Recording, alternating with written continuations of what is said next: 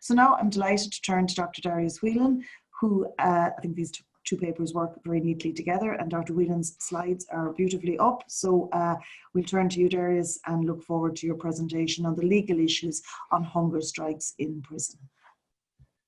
Thank you very much, Mary, and thanks to Gotham for the psychiatric perspective. And of course, as you can see from the paper that he cited, Gotham and I have worked together on that paper and on other papers over the years. I thought I'd put that into presentation mode. Oh yeah, there it goes. And I might minimize that there, okay. So in my talk, I'll be looking at the motivations for hunger strikes, some of the relevant rights which come into discussion. By that I mean constitutional rights and human rights. Some of the legislation which is relevant. I'll look at some case law. And finally, I have some historical points that I want to make. So Gotham already touched on this, that there may be different motivations for a food refusal. And so a hunger strike, strictly speaking, normally is a form of protest, as he mentioned. But you can also have food refusals which are a deliberate act of self-harm, not as a form of protest. You can also have them in a situation where they're related to a mental illness, such as depression or psychosis or eating disorders. Or it can also sometimes be regarded as an attempt to frustrate a prison sentence. By that I mean, there's at least one case where a judge highlighted that the person by hunger striking was trying to shorten their time in prison. Obviously, if they died due to the hunger strike, the prison sentence would never be completed. And also, the hunger strike might be a means for them being transferred out of prison into a hospital setting, which they might find to be a better setting than the prison. So the relevant rights would include the ones listed here. I'm sorry that the screen is a little bit cluttered, but we only have a limited time. So I just want to introduce you to the fact that there are quite a number of rights relevant, such as the right to bodily integrity. In other words, that we have the right to control our own bodies. So that would apply to the prisoner. That we have a right to life, on the other hand. So this might apply from the prison's perspective, that it needs to respect a person's right to life, which may sometimes mean helping the person to continue their life. We have a right to autonomy, which has been mentioned by Gotham. Sometimes the courts will refer as well to a right to health, although not as often as, say, bodily integrity.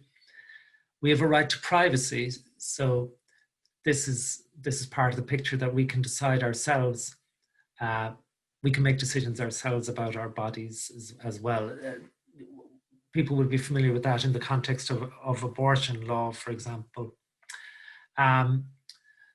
There's a right to be free from torture or inhuman or degrading treatment. So that can come up in the context of force feeding and chaining people to beds and so on, which comes up sadly in some of the case law. And we have a right to self-determination as well, which is quite similar to the right to autonomy. These rights can be found in three main documents and various versions of these rights. Firstly, the Constitution of Ireland, obviously in an Irish context, is the primary document of relevance. Sometimes the rights aren't specifically in the Constitution, but they're what are called unenumerated rights, where the courts have said that they're part of the personal rights mentioned in the Constitution. Then they can be in the European Convention on Human Rights or in the UN Convention on the Rights of Persons with Disabilities. And the term disabilities is a broad term which includes mental conditions, intellectual disabilities and so on, as well as physical disabilities. And one key question always when considering a person who is on hunger strike or refusing food is how we label them. Do we, in quotes, label them as either a prisoner or a patient? And that came up to some extent in Gotham's talk as well, that it's very important to think about who is medically in charge, if you like, of the person, and what is the primary paradigm being applied. Part of it as well is that the courts have held that some rights of prisoners are abrogated, limited, or suspended during their period of imprisonment. So if they are regarded as a prisoner, they lose some of their rights. Now, in modern case law, they tend to say that the main difference is that people lose their right to liberty and that they keep all of their other rights. But still, even their other rights are subject to much more regulation, because being in a prison is a much more regulated environment, and one has far fewer choices than one has when outside in society. So looking at the legislation, one aspect of relevance is the law concerning suicide. As people know, suicide isn't a crime, but aiding and abetting suicide is a crime, both in the UK and Ireland, and probably in lots of other countries as well. And so that has some relevance, because prison authorities might be concerned that if they don't save a person's life, if the person is on hunger strike, that they might be seen to be aiding and abetting suicide. It has also been mentioned by one of the judges in the cases that suicide is still contrary to public policy, even though it isn't a crime. So that may come into the mix as well in discussing a particular case. Now, in some cases, as Gotham said, some people on hunger strike or refusing food will have mental health issues. And so if that's the case, then there are two main acts of relevance. There's the Criminal Law Insanity Act, which says, for example, that prisoners can be transferred to the Central Mental Hospital in Dundrum if they have mental health issues. And there's the Mental Health Act 2001, which applies to persons who are in approved centres, which are basically mental health treatment centres. But it also would apply to a prisoner transferred to the Central Mental Hospital under the Criminal Law Insanity Act. Some aspects of it apply under the 2006 Act.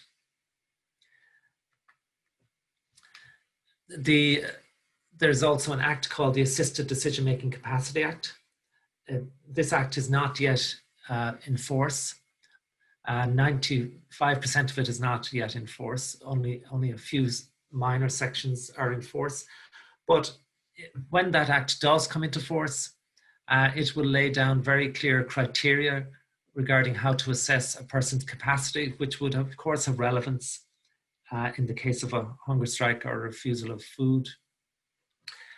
It will lay down very significant guiding principles where a person's capacity is an issue.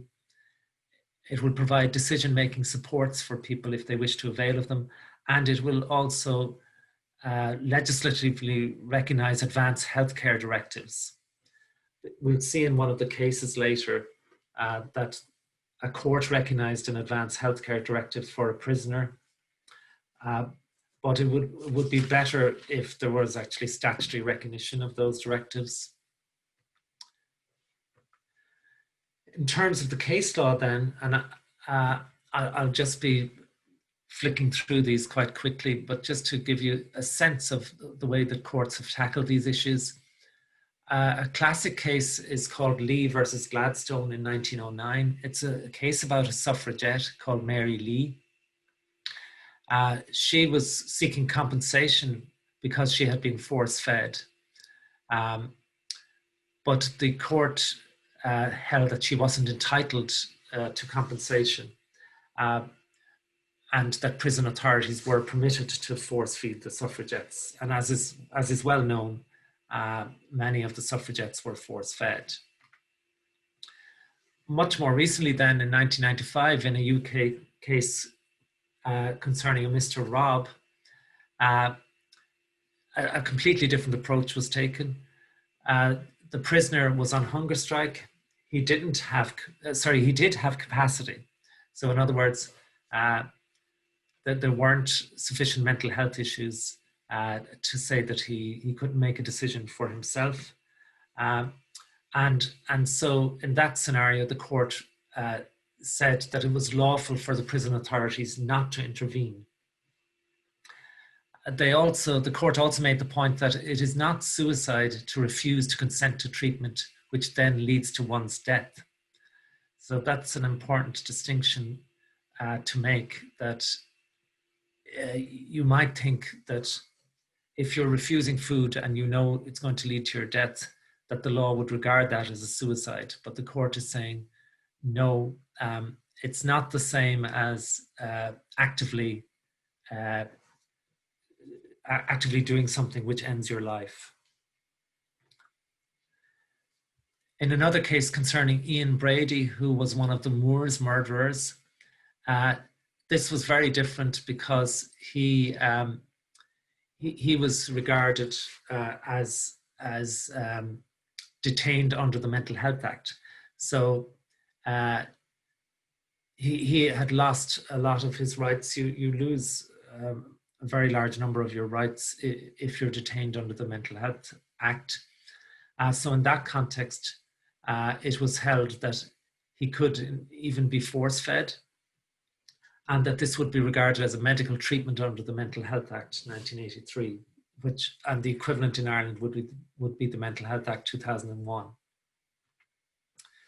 At European level, the European Court of Human Rights actually has issued quite a number of decisions in which it has permitted force feeding. I've just taken one example here, Neverjitsi versus Ukraine in 2006. Here, while on the facts they held that the force feeding wasn't permissible, they on principle held that it could be permitted. They said it would be permitted if it was a medical necessity and the method used was humane.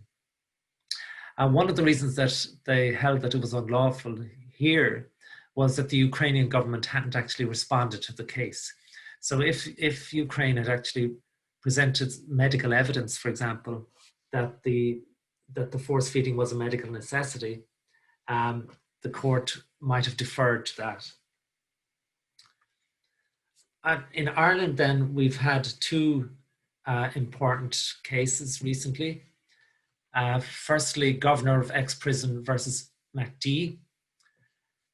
In this case, the prisoner was refusing food. He had full capacity. And the judge, Ms. Justice Baker, held that the prison could lawfully withhold medical and nutritional assistance to him. She emphasized his autonomy. She emphasized that the right to life includes a right to die with dignity. And she also said that his advance directive, which took the form of a letter, ought to be respected. However, a different approach was taken in AB versus CD. This isn't a hunger striking case, but the judge does discuss issues relevant to hunger strikes. It was a case where the prisoner had a self-inflicted injury on his neck. He was assessed as lacking capacity, but the court said, rather oddly, that it was going to decide the case regardless of whether he had capacity or not. And the court emphasized the idea that I mentioned earlier, that a prisoner might be using hunger striking as a means to frustrate the court's verdict, the original court's order. And the judge, Mr. Justice Humphreys, said that a prisoner cannot cheat justice, as he says. So it was a very different approach. So you have two conflicting outcomes, really, between the Governor of ex-prison case, which respected autonomy, and the A, B, and C, D case, which said that if, in a way, autonomy was trumped by his status as a prisoner. And then finally, some historical material, very briefly. I'm not a historian, but I just thought, since it was a history conference, I would look at some of the historical material.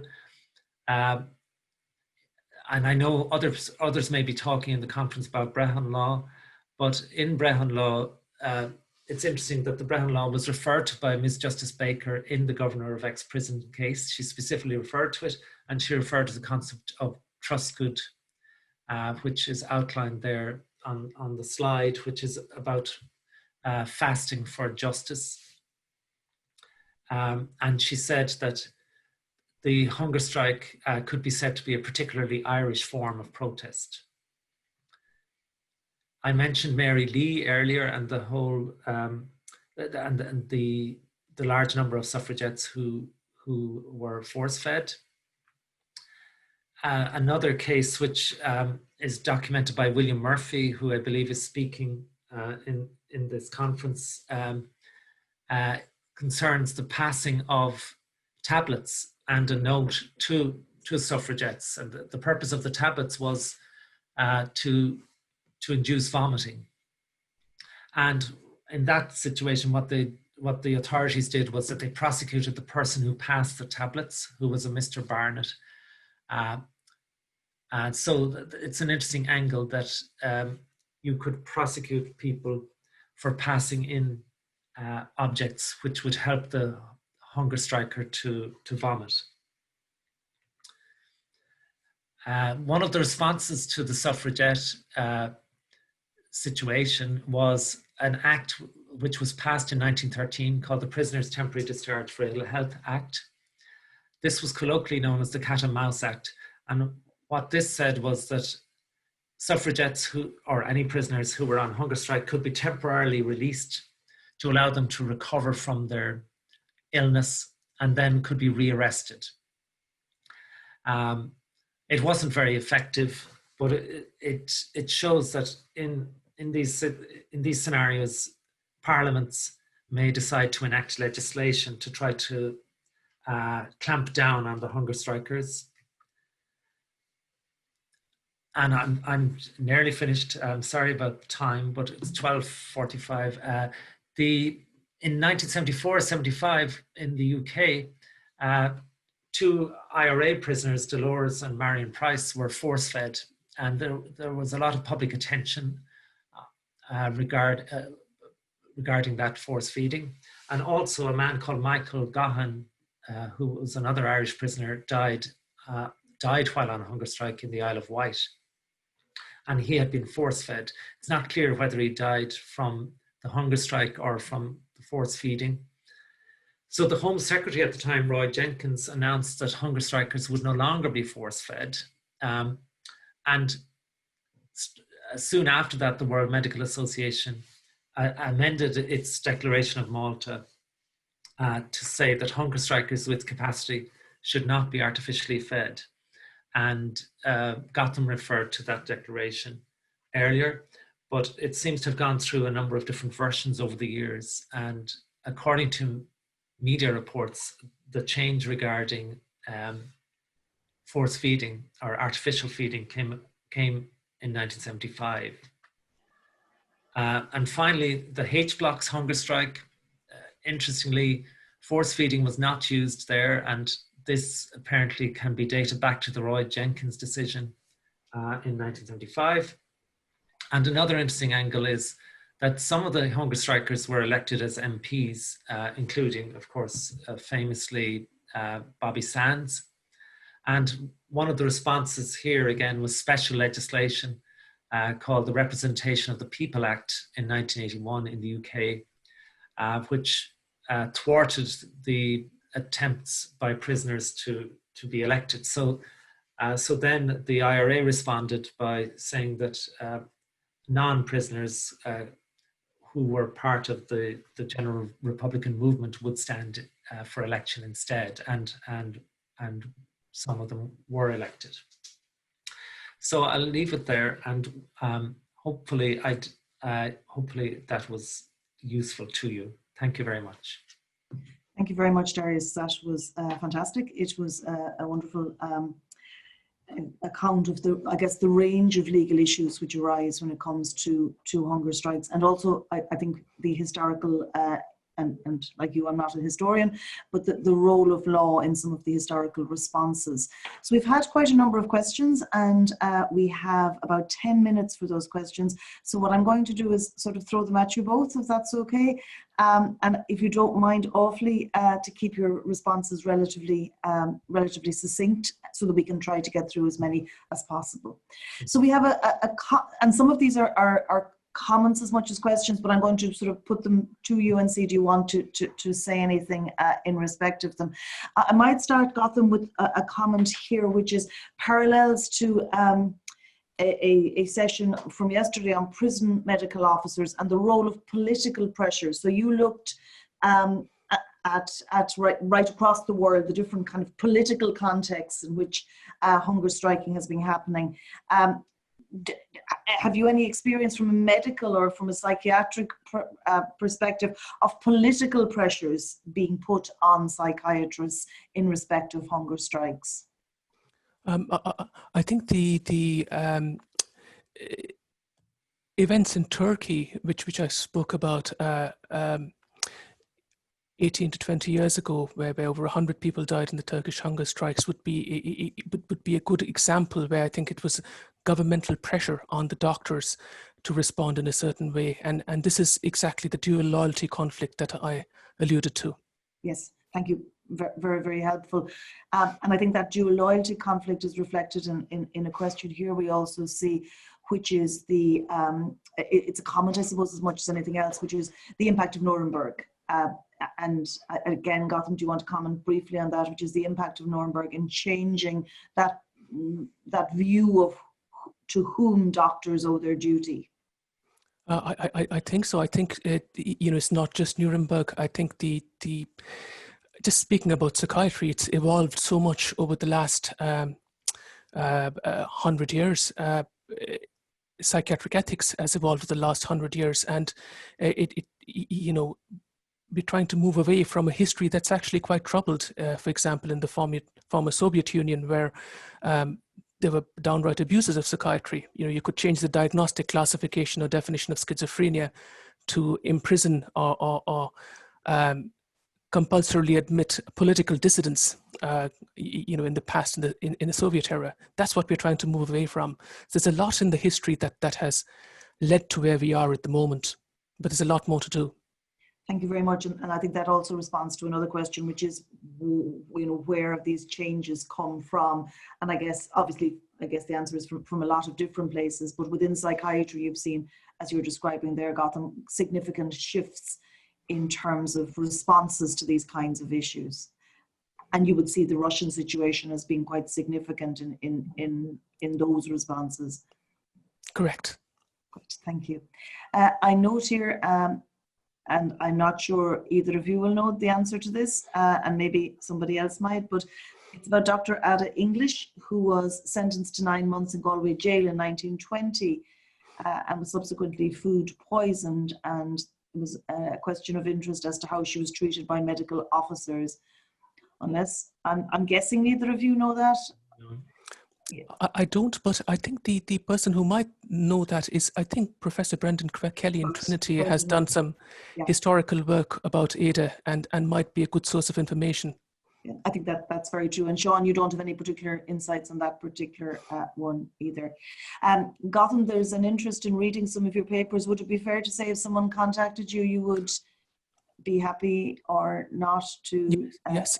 And the best way to get in touch with me would be ResearchGate. I'm just going to put a link into the chat box for my ResearchGate profile. And if someone contacts me through there, it's the easiest way to share scientific papers then. Thanks very much, Gotham. Darius, if I could put this one to you, and it's quite a challenging one. It's the distinction between hunger strike as a protest from attempts to frustrate a sentence. And I guess it's back to this idea of, well, Judge Humphreys in his most recent intervention there. And the question is, when the protest relates to the sentence being unjust, can you distinguish really between attempts to frustrate a sentence and hunger strike as protest? Or are the two, in fact, more overlapping, arguably? Yeah, I think that list that I had was one which, where there would be overlaps. And if I didn't include and or in it, I should have.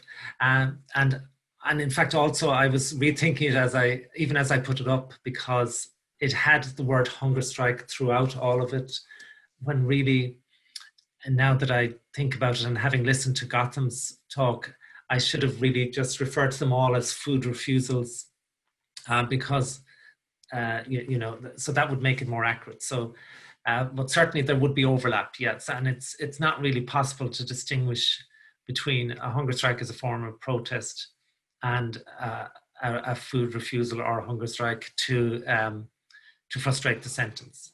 But as you say, a lot of that case turned on Mr. Justice Humphrey's own attitude, and that happens in law, in court cases, that the decision will be very much influenced by which judge is sitting. But one of the ways that the legal system controls for that is that we do have an appeal system then to higher courts, but only rare cases actually end up in the higher courts. Thank you, Darius, for that. And Sean and a couple of subsequent questions are talking about this idea of hunger strike as peculiarly Irish, which is, and you mentioned this, Darius, in the context of the judge. And yet, I think, well, how true is that, I guess, is one of the questions. And I'll put it to both of you, if you don't mind. Got them first, because obviously one of the things you've done is you've shown us hunger strikes from right across the world. And so would you dispute that notion that there's something peculiarly or particularly Irish form of protest about the hunger strike? It's been reported from most countries around the world, a number of countries, but the notion that it's a particularly Irish form of protest was actually cited in a legal judgment. So that's where that comes from one of the cases that Darius spoke about. And I wonder whether that just dates back to the notion in Brehon law, but no, it's not a phenomenon limited to Ireland. And I'm guessing you'd agree on that one, Darius. Yes, I think so. I mean, maybe what sometimes people mean when they say that is maybe compared to the UK, and we do here in Ireland, we sometimes have quite a narrow view, and I include myself in that we read the British papers a lot. We look at British media a lot, and in terms of that relationship between Britain and Ireland, maybe there have been more hunger strikes in Ireland than in Britain. Now, I'd have to check that, and the historians can jump in on that. But my perception from my knowledge would be that there have been more hunger strikes from Irish people than from British people. Thanks very much, Darius. But that's one of the beauties of Gotham's presentation, which gave us that lovely wide-ranging perspective, and is very useful. Darius, there's a question here. I'm not sure if you've necessarily gone into the level of detail that the question is asking. It's the Representation of the People Act, that 1981 piece of legislation you asked, or you talked about. And that change in policy, and it's a question as to whether we know whether there was any impact in the debates on, you can read this as well as me, Darius, on the 17 to 20 hunger strikes. So I suppose that broader impact. Yeah, I mean, I don't actually know, but I mean, it's an interesting question, and like obviously nowadays those parliamentary debates could be easily looked at to check that out, yeah. But I haven't looked at them. Yeah. But thank you very much, Darius. And as you say, something that can be done quite straightforwardly if one were to be interested. That seems to be the end of the questions that I can see in my chat, unless there's anything else anybody wants to ask. Can I just raise something, if that's okay, Mary? Certainly, Darius. It might be just worth, because I didn't have time to mention it, it might be worth highlighting the Convention on the Rights of People with Disabilities, because the question arose earlier about why psychiatrists' attitudes have changed in recent decades. And certainly in the last decade, one piece of evidence you could point to, I suppose, for a compulsion to change might be the CRPD, although obviously the change was happening before that. And I don't know if Gotham would like to comment on that, because to a wider audience, it's not a convention which is widely known about. I know Mary knows lots about it, but maybe Gotham, you could comment on that. Thanks so much, Darius. I think it's just worth noting that Ireland was, if I've got this right, the last European country to ratify this, and only ratified this a couple of years ago. But it's very much coming into the collective conscious at this time, and this is a time we have to use the momentum from the convention to create further change. I think there's a lot still that needs to be done in terms of individual rights of people with disabilities in Ireland, and this is the right time to keep that momentum going. But you know, it is very recently ratified in Ireland, but I agree with you, that's one of the drivers. Fantastic. So thank you very much. So I think we've come to the end of our time. I'd like to thank very much our two speakers, Professor Gautam Gulati, for a really wonderful and wide-ranging, globally wide-ranging, and both ethical and clinical engagement there, and Dr. Darius Whelan for a fantastic exposure of the role of law in hunger strikes. And of course, as lawyers, we think everything really is all about law, but it was absolutely fantastic to get that exposure. So thank you very much. Thank you to Sean and colleagues for inviting me to chair. I've greatly enjoyed it, and I hope that you have a marvellous rest of your conference. Do you want to come in there, Sean? Or thank you very much, Mary, and well done to the three of you. You've come in exactly on time, well, even a minute before. So very well done on the timing, and a great session, and really insightful, and very important to get these different perspectives from both psychiatry, medical perspectives, and legal perspectives on the issue of hunger striking. So thank you very much. Now we'll move on to our next panel, which is panel D, 1920 and the Cork men's Gaol hunger strike, and it's been chaired by Dr. Maeve O'Riordan, who is a lecturer in women's and cultural history here at the School of History in UCC. And Maeve has recently published her 2018 monograph, Home, Family and Society, Women of the Irish Landed Class, with Liverpool University Press. So I might hand over to you now, Maeve, if you're there. Thanks a million, Sean. Yeah, I'm here. I heard you loud and clear. So thanks everybody for joining us for this second session today, and hopefully we can be model citizens like the previous ones and finish exactly on the button. So we have three fantastic speakers today, all going to talk about the Cork men's jail hunger strike of 1920. So the three papers do link really, really well together. So what we might do is, like in the last panel, is have the three papers, but if anybody has any questions or comments that are popping into their heads at any time, do type them into the chat, and I can keep an eye on them and then relay them to the three speakers at the end. So our first speaker probably needs no introduction in this context. So he is the organizer indeed of the conference. So we have Dr. John Borgonovo, who has written widely on the revolution in Cork, written 3 books really on the topic, and most recently was associate editor of the Atlas of the Irish Revolution, which I'm sure you have all come across, which came out in 2017 and has won numerous prizes. So John is going to talk, first of all, our first speaker, on the Cork men's jail hunger strike of 1920. And John, I'll let you take it away, please. Thanks, Maeve. And I'm normally not this much of a narcissist, but in terms of organizing and presenting, but I wanted to make sure that there was a paper just kind of discussing the events in Cork men's jail. because a lot of the scholastic attention has really been drawn towards Terence MacSwiney for obvious reasons. But it's the episode in Cork Men's Prison, or Cork Jail as I'll call it, is a little bit lesser known. So I just wanted to contextualize it and kind of lay out the events there. So arrests of Republican prisoners escalated in Cork in 1917, and that created a Republican prison culture, and which really took on shape, especially by about early 1918. Amid a growing IRA prisoner population, Republicans organized training, education, and military discipline within the jail.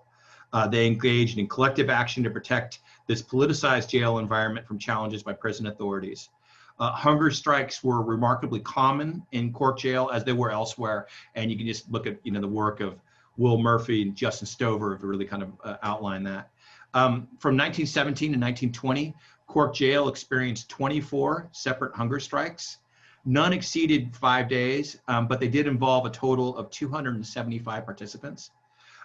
Strikes usually occurred because of either the withholding of privileges or the long-term detention of untried prisoners.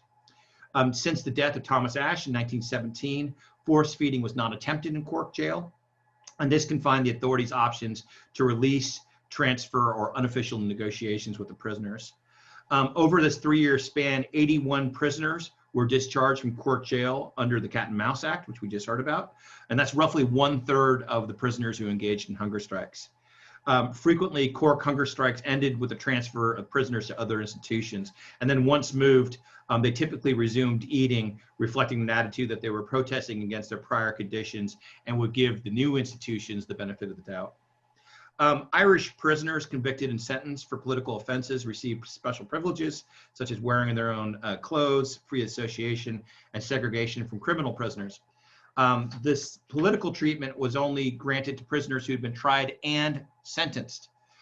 In the summer of 1920, Cork Jail held 40 untried prisoners, along with another group of convicted but unsentenced prisoners, none of whom received political treatment.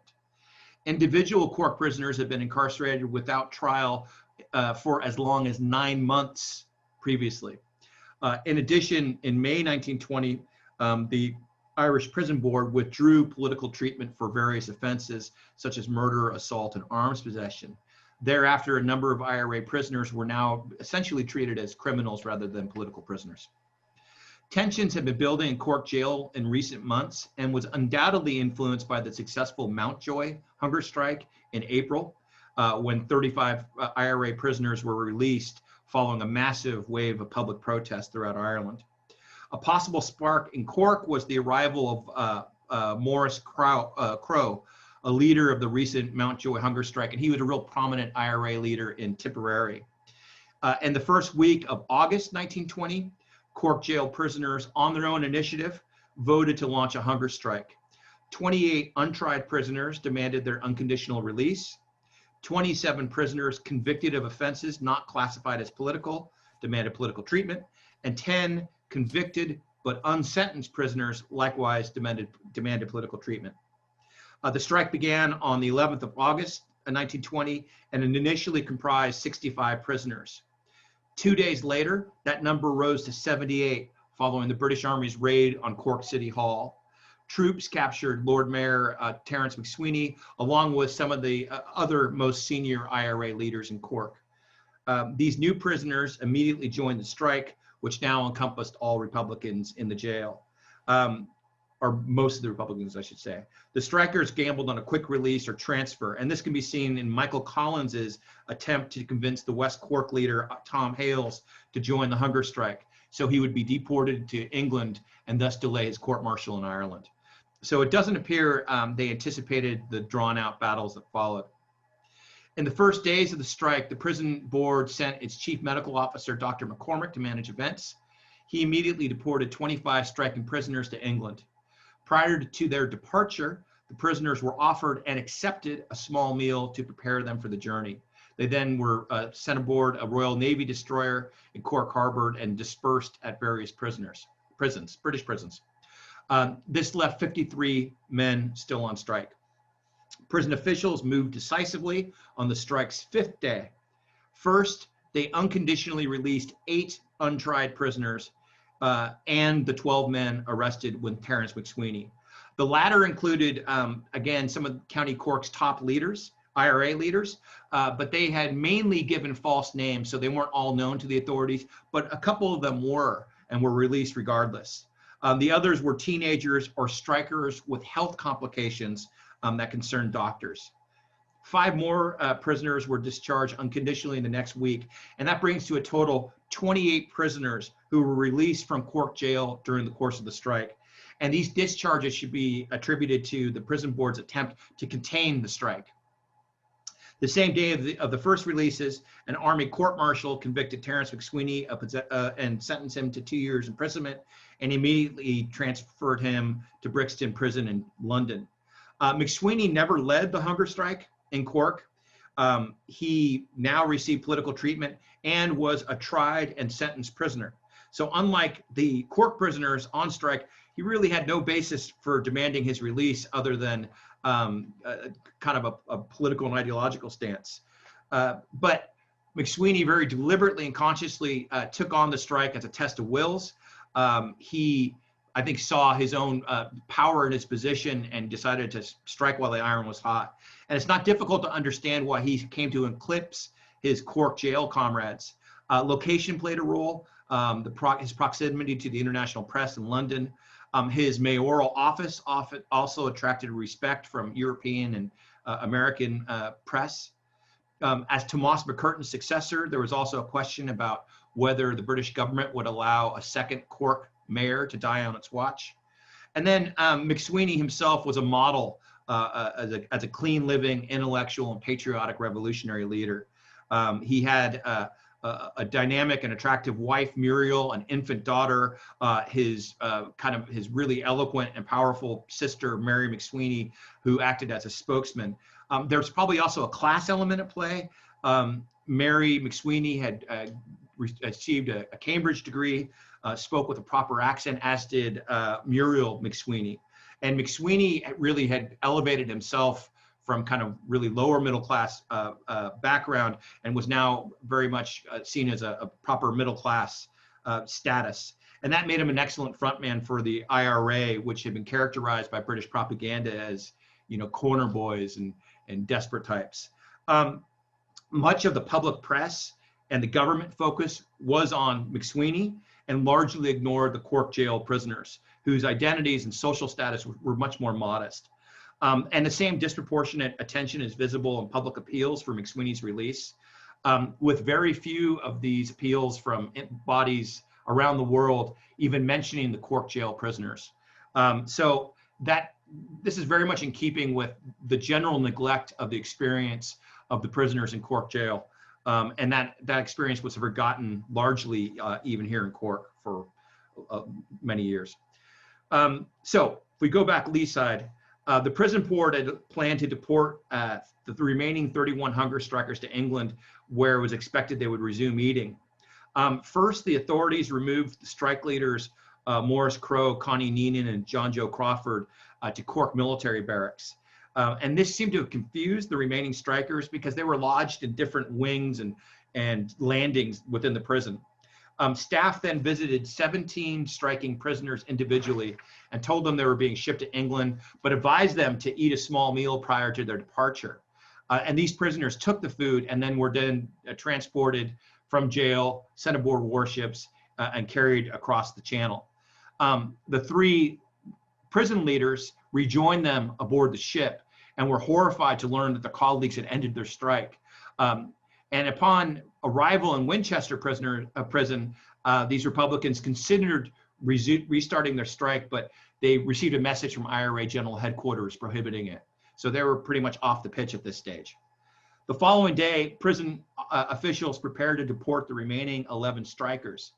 Medical officers once again advised the prisoners to take a meal before their trip, but this time the strikers seemed to understand the situation and refused. Fearing a cross-channel voyage without food could potentially kill weak prisoners, the medical officers did not authorize deportation.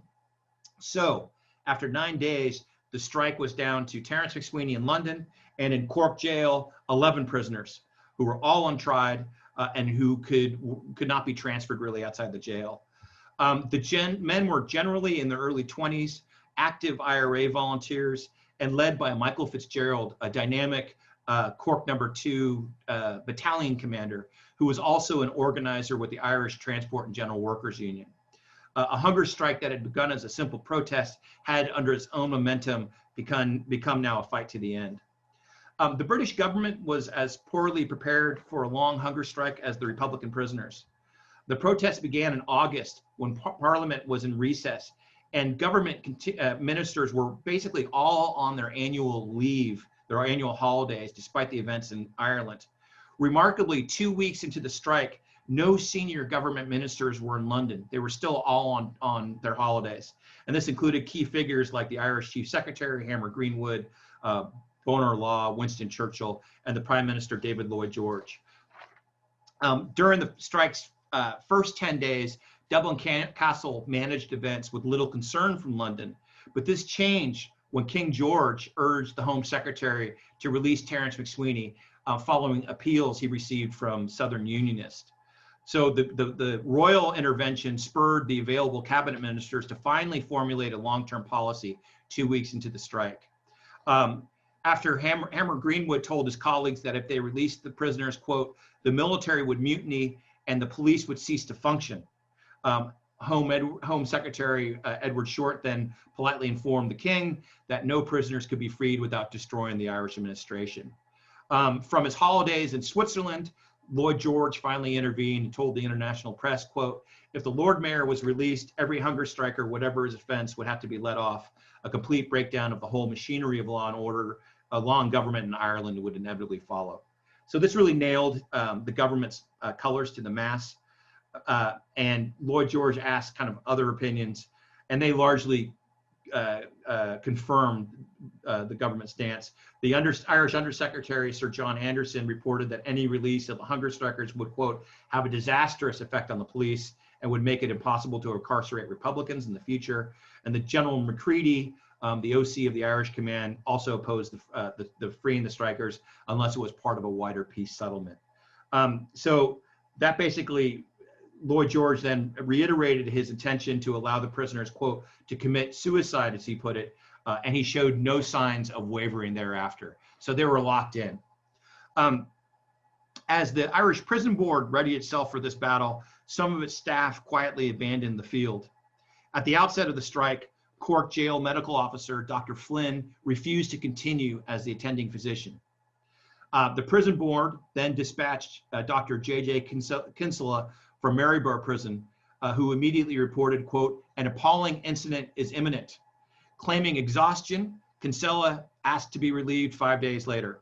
So his replacement, the third doctor, Dr. B.J. Hackett, lasted 1 day, but he considered his medical ethics compromised by an inability to treat the prisoners or to enjoy a traditional doctor-patient relationship. So now we have the fourth doctor, Alan Pearson, arrive from England to take on the medical officer duties. Pearson immediately sought to convince the prisoners to resume eating with an insistence that upset his patients. He was also rude to their families who had been granted unlimited access to the jail infirmary. Within 3 days, a brother of one of the hunger strikers informed Pearson he would be held personally responsible if the prisoners died.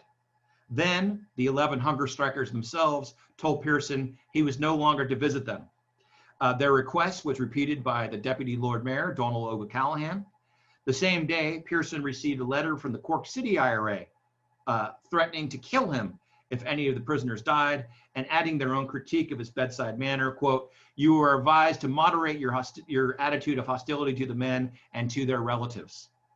2 days later, the IRA gave Pearson 24 hours to leave Cork or face assassination, explaining that his treatment of the prisoners, quote, gives a tinge of legality to the slow murder being inflicted upon them. Pearson understandably refused to visit the prisoners for 3 days. Fearing his wavering commitment, the prison board sent a fifth doctor, English Dr. E.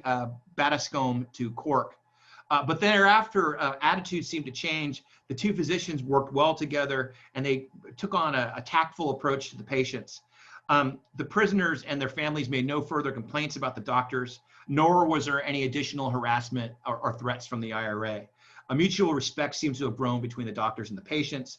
And the environment seemed to also have been improved by the arrival of 2 nuns from the Bon Secours hospitals to nurse the prisoners. And these nun nurses were praised by the doctors, by the patients, and the families. And their presence also seemed to have provided spiritual reassurance. And so it really kind of reduced a lot of the tensions. So we think about kind of mass hunger strikes. The 15-day Mountjoy strike was the longest known about mass hunger strike on record recently. So by the end of the first month, the Cork prisoners were really out in uncharted waters. And this contributed to their own mental anguish, intense public curiosity, and speculation whether the strikers were secretly eating themselves. One prison official upset the increasingly delirious prisoners. Every morning, the warder, Thomas Griffith, asked each of the hunger strikers if they wanted their breakfast in a manner, and kind of an aggressive manner, they found disagreeable. When the IRA heard of this, volunteers abducted Warder Griffith outside of jail when he was leaving, and he was taken to a location out near Blarney and then detained there until the end of the strike, and then he was released unharmed. But other IRA responses were less innocuous. On the 24th of September, the city volunteers attempted to kidnap Major General Peter Strickland, the British Army commander in Munster, and apparently this was to exchange him for the prisoners. It was kind of a botched, it was at the bottom of Patrick's Hill. They opened fire on Strickland's car, wounding the driver, but the general escaped amid a hail of bullets, including him returning fire from the running board himself. So that didn't work. The city IRA also dispatched an assassination team to London to shoot cabinet ministers if MacSwiney died, including Prime Minister Lloyd George. They were only recalled at the last moment by IRA General Headquarters. So that kind of ended that aspect of it. And so like the rest of Ireland, the Cork IRA ultimately found itself a spectator to the disaster unfolding before their eyes. Protests outside of Cork on behalf of the prison strikers, the hunger strikers, were intense, massive, and widespread. Within Cork, public bodies unanimously called for the release of MacSwiney and the Cork prisoners. These appeals came from unionists, ex-soldiers, retired policemen, the Church of Ireland, Quakers, Methodists, and the small Jewish congregation. Catholic Bishop Daniel Coughlin, who would excommunicate IRA prisoners 4 months later, challenged the Home Secretary, saying, "You were surely sane enough not to allow untried prisoners to die." The hunger strikes occurred at a time of intense tension in the city. 4 weeks before their start, a British armored car had opened fire on civilian demonstrators, killing 2 and wounding 30 more. And there was also, a series of police shootings in the city at this time, random gunfire that killed 2 and wounded 8 city residents who were unaffiliated Republicans. So this was a really dangerous time to bring people into the streets for mass protests. So the response was to use kind of religious prayer to mobilize public attention, public interest. So in the first weeks, large crowds gathered outside the jail every evening to recite the rosary, led by Cum and Amon members. And owing to the huge attendance, they soon had to form an additional rosary on the Grand Parade. So nightly, you'd have a couple thousand people joining these prayer vigils. And Grace Neville has translated the following account of a French journalist describing the scenes outside the jail. It was a medieval sight, the crowds kneeling in the rain, in the mud. Thousands of mothers carried their infants in the folds of their black shawls. The entire crowd, shrouded in the thick shadow beneath the low canopy of trees, were singing hymns gently and poignantly. In the first row, at the very foot of the prison walls, were 6 or 7 Franciscan monks, girt with rope belts, tall and strong-looking. These tonsured giants were beating time with their black crucifixes. Every evening, behind barred windows, 12 dying men heard the melancholy songs which were helping them to die. Oh, 2 minutes, John. Yeah, I'm good. Yeah. Directing the protests was the Cork Civic and Labour Council, comprised of Sinn Féin, the Cork Trades Council, and the IRA. And they also organized a public petition for the prisoners' release, which was set up in City Hall. And for 3 days, crowds gathered night and day to sign the petition, which received 30,000 signatures, which is about 40% of the city population. Special high noon masses were said daily, often involving factory workers, school pupils, and hospital attendees. And there were also 3 major masses of intercession, and these were held weekdays, one in August, one in September, and one in October, and they acted kind of as mini general strikes, and they shut down the city for half a working day each. And so, and every one of these, you would have had crowds flowing out in the streets, and often workers emptying out of factories and marching in bodies, and civic groups marching in bodies to mass. So this was a form of civil disobedience. And what's really striking when you look at the record is just how intense and how kind of unified the city public was across not just religious divisions and political divisions and class divisions. It was pretty much a unified opposition. Despite this outcry, Mick Fitzgerald passed away on the 17th of October on day 67. According to one witness, he died hard. Tens of thousands turned out for his removal, though the situation was tense. The British Army prohibited the cortege to extend beyond 100 members, and they deployed armored cars and machine guns to keep their guns trained on the crowds. 8 days later, Joe Murphy died on the 75th day of his strike, hours before Terence MacSwiney did. Murphy was 25, a laborer for the county council and a member of the Irish Transport and General Workers Union. The city shut down in mourning for 3 days. MacSwiney's funeral procession passed by the Cork jail, and the space was kept clear of spectators, so the remaining hunger strikers had a clear vision, line of sight from their infirmary windows. So Colum Kenny will describe kind of the end of the strike, but it continued for another 3 weeks. I will add that when the remaining prisoners came off, their memory was a bit neglected, but there's been a good kind of movement by their family members and descendants who have recovered some of that memory, and we've learned a lot about them recently.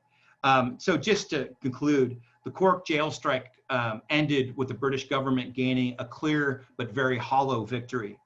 This would be the last mass hunger strike of the War of Independence.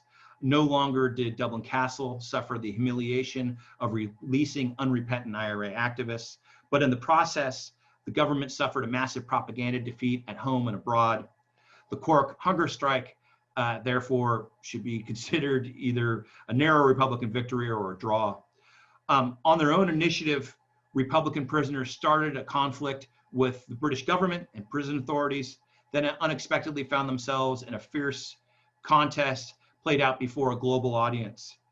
Yet they continued their role with great courage and tenacity.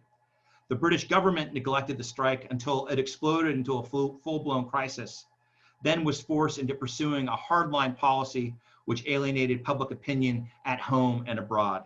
So in many ways, the Cork jail hunger strike in 1920 can be viewed as a metaphor for the Irish War of Independence. Thank you very much. Thank you very much, John. Thanks for that paper. So there was a couple of questions coming in there I can see in the chat, but we'll hold the questions to the end and we'll be able to put them to the speakers together.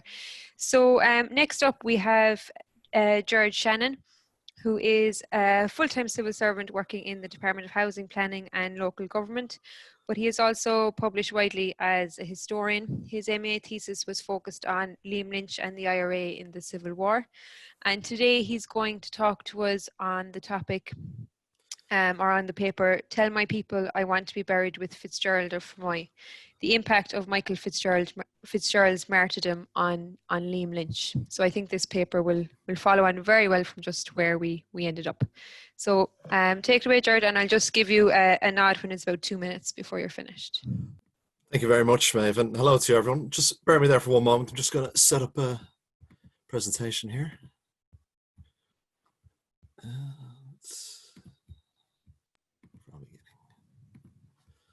Brilliant. I assume you can all see that okay? Yeah, perfect. Thanks. So it's a pleasure to be part of the conference, even under these strange circumstances, and I commend the organisers for ensuring this has gone ahead.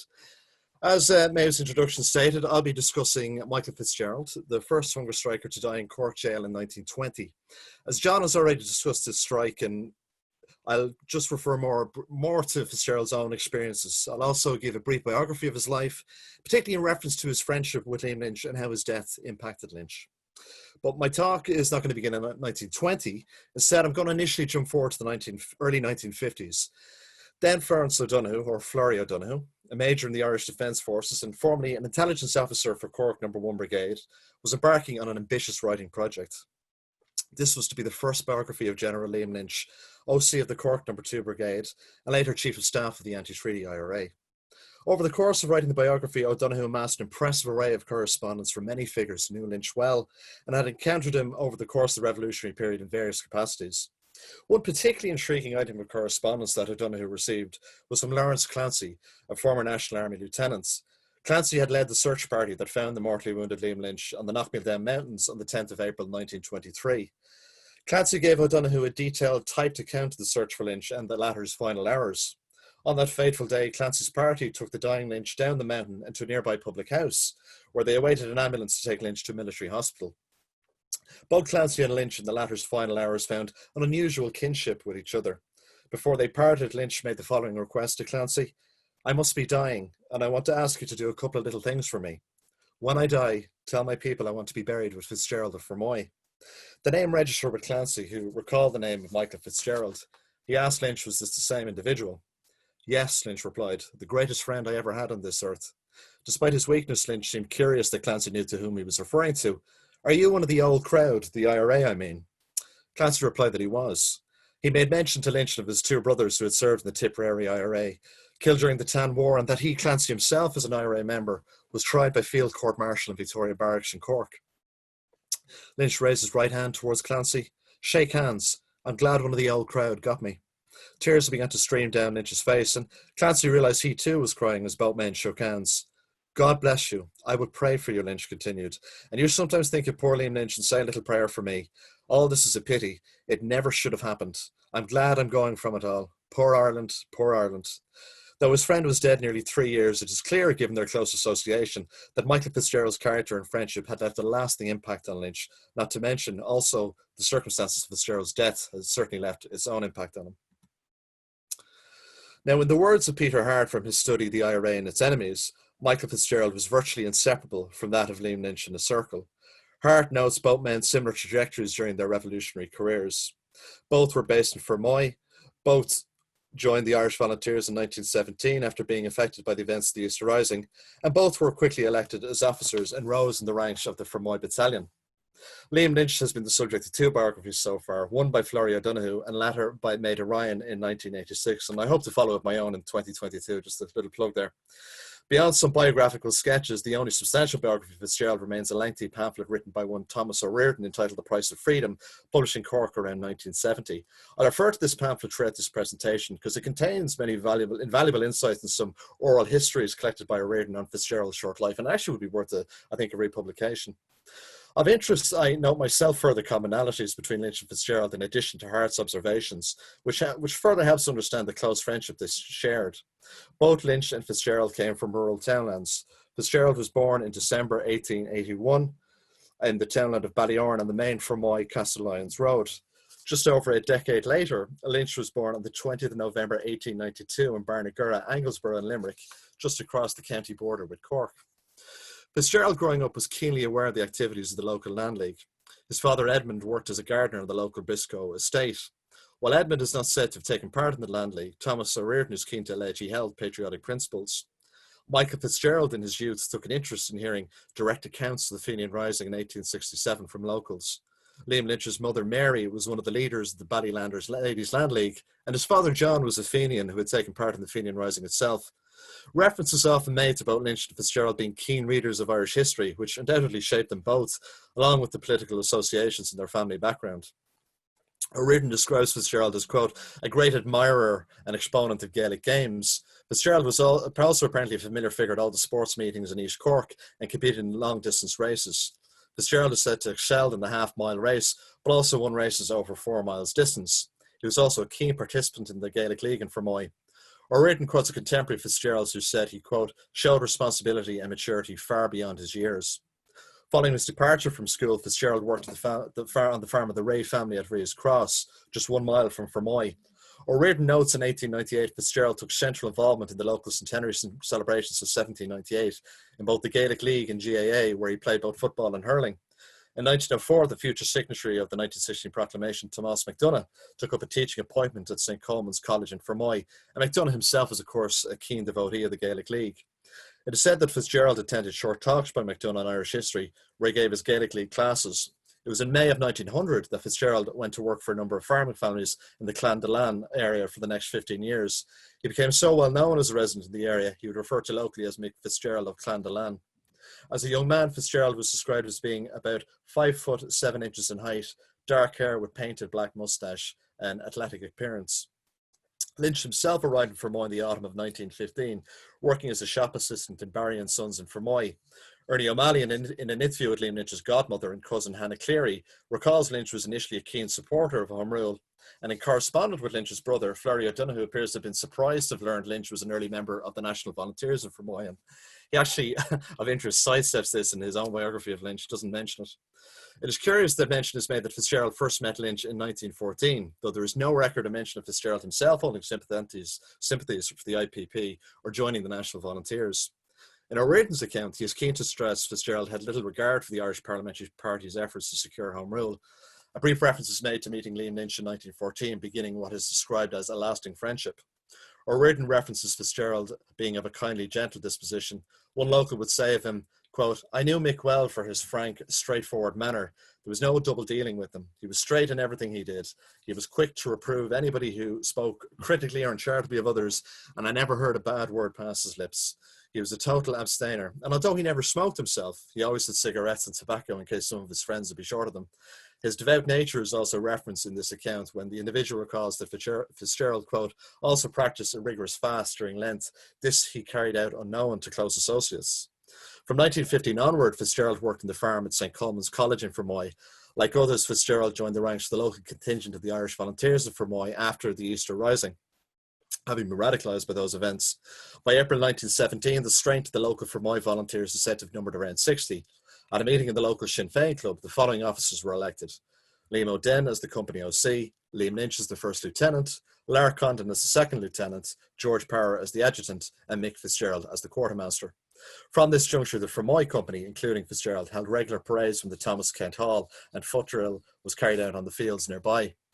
In the same year, Fitzgerald changed his employment from St. Colum's College to the flour mills at Clan. Until his arrest in 1919, he continued to reside with the Casey family in the village.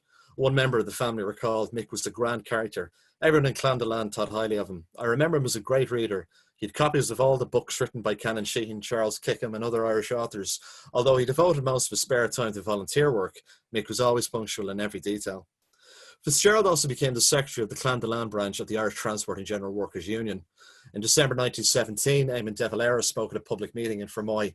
The Fermoy company, led by Liam Lynch, and including Fitzgerald, paraded in uniform to meet him. It was decided within the company ranks following this they were to no longer parade in uniform, so as not to attract attention from the RAC. Given his close friendship with Lynch, Fitzgerald frequently discussed with him efforts to improve the organisation of the Fermoy battalion in the area.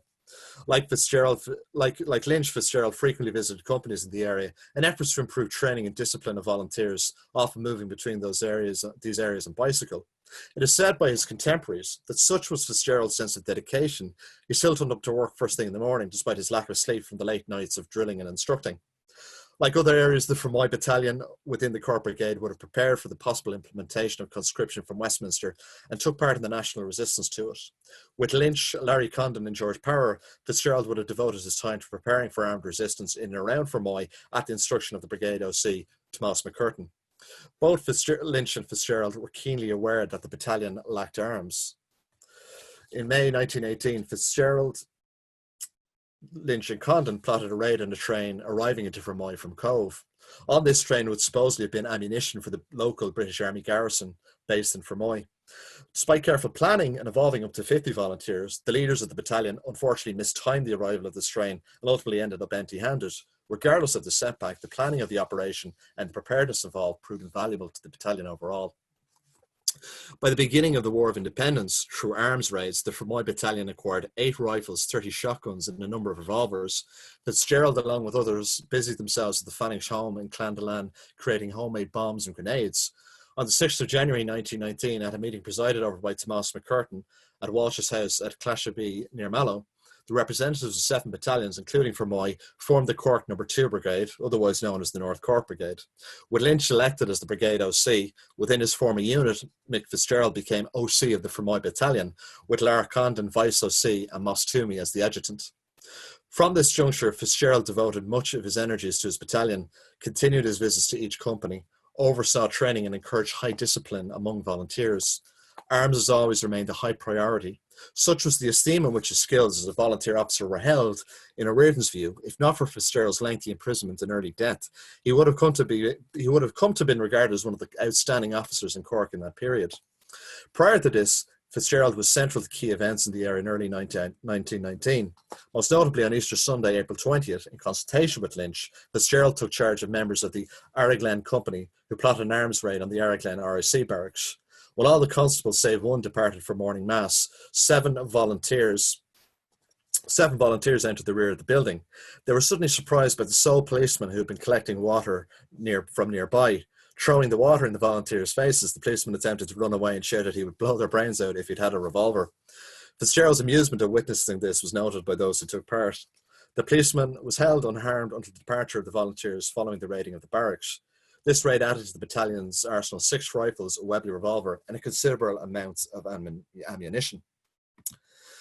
Now, it was early in 1919 that Fitzgerald was arrested at the flour mills where he worked in Clondelan. His arrest was a result of raids and searches by both army and police in the area following the raid at Araglen Barracks. A further raid on the house where Fitzgerald stayed revealed the quantity of ammunition. On the 15th of June, Fitzgerald was tried by court martial at Victoria Barracks. Fitzgerald was also charged for possession of a quantity of ammunition under defence of the Realm Act. While acquitted, he was then immediately rearrested and a further charge put to him, the possession of seditious literature. On a subsequent arrival to Cork Jail, due to the continuing efforts of Republican prisoners disrupting the No. 10 wing, Fitzgerald, along with others, was placed in 24-hour solitary confinement, only being released on Sunday to attend Mass. Tomás O'Riordan suggests that the isolation and confinement took its toll on the active Fitzgerald. On the 25th of August 1919, he was released, where he received a joyous reception among his friends in Clondelan. On the 7th of September 1919, Liam Lynch led members of the Cork No. 2 Brigade in what became known as the Fermoy Ambush, an attempt by the volunteers to seize arms belonging to members of the locally based South Shropshire Regiment as they made their way to the local church. Fitzgerald, taking part in the carefully planned operation, was a surprise to his comrades, given that he had not yet fully recovered following an illness after his imprisonment. As part of the operation, he was in one of the cars that collected the seized arms. Driving to Kilmanger, the 14 arms were left in a drain in the Kilbarry Woods. As the group dispersed, Fitzgerald walked across the fields with fellow volunteer John Fanning. Both had to keep to the trees as a low-flying airplane was circling the area, apparently looking for the raiders. The ambush in Fermoy had seen the death of Private William Jones of the South Shropshire Regiment. Liam Lynch himself had been slightly wounded in the ambush, but quickly recovered. Returning to his residence at Clondelan in the early hours of the morning, Fitzgerald was awoken by a thunderous knocking on the door. Opening the door, he was greeted by police and military, and informed by the officer in charge he was under arrest. Fitzgerald and 4 others were confined to cells in the local RIC barracks. Following the inquest into Private Jones's death, in which the verdict was determined to be unpremeditated, or rather the murder was determined to be unpremeditated, around 200 members of Jones's regiment attacked business premises and residences in Fermoy that night. From their cells in the RIC barracks, Fitzgerald and his imprisoned comrades could hear a crowd gathering outside the barracks during the night shouting, "They are here," and "the murderers." From September, men arrested for their part in the ambush, including Fitzgerald, were remanded at weekly intervals and often paraded for identification purposes. Fitzgerald and prison comrades were surprised to see his swift return to Cork Jail following his release in August. Maurice Crowe recalled, quote, "A few weeks later, as I was at my cell window, I saw Mick again being escorted up the main yard of the prison. He shouted to tell me he was back again." At a special court in Cork Jail on the 2nd of January 1919, Fitzgerald made the following statement to the judge: "I, for one, refuse to recognise this court.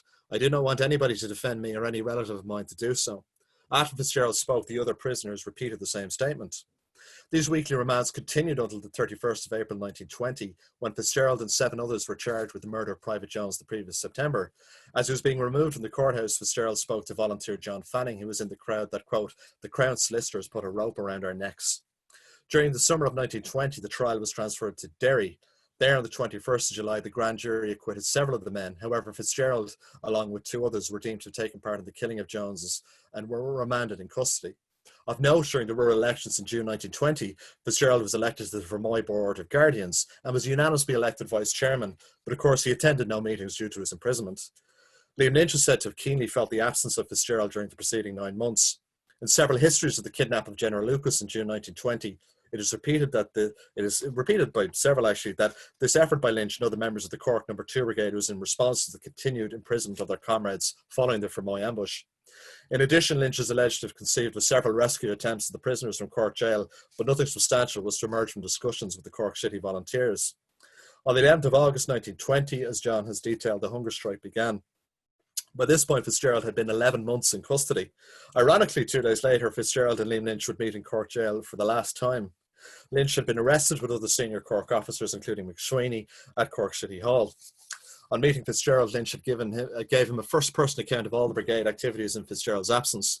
Now, it was assumed, as John has mentioned, that Lynch with the other leaders would now join the hunger strike. However, he was released on the 15th of August. Since Lynch had given a false name to the British authorities, he clearly had never been properly identified. And you wonder how different the course of history in the area would have gone if that had happened. Thomas O'Riordan quotes from a friend of Fitzgerald's who visited him 1 week into the hunger strike. Fitzgerald is said to have stated, "This strike is a fight to the finish. We shall continue to refuse food until our demands are met. Otherwise, we'll never leave this place alive." Nonetheless, accounts suggest Fitzgerald remained in good spirits in the early days of the hunger strike and was a source of comfort to others during the initial pains and sufferings. Most days, Fitzgerald was visited by relatives in the jail. By September 22nd, he was emaciated and his body badly wasted. On September 30th, he took a turn for the worse due to the severe ulceration of his stomach. For several days, he could not keep down water. A weakened Fitzgerald at this time said to a relative, "I've no complaint to make. They have offered me medical assistance, which I refused. I'm sorry to be such a cause of pain and anxiety to my friends and relatives. I'm looking forward to a death as release from this suffering. I beg God for mercy and for strength to sustain me in this struggle." One frequent visitor to Fitzgerald in the prison was Miss Sis Condon, who he had been engaged to have been married prior to his arrest. Friends of Fitzgerald actually attempted to arrange for the couple to be married in the prison itself. Fitzgerald even managed to secure a wedding ring, which he kept under his pillow. Bishop Coughlin of Cork had even granted permission for the ceremony. However, the authorities got wind of this attempt and threatened that if the wedding were to take place, all further visits to the striking prisoners would be halted. Not wanting to deprive the prisoners of this privilege, Fitzgerald and Condon agreed to not proceed with the marriage. By October the 10th, Fitzgerald was unable to take a drink of water, and his sight and hearing began to fade. Over the next few days, he was in a semi-conscious state, and on the 15th lapsed into unconsciousness. It was at 9:40 on the 17th of October, the 67th day of his hunger strike, that Michael Fitzgerald died surrounded by priests and nuns reciting the rosary. O'Riordan, in his pamphlet on Fitzgerald, depicts a vivid scene. I'm going to quote directly from it. "Father Fitzgerald, the prison chaplain, led the recitation of the 15 decades of the rosary. Relatives of the other prisoners knelt outside in the corridor, joined in the responses. At the same time, voices of the huge crowd outside the gates could be heard as they also recited the rosary. As Father Fitzgerald recited the second decade of the third rosary, one of the nuns turned around and said, 'He's gone.'"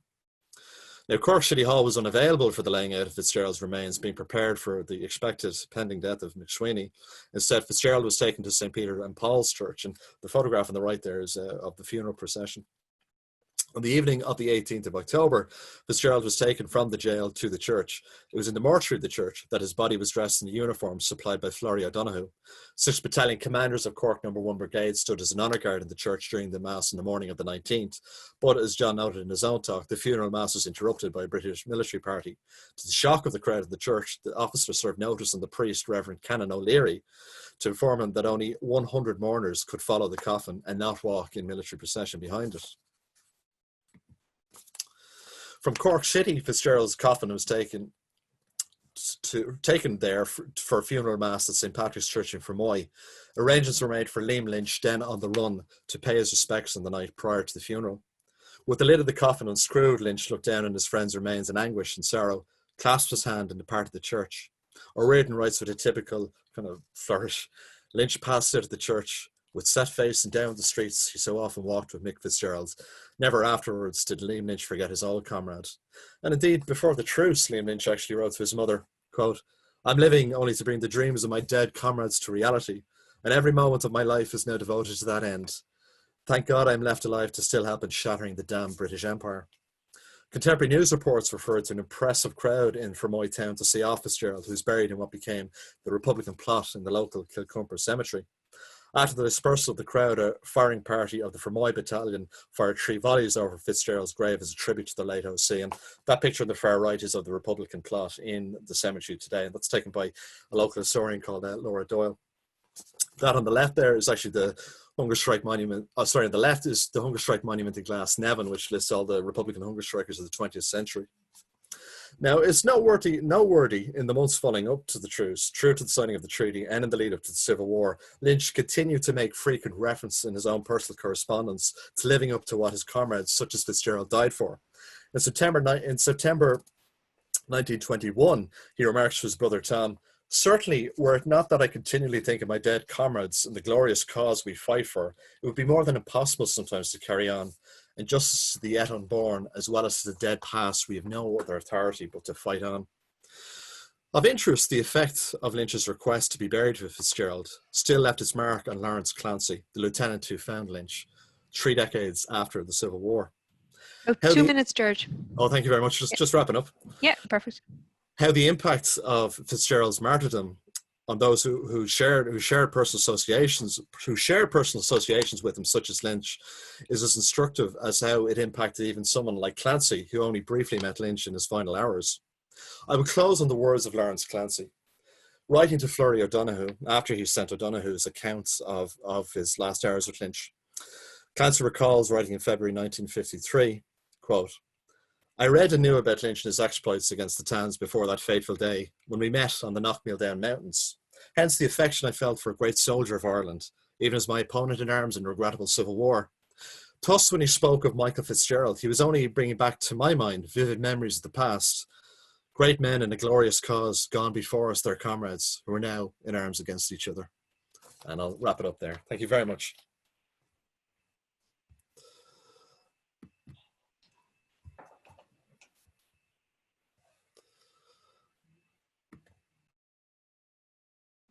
No, mute. Just a mute there, Maeve. You're muted, Maeve. Thanks a million. Thanks. So thanks a million, Gerard, for what I was saying was a really interesting and also heartbreaking and parts paper. So next we have Professor Colum Kenny, who was the former chair of the MA in journalism at DCU, and he has, as you may well know, a long career in both media and academia, and his most recent book is very recent in that it just came out this year, and it's called The Enigma of Arthur Griffith, Father of Us All. So if anybody is interested, that is out now. And now we are going to turn to Arthur Griffith, and the title of this paper is "To Live for Ireland, Arthur Griffith, acting president of Dáil, Éireann 1919 to 1920, and the end of the Cork Brixton hunger strike." And I just want to say thanks to everyone for all the questions that are coming in, and I'm keeping a note of them and we'll put them to the speakers at the end. So fire away, Colum. Thanks a million. Thank you very much, Maeve. I'm greetings from County Wicklow. I'm going to try to get up here the visuals for you if I can, and hopefully that won't be a problem. But let's see now. Where am I? Sharing the screen. Yeah, here we are. And hopefully you're seeing that now? Got that? Yeah, see that perfectly, yeah. Very good. I'm going to start by showing you this window in St. Pat's Church in Chicago. It's a great centre of Irish activity, and this is the Terence MacSwiney window. And of course, it was a tribute to MacSwiney. St. Pat's is the oldest public building in Chicago. It survived the Great Fire, and it's on the Historic Register of the United States. And in the 1920s, its stained glass windows were put in. The church is being refitted, and the great Gaelic artist Thomas O'Shaughnessy, Gus O'Shaughnessy, did this. and he was asked to dedicate it to Terence MacSwiney even before MacSwiney died, it said, and it was put in place just a month after MacSwiney's death. And the bottom part there, which I've enlarged on the right, is supposed to show MacSwiney being lifted up to heaven by angels. And to the extreme right and left of that image, according to St. Pat's, at the base of the window are shown the chaos brought upon the world by England's wars of conquest. And the cause which Ireland has served, of which MacSwiney has died, is embodied in the window in the inscription, "For the glory of God, for the love of mankind." And MacSwiney's sister had tried to visit Griffith, by the way, in Wandsworth when Griffith was interned in 1916, but she was refused admission. Now, of course, after MacSwiney died and the hunger strike was continuing, it was Griffith as acting president of Dáil Éireann who asked and effected the end of the hunger strike, according to press reports. You'll see here an example of the press coverage from the Cork Examiner, where the Lord Mayor had received the following message, and I quote Griffith's message: "I am of opinion that our countrymen in Cork prison have sufficiently proved their devotion and fidelity, and that they should now, as they were prepared to die for Ireland, prepare again to live for her." I like that, to live for her. This is what the Dáil had been doing, and I think this is a very important moment in Irish history, and I want to use it to suggest that we've completely underestimated the work of the Dáil, the living work, as opposed to the glory of the deaths and the violence which continually overshadow it. And it also overshadows Griffith's role throughout this period when he was acting president of the Dáil, when De Valera went away to the United States for 18 months. And there are a number of ways which I'm going to suggest to you now that Griffith has been neglected and misrepresented, and with him has been misrepresented the constitutional political tradition and actions at this period, which to my mind are at least as important as the violence that was taking place. In accordance with Griffith's message, as you can see from the press report, the hunger strike in Cork jail was ended. Now, okay.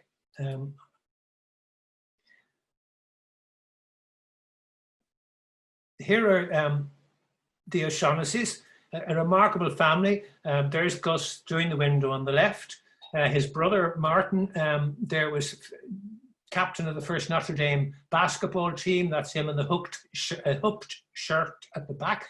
And then there's James, a brother who's a well-known Chicago journalist and who went into advertising and became chief executive of the American Association of Advertising Agencies. One of their cousins, by the way, is one of the guys on the girder in the famous photograph taken in Manhattan. Now, O'Shaughnessy, my slides are not shifting quite as fast as I would like here. There we are.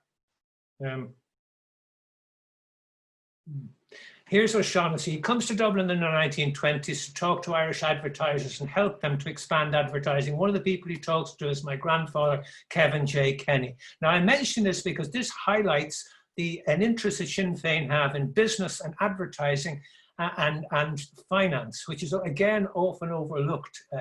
Griffith had founded Sinn Féin. My grandfather produced a couple of the Irish yearbooks, the Sinn Féin yearbooks for Griffith. They were active in the ANOC committee. You see here the industrial affair that took place every year, the photograph there. You've Sean McDermott, Arthur Griffith, Bulmer Hobson, and my grandfather. Sinn Féin were heavily involved in these things. They set up their own bank. You can see the little photograph of it here after it was damaged by the British Army in a raid. So they were very active in this respect. And this aspect of Sinn Féin is often forgotten. Very constructive, very important way in which they were building advertising. Now, at this point, I just want to mention a couple of problems with researching Griffith and Sinn Féin throughout the entire 20 years. One is the loss of Griffith's personal papers, for which there were various reasons. There's the problem for historians of the failure to digitize the influential United Irishman and Sinn Féin Weekly Daily. They're even hard to see. They're in such bad condition, some of the issues of Sinn Féin, that neither Trinity College nor the National Library will even let you look at them. And then there's the incomplete record of the work of the first Dáil. I'm not just talking about the public sessions. I mean, the total corpus of what they were doing is very difficult to access through records in some ways.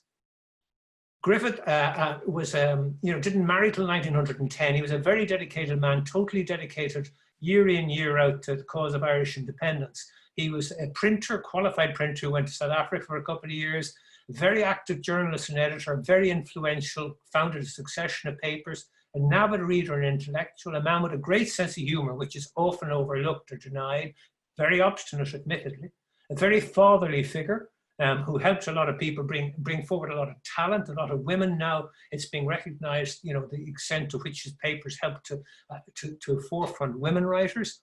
He was a very physically active man, a great cycler, swimmer. He swam in Dublin nearly every day, in Dublin Bay in all weathers, and a great collector and singer of ballads and arias. And indeed, he used to hang out a lot in McCaughey's pub in Patrick Street. This fantastic photograph here.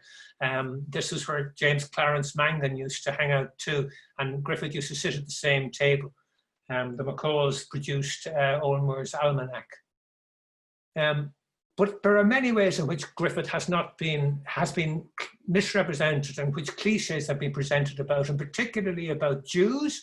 It's a disgrace, in my opinion, the extent to which a very small number of anti-Semitic references in his papers, for which I make, you know, I don't try and excuse them. They were appalling, and these were happening during the Boer War in particular, when there was a lot of anti-Semitism about in the nationalist section and in socialist sections of opinion.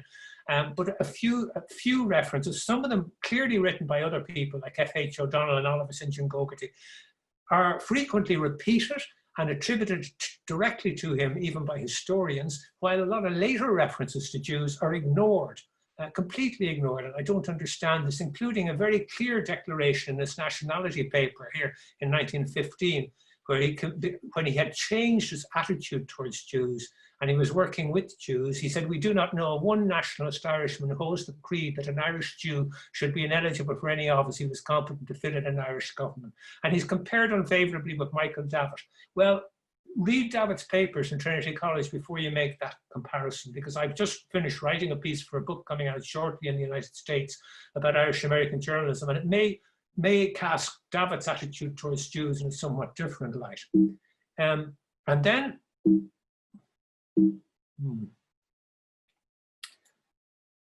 James Joyce, I have to fly through some of this stuff. Joyce is, it's often said, you know, made fun of Griffith. Joyce did indeed poke fun at Griffith, but Joyce was very grateful for Griffith. Griffith published a letter by Joyce no one else would publish. He gave him advice, which Joyce found very kind, about the publishing of Dubliners. Ellman, Joyce's biographer, has spoken of Joyce's great regard for Griffith, and how in ways Ulysses is a tribute to him. And there's increasing amounts of scholarship that shows the presence of Griffith's journalism in Joyce's work and the influence on him. And indeed, the first Irish Free State government discussed with Joyce the possibility of nominating him for the Nobel Prize for Literature. In the end, Yeats, as you know, was the person nominated. Then there's Yeats and the Playboy. A lot of stuff written there. I'd ask people, read my book before you repeat it, because there's, you know, it really needs to be looked at again. The idea that Griffith was some kind of great fuddy-duddy censor. He had disagreements with Yeats, but Yeats's terrible line that Griffith was staring in historical pride in this painting by John Lavery, I think is completely unjustified. And really, you know, Yeats was an old IRB man, had been in the IRB with Griffith, and had done things, I think, that as he moved towards an international profile, he regretted. And you really need to take, you know, these characterizations of Griffith and his attitudes very carefully. He signed the treaty. Well, no, he didn't sign the treaty. In fact, you know, he signed a document that was an agreement for a treaty that had to be approved by the Dáil. Ulster was never the crunch in those negotiations, and there was a lot of discussion about the point of honour note that Lloyd George flourished at the treaty negotiations. The infamous note, which again, you know, you need to consider this. It's a Griffith cliche. Griffith on his own had a discussion with Prime Minister Lloyd George in November 1921, but he immediately briefed Dev on that, and there's a record of it. But Griffith, unfortunately, appears to have agreed to Jones drawing up a memo based on that discussion, a memo which he may have been shown and agreed, but of which there's no evidence he was given a copy. And that memo appears to be the note that Lloyd George later flourished with dramatic effect at the meeting. But biographer Brian May, who wrote a biography of Griffith 21 years ago, has told me that he wrote to Longford, Lord Pakenham, to ask him about that note, because Pakenham had made a certain, amount about it in his book, Peace by Ordeal, and a lot of historians have depended on that. And according to May, and that original note cannot be found, and I'm open to correction on this, but I certainly can't see where that original note that Lloyd George flourished is.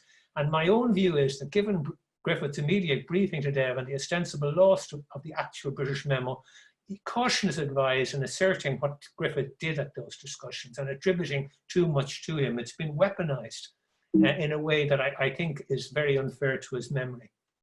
But perhaps the biggest cliche is the cliche that Griffith was a pacifist. Here's the pacifist with his rifle, drilling. He got his rifle at the Hope gun running. He's out drilling with the volunteers. He was an IRB man. He said in the first issue of the United Irishman, let there be no doubt in any mind, we'll say that we accept the revolutionary nationalism of 98, 48 and 67 as a true nationalism, and Grattan's cry, live Ireland, perish the empire, as the watchword of patriotism. Here he is writing in the Southern Cross for William Bulfin in Argentina after the whole gunning running, in which he talked of the latent soldier in every Irishman. We've got the guns, but better still, we've got back some of our respect and confidence in ourselves. The volunteer movement is making men by the thousand out of doubting and facilitating. And in his newspaper, he gave advice on how best to shoot someone, the most effective way to do them damage. This meeting, almost glossed over, a vital meeting called by the Supreme Council of the IRB. Look at who is present at it. On the 9th of September 1914, planning their strategy for the Great War. Present Arthur Griffith, Sean T. O'Kelly, James Connolly, who described Griffith as his friend, which is again glossed over, Pierce Clark, McDermott of Plunkett MacDonagh, John McBride, William O'Brien, and possibly Eamon Cant and Sean Probeen. They're all nearly dead very soon after this, but Sean T. O'Kelly, or Jack Kelly as he was known to a lot of his friends, has left great detail about that meeting in the Bureau of Military History Archives. And you really need to read that to understand that Griffith was by no means being sidelined. He continued to have an important role, and there's a lot. And this is one of the few bits of actual eyewitness evidence of what that role was. Sean T. O'Kelly's memos, and they don't suggest that he was marginalised. Although at the very end, he wasn't fully informed in the last few days, for which Sean McDermott sent a message to his wife apologising to Griffith. So we then come to the Dáil. And the general election, which I believe is a crucial moment. And Griffith had worked through this all his life. He saw the impetus of where things were heading. He was a man committed to democracy, and the election changes everything. It makes it absolutely impossible for the British to go back. And the main reason for that is the franchise, which is now greatly expanded on what it has ever been before. And that's what, as much as 1916 means that all is changed utterly in Yeats's lines, and a terrible beauty is born. This is the impetus. And while Griffith gets pushed aside by some of the harder line men to elect Dev as president of that Dáil, we've got to bear in mind that Dev wasn't there for most of the first Dáil. And here is where two photographs are so powerful. You think of that Dáil, you think of these photographs. These photographs were taken only in the first 4 months of that Dáil. And they're the only photographs you ever see. The first one, when Griffith and Dev are still in prison, and Cathal Brugha is in January president. And the second one in April. Now, 2 months later, Dev is gone. But these are all you ever see. And they're constantly being misrepresented and misdescribed. This is an amusing example of it, where this is the first meeting of Dáil Éireann, and they produced the picture from April. And then underneath it says, this first meeting of Dáil Éireann on the 21st of January 1919 was held in the round room of the Mansion House. Unlike the normal picture which depicts the first Dáil, this picture shows the true first. Well, what they mean is the first picture is Cathal Brugha, and that's not the Dáil. This is the Dáil. But in fact, if you were to have had photographs like this after June, Griffith would have been the person. But suddenly it all becomes invisible. We don't see that Dáil, we don't hear that Dáil, but it was working very hard. And this is an example of how extant records make history. The members of that Dáil were working to put in place courts, local government, to raise funds, and to a substantial extent to help to construct the environment in which the military activities were taking place. It didn't always control them, but it certainly was helping to mold them, and it perhaps had more control than is recognized. We need a lot more work here. I mean, we have a limited amount of work. Maura Comerford's book, of course, and Brian Farrell's are examples, but there's a lot more serious, dedicated work to be done on the first Dáil, and I don't hear that discussion taking place. There's a few useful essays in the Atlas of the Irish Revolution, but I think we need to look much more carefully at what's going on here and who has power and what they're doing. Look at these briefly, where Prime Minister Lloyd George writes afterwards, by November 1920, the Irish Republican Organisation had all the realities of a government. David Fitzpatrick wrote that by 1920, although the foreigners still occupied the country, De Valera's pessimism of April 1919 seemed suddenly out of date. Michael Hopkinson said, historians have underrated how near a negotiated settlement was in December 1920. And then we see this very significant, I think, indicator of the kind of role the Dáil was playing when it's Griffith advises the men to live for Ireland and that hunger strikes stop. And the following year, even when Griffith is no longer acting president, Charles Townshend recalls the suddenness of which all serious outrage has ceased was impressive testimony to the IRA's overall control when politicians agreed to truce. It seems to me, that we need to consider this. I'm not saying that the War of Independence wasn't obviously very significant, but it would not on its own have persuaded the British to have negotiated a treaty. The split between the peaceful men and the men of violence, I think, has been exaggerated. Mortimer O'Connell, who had participated in the Easter Rising and he knew fairly well and admired immensely Griffith, as he said himself, would later write that Griffith was a man of charm and great moral courage, and not by any means the pacifist he was alleged to be. In the height of the Black and Tan Terror in 1919 to 21, as acting head of the Government of Ireland, he gave unstinted approval to all the measures taken to meet the British onslaught. He knew the British mind so well that rather than remain as we were, he was prepared to meet them at their own game, to fight hard for the maximum, to get the best bargain he could. Now, it's true he disapproved of the solo head ambush in which 9 volunteers killed 2 RIC men. And that's, of course, regarded by many as the opening shot in the War of Independence. But it wasn't authorised by the Dáil. But he was also ready to condemn RIC outrages, even before the Black and Tans auxiliaries arrived. And the old IRB member, George Lyons, later recalled that Griffith abhorred militarism, but readily consented to military action when such became necessary or feasible. And again, he had said it was legitimate to use armed force to resist conscription or to resist Irishmen being deprived of their arms or where necessary for defence. I think there's a danger that the blanket use of the term War of Independence may unduly prioritise the significance of armed actions and obscure the continuing management of a range of administrative, political and military policies by the Dáil cabinet which were being pursued, albeit with difficulty. In fact, throughout 1919 to 1920, ministers in the provisional government, including Griffith, Collins, Brewer, Markovich and Dev, pushed ahead with plans to set up their own administration.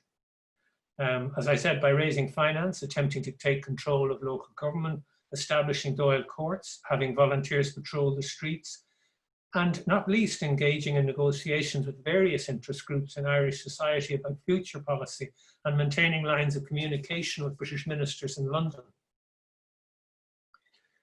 The extent to which the Dáil cabinet retained authority is evident, I think, particularly in this incident. You may think I'm exaggerating it, but I do think it's very pointed that it was Griffith appealed to the men to cease their hunger strikes. Not anybody who was more militarist in, if you like, in tone. They immediately abandoned the hunger strike. Why would Griffith not have backed armed resistance where appropriate? British forces had defied the rule of law in Ireland. Crown forces colluded with the running of guns and ammunition to Ulster Unionists before 1914. And in March 1914, British officers at the Curragh near Dublin made it clear that they did not intend to enforce the law against militant Unionists opposed to Home Rule. In 1916, Griffith was incensed by the quick execution of his friends. And the subsequent aggression of the auxiliaries and Black and Tans entered into family folklore. But we know what happened next. Unfortunately, this photograph here, it's a wonderful photograph. I think it had been taken. It looks to me like Hans Place from the doorway behind him, where the team had been located during the negotiations in London. But I don't think it was published then. And I never saw it till I came across this New York Times supplement in a second-hand bookshop in Maine in the United States. And I was delighted to get it, and I've been using it a few times since then, because I think it shows a much truer Griffith. And there's a dreadful photograph of Griffith when he was ill, taken sitting at a desk, looking sideways at the camera. I think this is a much better photograph of the man who, you know, Harry Boland said of him, "Damn it, man, hasn't he made us all?" And Michael Collins, it was attributed to Michael Collins that he said Griffith was the father of us all. You know, it's forgotten. This is the man who molded the Sinn Féin mind and the Sinn Féin organization. And he was a fatherly figure in every sense of the word. In my book, which, you know, I haven't time to go into now, but I talk about this concept of him as a father, which is frequently, you know, the attribute attached to him by people.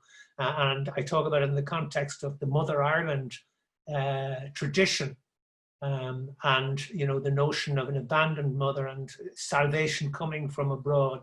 And I talk about him having a much more necessary, constructive and constructing attitude. And I actually quote from Ulysses by James Joyce, who said, "A father," Stephen said, "battling against hopelessness is a necessary evil." And I do think there is something about Griffith that has excited a kind of Oedipal reaction. You know, it's difficult to remember him and what he stood for, and have much patience with some of the political parties that cracked out of Sinn Féin.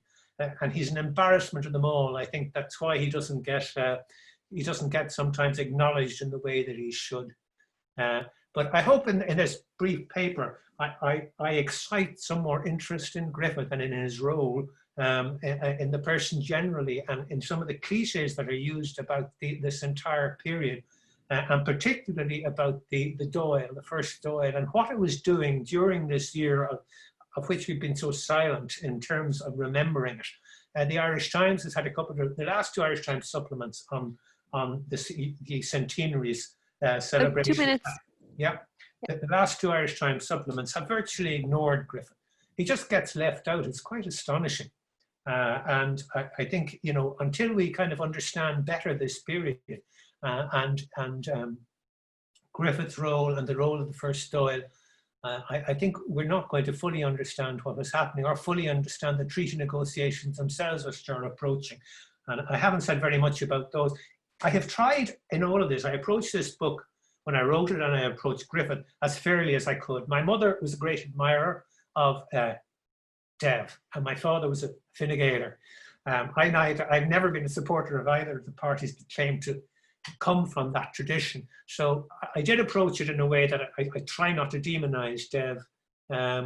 He was absent a lot. I mean, it's peculiar. His absence from the treaty talks, his absence from the Dáil, very hard to understand, and I really haven't any closer to understanding it. But I'm not trying to suggest that Griffith was some kind of a great hero. What I'm saying is that he was a much more important figure. He had a lot of flaws, like all human beings do. But I think until we better understand him and better understand what he and the first Dáil was actually doing, and you know, it wasn't led by Collins, and you get the impression sometimes that you know, Collins was in charge of the first Dáil from what's written. But until we understand those things, I think that that we don't fully understand and do justice to the revolution. And I think the end of the hunger strike is a great moment and a great way to start looking and reassessing that tradition. Thank you very much. Thanks a million, Colum.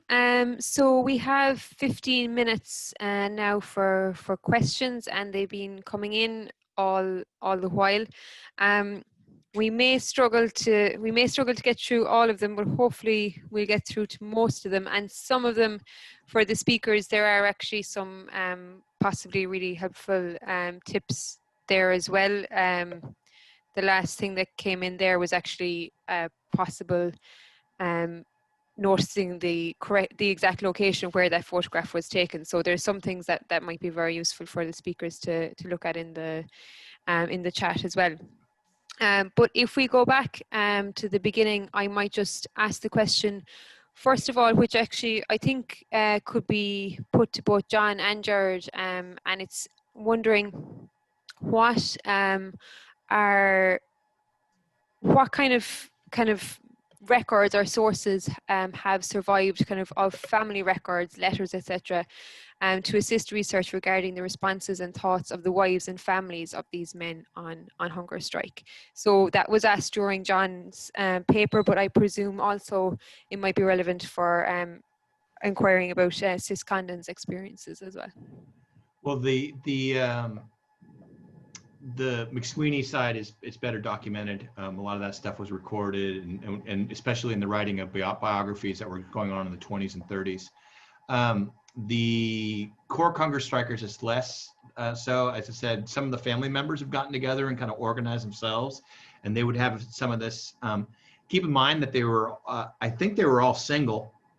So you wouldn't have had wives. There was a little bit of correspondence, but I think the nature of hunger strikes generally is it's so energy sapping that you're not really writing and you're not really producing any documentation. A lot of stuff I found is being reported by the prison doctors to the authorities. And so they're kind of bearing witness to it quite a bit. But I think and this is generally true in the historiography. I mean, Gerard was doing a good job of citing a lot of the letters, the correspondence that was in Flora O'Donoghue's biography of Liam Lynch, and that would have been stuff in the 50s. And so it's only when you have that kind of stuff that you can retrieve a lot of this memory, a lot of this documentation. A whole lot of it is still in private hands, and that's one thing that's great about these kind of centenaries is it allows an opportunity for historians to get access and allows the families to an opportunity to produce some of this stuff that we haven't seen before.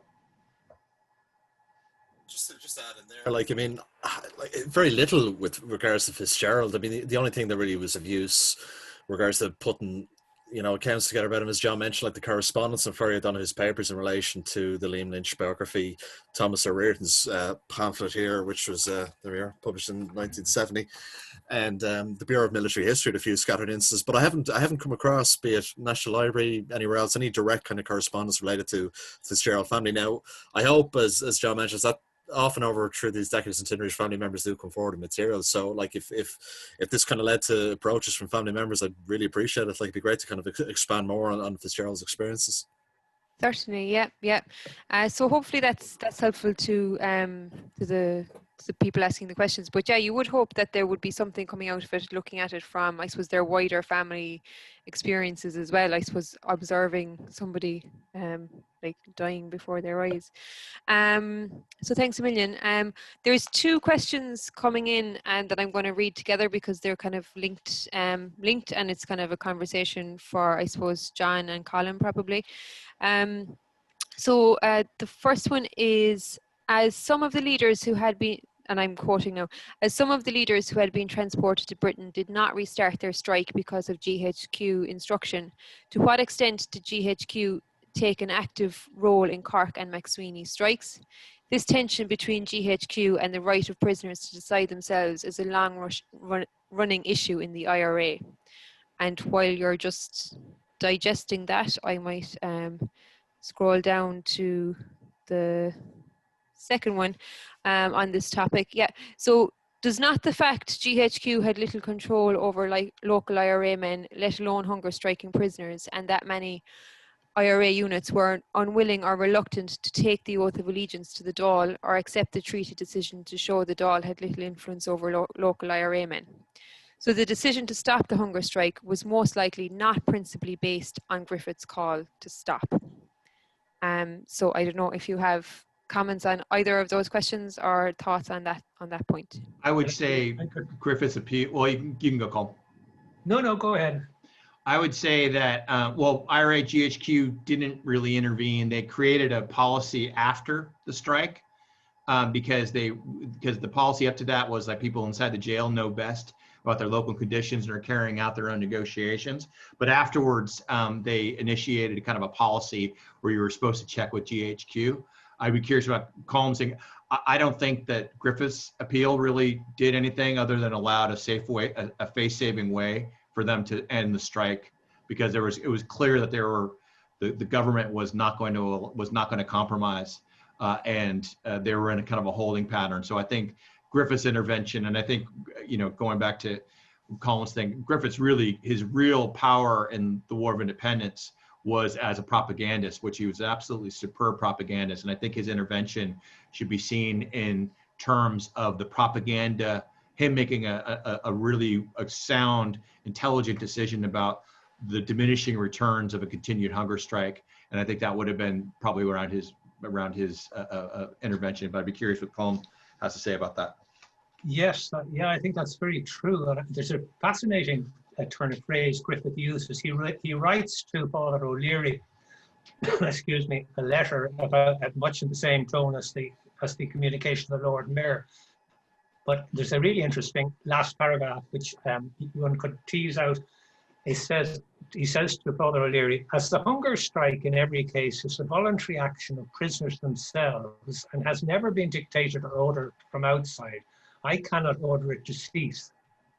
But, and then he goes on to make the request. Now, to me, that has all the hallmarks of a carefully worded, thought out piece of theatre and strategy. That the relationship between the triangular or even quadrangular relationship between, if you like, the civil government, the army aspect of the civil government, the somewhat irregular aspect of some of the War of Independence, and the hunger strikers themselves.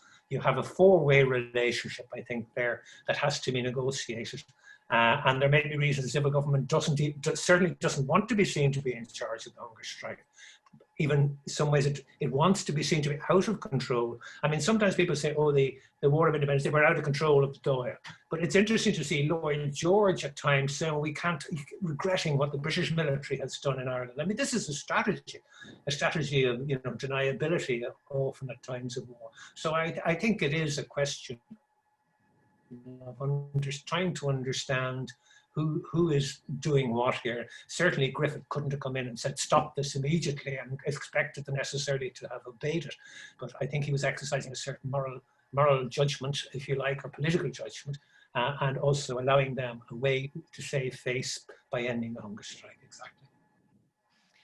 Thanks a million. I might ask two more questions kind of in partnership with each other.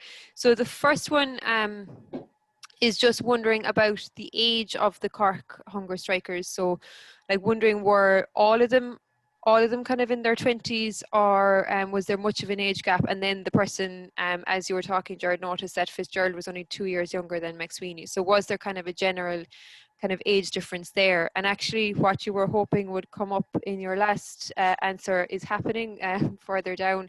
Somebody has given some references for Joe Kenny and his family of 7, with one of the children being born while he was on hunger strike. There you go. I was totally wrong. And another kind of question on the whole, on the hunger strikers and kind of the understanding of them at the time, is a question that's come in on wondering, were hunger artists who normally fasted for 40 days under supervision, was their experience ever cited in this context? I mean, in assessing how long hunger strikers might survive. And also, how far did the mass religious protests described draw on existing traditions of corporate devotion and influence later developments of this sort? So like the Corpus Christi procession in the 1920s as a corporate act of religious homage. So maybe we might start with ages, because that one might be kind of quick, and then while you're developing your answers on the hunger artists and the kind of religious expression. One of the lads who died was only 17. Very, very young. Yeah, they were mainly in their early 20s, but there were a couple of outliers, as you said. I'd be curious, Gerard, what do you think of Mick Fitzgerald's? Do you think he was in good shape going into it, or do you think he'd been kind of banged around after being incarcerated so long? There's a lot of commentary, I know I cited some comments from the O'Riordan pamphlet, but there is a lot of reference to the fact he was very athletic and he was very strong, and he was particularly tall for that time as well. I'd say, considering he had been in prison for, it was 11 months by the time he went on hunger strike, I'd say by then, there's interesting reference made, or Reardon doesn't go into too much, that he found the experience of solitary confinement in jail very difficult. So I'd imagine, yeah, I mean, he probably wasn't in full shape by the time he went on hunger strike. On his age, what kind of struck me was that, like, a lot of mention in the Bureau of Military History of how close him and Liam Lynch were, particularly like in terms of friendship, and obviously, like, you know, based in the Fermoy battalion and that. And I always assumed they were just a similar age. Like, so when I looked and saw that there was nearly a decade between them, that really struck me. But when you kind of look at Liam Lynch's kind of personal life, he was very particularly close to his two brothers. So I do wonder, was there more kind of a big brother kind of mentor figure he looked at? You know, he looked up to Fitzgerald in that sense. Yeah. Can we mention just the name of that 17-year-old? Because I think we should honour him. Joseph Murphy was his name. And as I understand, he was only 17 when he died. We hear a lot about Kevin Barry, but we don't hear about Joseph Murphy very much. Yeah, not much information on him either. Like with Fitzgerald, there wouldn't be much primary material that I'm aware of anyway. Well, you know, in Cork, there was they were going to knock down his house in about 65, and a bunch of the IRA veterans protected it. So there was kind of a rediscovery of his memory in the 60s, and you know, his family is still out there as well. But yeah, he'd be probably the least known of the three, I would say. You know, I was struck, just going back to this, I was struck yesterday by Ciara Brannock's paper talking about just what bad shape MacSwiney was in, how he was just and you know, had been on the run. Some of the other lads who were in there hadn't been in jail that long, so you would have thought that they would have been in a little bit of better nick as well. So anyway. And would you like to comment in the 3 minutes on kind of the religious demonstration aspect of it, and also this idea of the hunger artists? Just in terms of the knowledge, I'll let the other guys take over the religious thing. But in terms of the knowledge, there were hunger strikes, and the morning session was talking a bit about that. There were a lot of hunger denials especially in psychiatric hospitals, so there's a little bit of experience. But in terms of international knowledge, there was a general assumption that you couldn't last more than 10 or 12 days. So all the press coverage assumed that these people were on death's door after about day 12 or day 13. There wasn't an understanding that you could last till 50, 60, 70 days. Just curious, John, maybe you might know a bit better on this. You know, there was a lot of speculation during MacSwiney's hunger strike. Was he being fed anything? Did that ever extend to the Cork prisoners as well? Yeah, a little bit. I mean, there's correspondence from the two doctors, Battiscombe and Pearson, where they tell the government that they were the prisoners who survived weren't fed at all. So they were kind of eliminating that, because there was a lot of speculation that the doctors were secretly feeding them, and the nuns were. Because again, there was just a lack of a medical body of knowledge about how long you could last. Thanks, Million. So there are comments coming in on the fact that Joseph Murphy was born in 1895 in Massachusetts. Recommendations as well for various books and autobiographies, particularly Kathleen McKenna's autobiography, where she talks about Griffith as a father figure, and there's also plenty of people saying that, Colum, they're going to buy your book, so go to work. That's there. Good. If Murphy was born in 95, then I'm wrong on his age, which of course I could be, but I thought he was only 17. Maybe not. Maybe if he was born in America and came home, that would make him 25 or something. I just couldn't say for sure. Yep, I don't know. So I think I have to apologize to everybody who asked more questions than this, and there were numerous really interesting questions, really trying to draw out different things. And there also is a thread of questions on the influence of Canon Sheehan's writings on Republicans, which is probably something that is deserving of its own conversation. So I want to say thank you to everybody who contributed to the chat, and I hope that the answers that you got were useful. And this person actually has his birth certificate in front of him. He's his grandnephew, so a very warm welcome certainly to you. Wow, it's amazing what can come out of a Zoom call. So I suppose at this point, at 14:30 on the button, I should thank our 3 speakers for really insightful papers and for contributing exactly on schedule. So thanks everybody, and I will pass over to Heather, who I think is the next chair. So thanks to our speakers, and thanks to everyone for contributing. Thanks, Maeve. And I'll just give you a really quick introduction to Dr. John, Heather. you're on mute. Oh, sorry. I'm not on mute now, am I? You can hear me, yes? Yeah.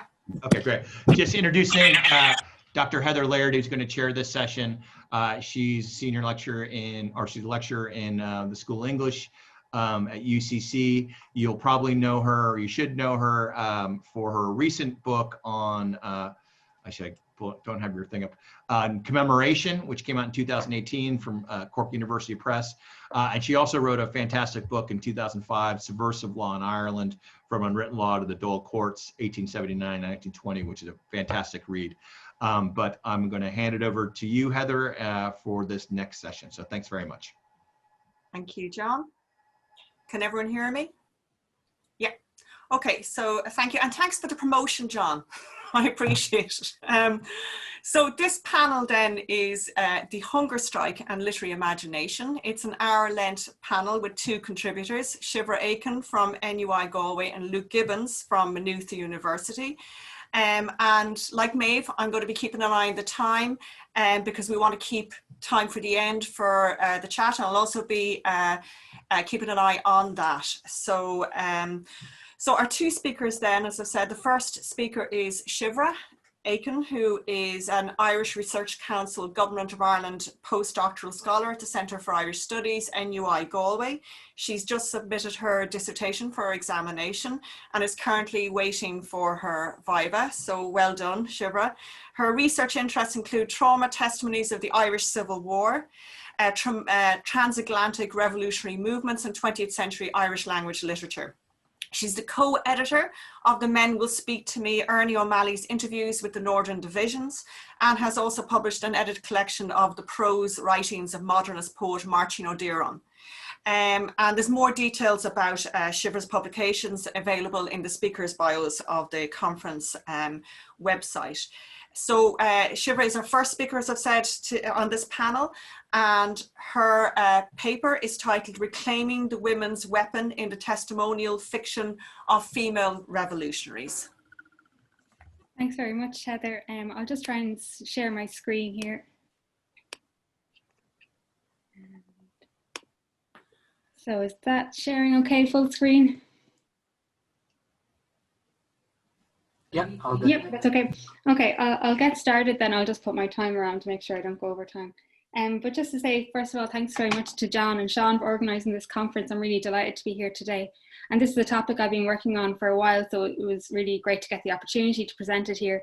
And that's on the representations of hunger striking in the writings of female revolutionaries. And just to say there, Heather mentioned that I just submitted my PhD doctoral dissertation, and this, I suppose, speaks to my doctoral research. My dissertation is actually a study of overlooked published testimonies from the Irish Civil War, and it aims to complicate the widely held belief that the conflict was shrouded by a traumatic silence. Given the taboo of the Civil War at official levels, I'm particularly interested in how revolutionaries often adopted non-conventional, hybridized and fictional forms of life writing as a protective means to introduce personal and painful experience into the public realm. So this paper really follows that argument that's in my wider dissertation. So what I'll be doing in this paper is looking at the writings of 3 female revolutionaries, all of whom were imprisoned for their revolutionary activism.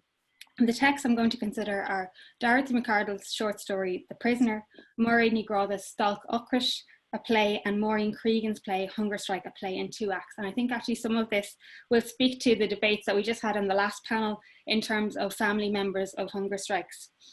All the writings depict male hunger strikers, but this paper will consider how these authors employed fiction in order to covertly reclaim the feminist roots of the hunger strike, re-gender the embodied experience of hunger striking, and even challenge the heroic interpretation of Irish martyrdom. To date, the fictional testimonies of female revolutionaries have gained little sustained attention. I would also say the fictional testimonies of male revolutionaries have gained very little scholarly attention. But I think given the limited discursive authority afforded to female revolutionaries in the socially conservative post-revolutionary state, that fiction was an incredibly powerful genre for female revolutionaries. A number of scholars indeed have addressed the challenges that faced female authors in writing about the self. And for example, Margaret O'Callaghan, and the quotes are on the slide, she called for the consideration of writings across diversity of genres. And I think this need to widen our definitional and analytical lenses is particularly relevant in relation to women's experiences of hunger striking. While there are a number of visceral accounts of hunger striking by men, women's accounts are largely reticent about the experience of hunger strikes, despite it being a key feature of imprisonment, particularly in the Civil War. We find even in the statements to the Bureau of Military History that the experiences of imprisonment and hunger striking are glossed over. This is Anna O'Reilly's witness statement, for example. She says, "I do not seem to remember anything significant about the succeeding period," therefore glossing over her Civil War imprisonment and also her 31-day hunger strike. And that's partly to do with the Bureau itself and what they were interested in collecting and what they were not interested in. So one of the first authors today that I'll look at is Darius McCardle, and she was similarly reticent about the details of her hunger strike in published accounts. However, as Leanne Lane contends in her most recent biography of McCardle, fiction was a dissident vehicle of expression for McCardle. And the story I want to reflect on here is her 1924 story, The Prisoner. And this was included in her collection of short stories, Earthbound, published in 1924. And this collection was actually written during her time in prison. The Prisoner is the only story really that engages with the question of imprisonment. It's considered a heroic male narrative of rebellion, and the story details the mental anguish of a hunger striker, Liam Daly, in a condemned cell in Kilmainham. He finds solace in the company of a young lad who was in fact a ghost who was condemned to death for his support of the 1798 rebellion. According to Gerardine Meany, McCardle's use of a male narrator could be ascribed to the fact that she could not or would not write of female hunger strikers. Nevertheless, the use of a fictive male narrating subject, like the use of a male pseudonym, could, as literary critic Susan Lancer contends, be exploited as an authorising strategy. Indeed, The Prisoner offers a stark insight into the horrors of imprisonment and hunger striking in first-person narration.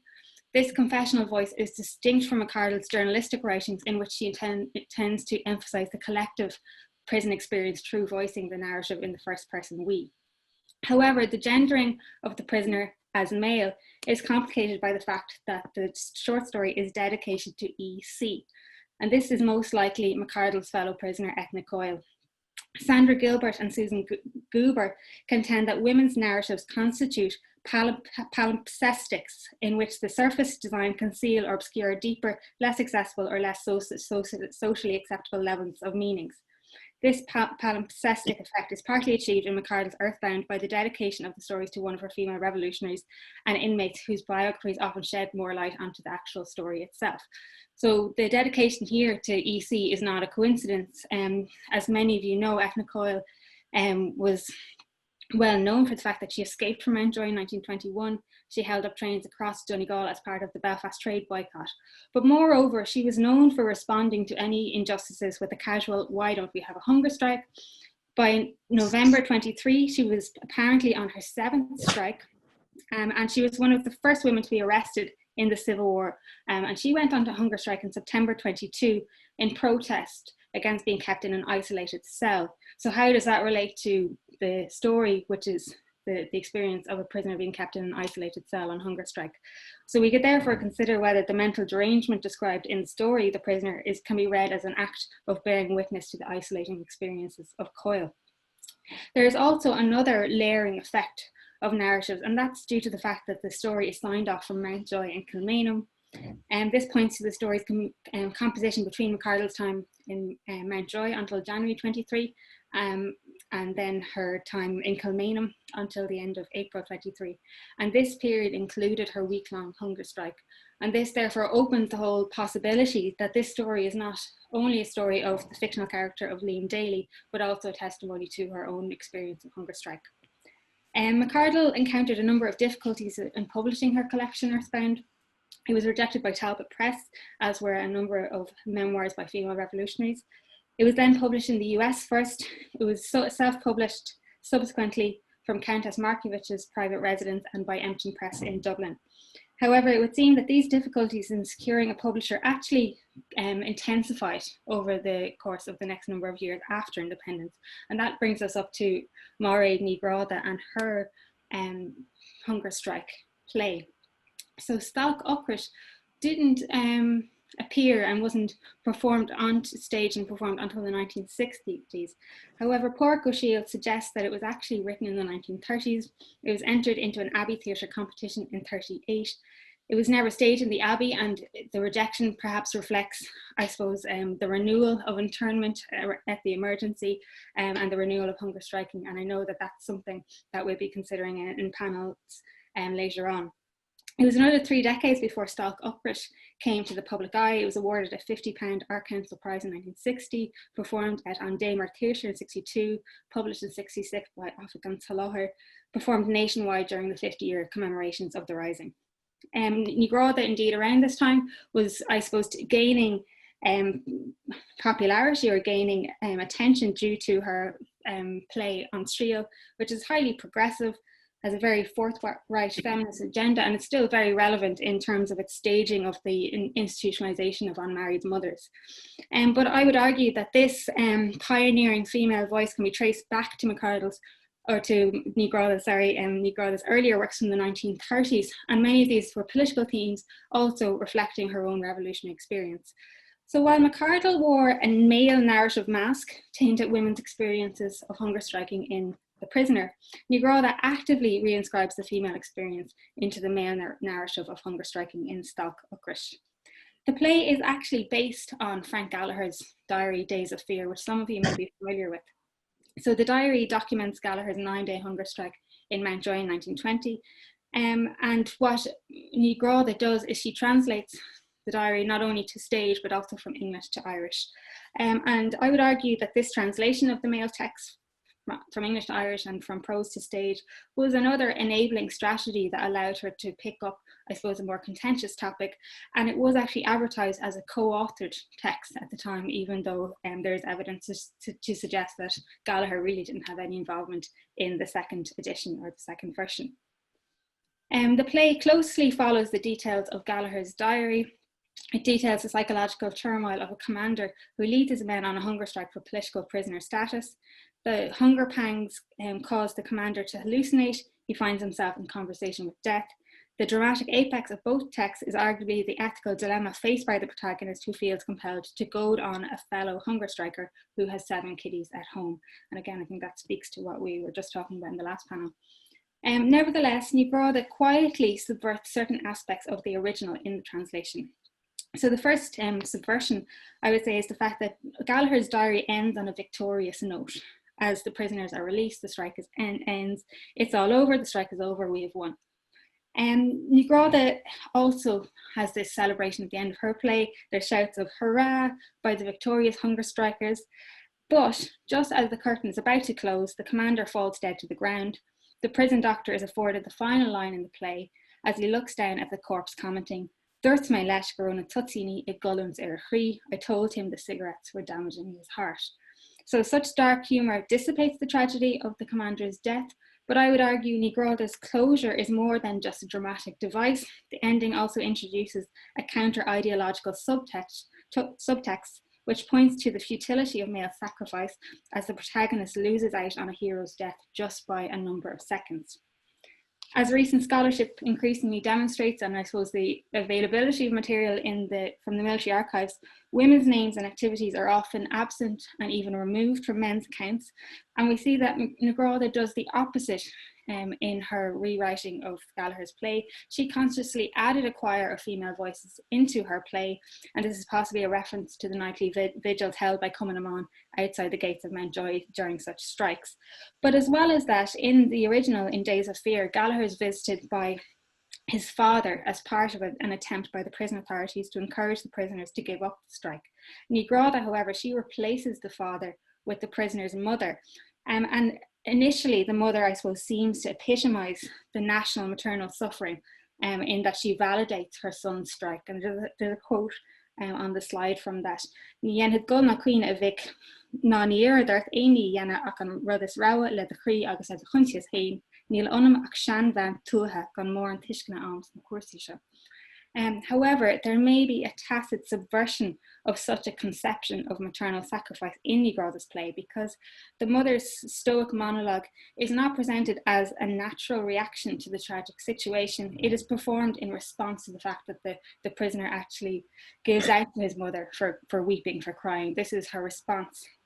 And I think we can even see that in the lines here, that I am just an old countrywoman with little understandings of these matters. It's hard to be certain whether that's Nígráda using irony or whether that's actually what she intends to convey.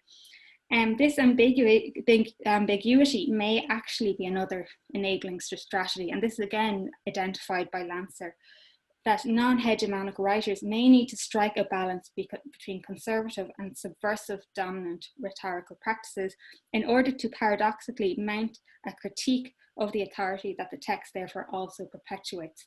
So we have both conformist and subversive elements in this text, which make it very ambiguous and hard to be sure exactly what the author's intention is, but maybe that is part of the enabling strategy by having a conformist surface to the text, that she's allowed to add a more subversive critique underneath.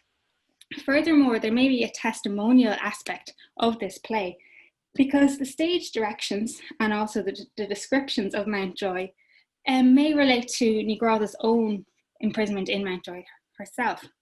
So Nígráda was imprisoned in late 1919 for obstructing thoroughfares, and she was an active member of the Gaelic League, possibly with Cumann na Mán as well. I haven't been able to find her in the nominal roles, but she was highly active in the Gaelic League.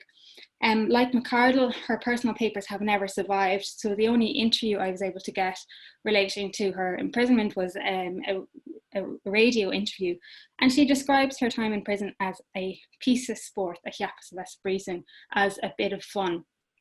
So when I looked into this a little bit more deeply, I suppose, this is possibly a further example of female revolutionaries downplaying the militant nature of their imprisonment and their activism, because we can see from the Mountjoy prison records that when she was in prison, she had a number of injuries.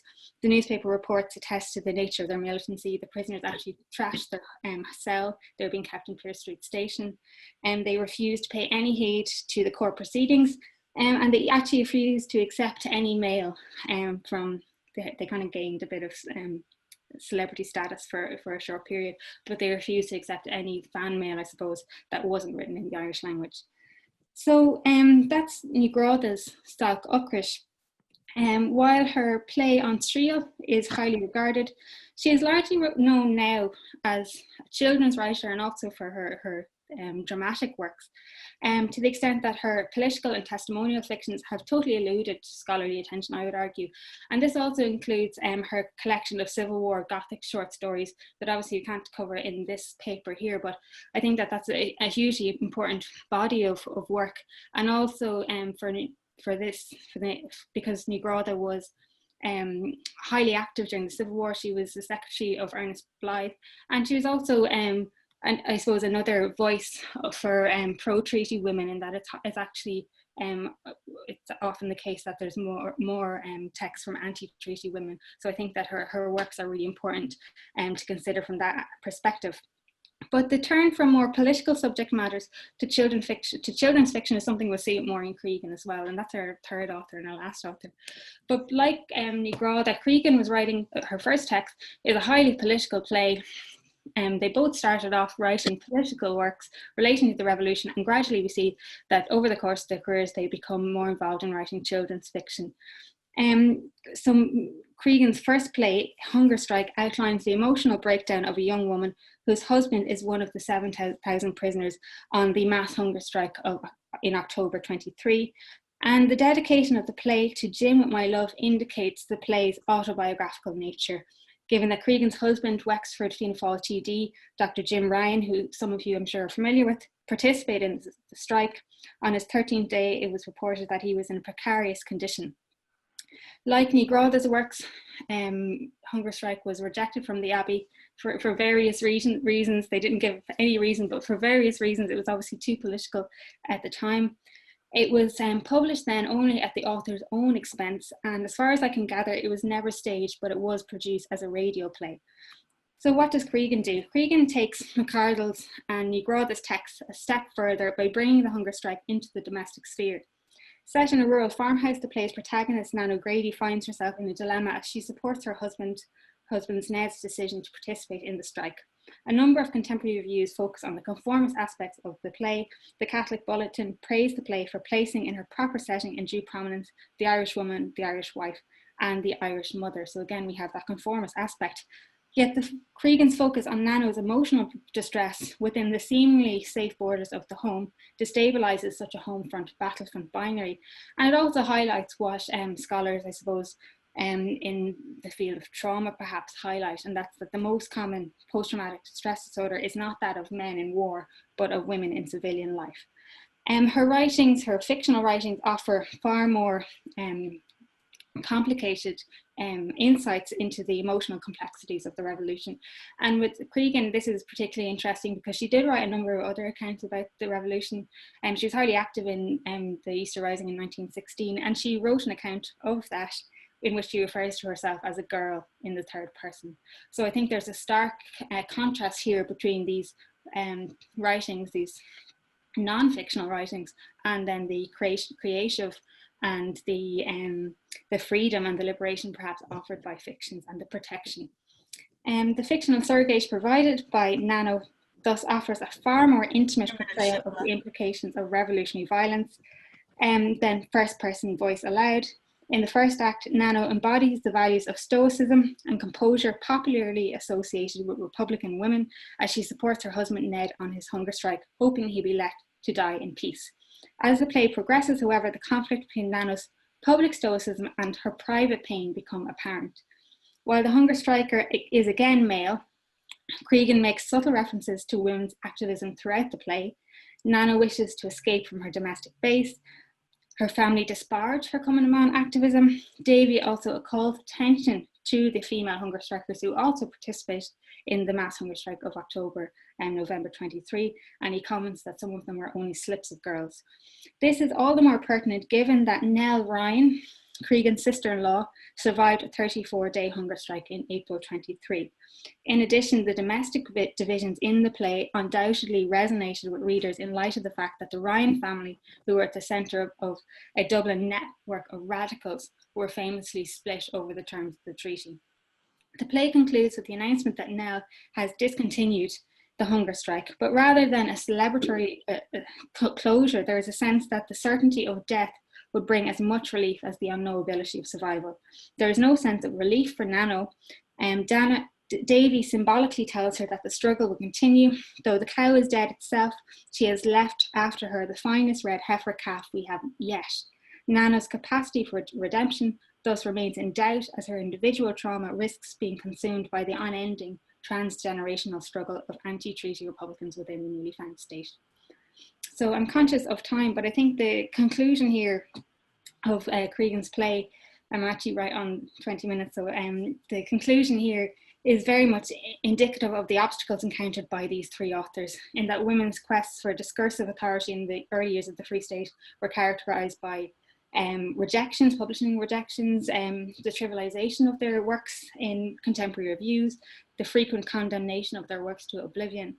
These three authors navigated the conservative social climate of the time by utilising the enabling narrative strategies available to them, by wearing male or co-author narrative masks, creating embedded narratives, evoking unsuspecting literary genres, exploiting the protection offered by the Irish language, and also by delicately balancing subversive and dominant rhetorical practices.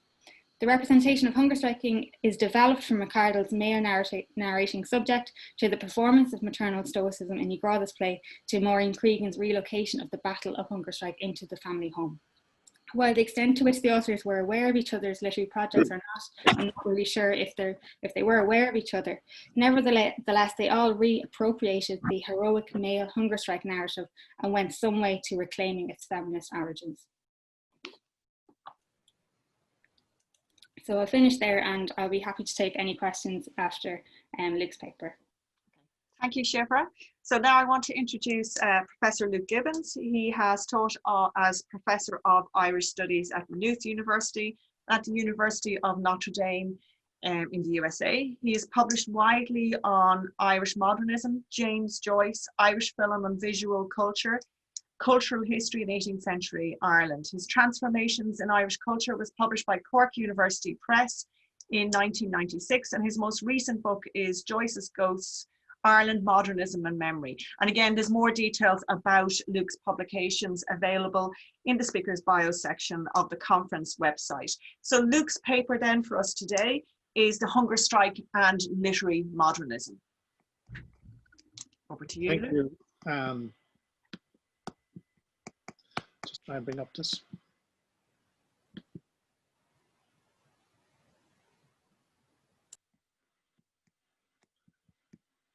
Has that come up on the screen? Yes, Luke, that's fine. We can see it.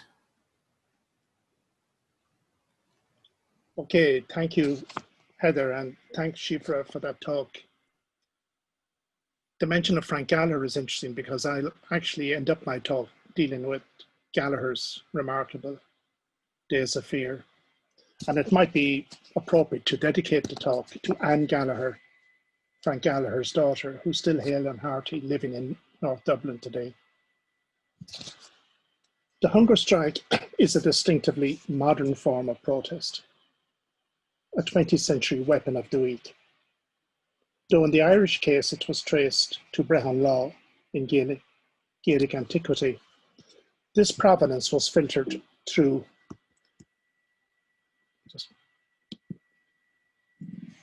Yeats's play The King's Threshold of 1904, which dealt with a protracted fast of the poet Shannon at the door of King Gura's castle in Kinvara, because he had been deprived of the honour of sitting at high table. So in fact, while much is made of the Celtic origins of the hunger strike, it was Yeats's play was the filter that introduced it to the revival. It is of note that honour is at stake in the play, for laying claim to dignity and esteem means that servitude and lack of respect are being called into question, and this is going to come up in my talk. In a modern setting, liberty and equality became central concerns, but questions of regard, will, and self-worth are still in the background. This became clear when the suffrage artist Marion Wallace Dunlop, and indeed her art deserves a lot of examination in its own right, adopted the hunger strike for the first time as a protest method in Holloway prison in 1909, demanding the status of political prisoner. So status was at the basis of it from the very outset.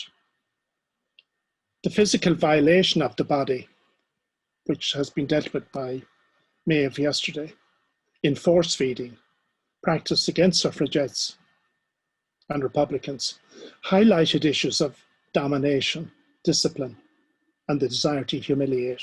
So Ian Miller deals with this, and indeed Ciara talked about it, how much hunger striking being treated by force feeding was in fact not medical, but political in nature.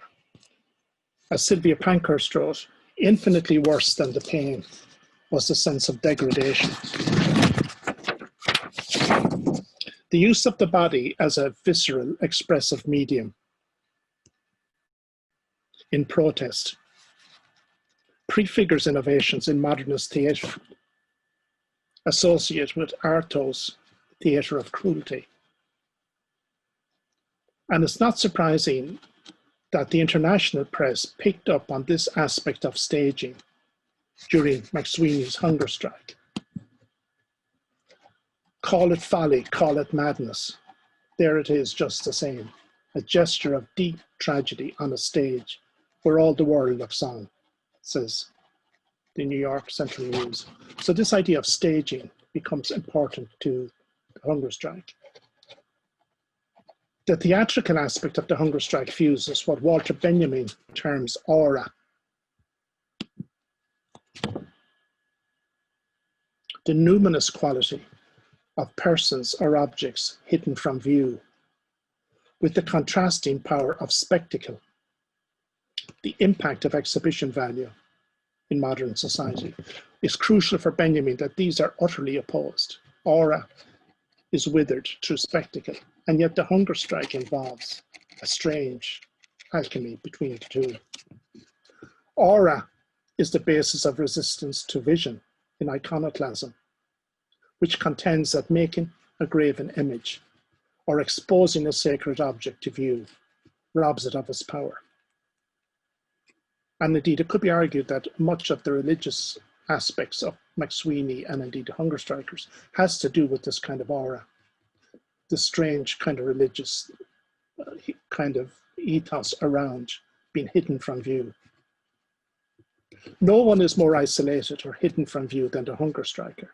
Yet, as in the case of MacSwiney and more recently Bobby Sands, no one was more likely to find themselves making headlines, depicted on the cinema screen, or in MacSwiney's case, elevated to the secular heroism of history painting.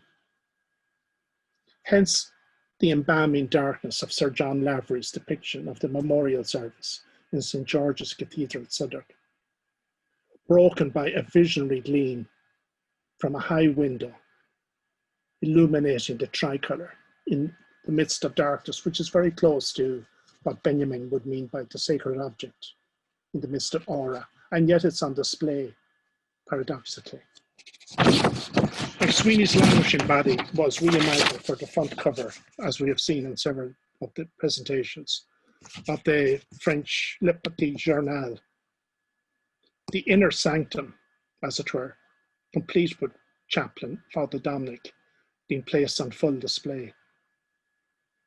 The extensive newsreel coverage, which Ciara Hyland talked about yesterday, of the funeral by British Pathé, Gaumont and others, is consistent with this.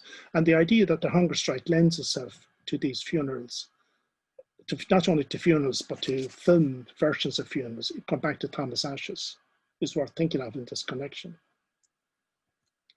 The Spanish paper El Sol said, yesterday he was unknown outside Ireland. Today the whole world is familiar with his name.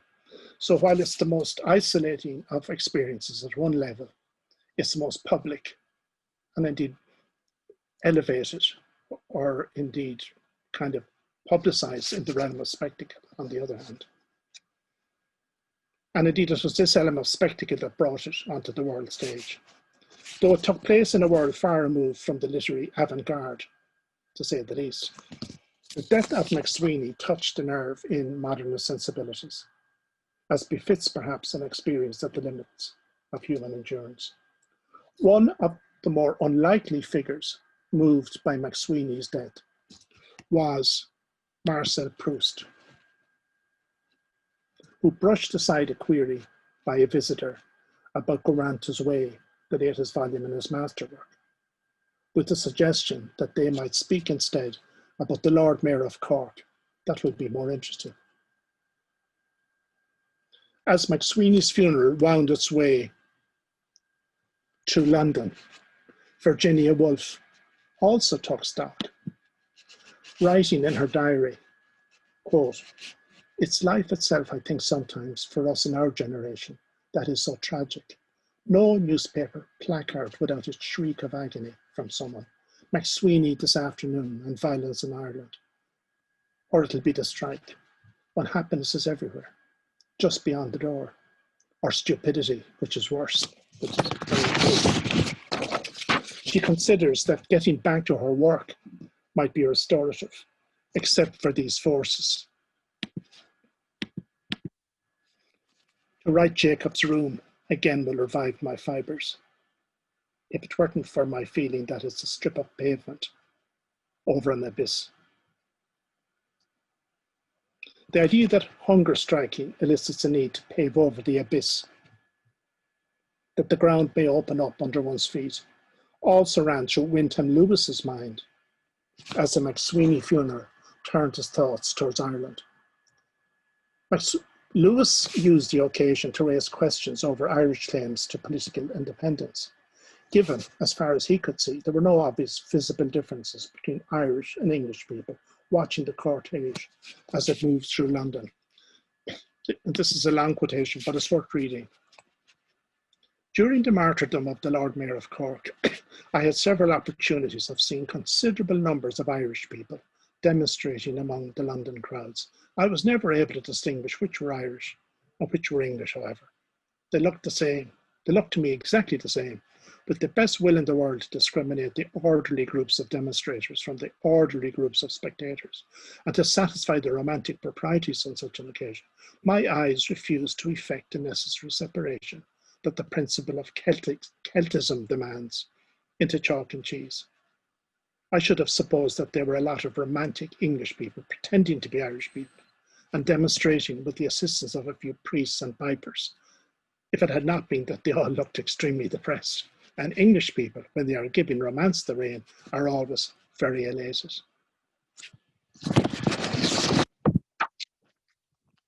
There is perhaps a mote in Lewis's eye regarding the physiognomy of politics, as the London Times, for one, had no difficulty picking out a variety of Irish types, as it put it in its picture. So this is from the Gaumont film of the funeral, and you see the crowds. And again, it would be interesting to pick out the Irish types as against the British types.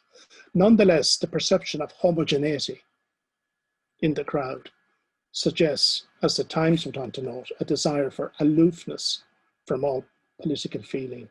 So this notion that it transcended politics is worth looking at in greater detail. But if it did transcend politics, why was the cortege prohibited from landing at Dublin and indeed passing through Dublin? So for all its appeal to both sides, its prohibition in Dublin showed, in a sense, how incendiary the funeral was. Lewis may have been indifferent to the impact of MacSwiney's death, but it devastated Irish public opinion to such an extent that even James Joyce was forced to break his silence on the War of Independence, penning a scurrilous squib against the British authorities. The Cork MacSwineys were relations of the Joyce family through the connection with, as Joyce called him, my cousin, Peter Paul MacSwiney, twice Lord Mayor of Dublin and benefactor of Joyce's father, John Stanislaus. In response to the death of MacSwiney, Joyce penned The Right Heart and the Wrong Place in October 1920, which he sent on a postcard to his brother Stanislaus.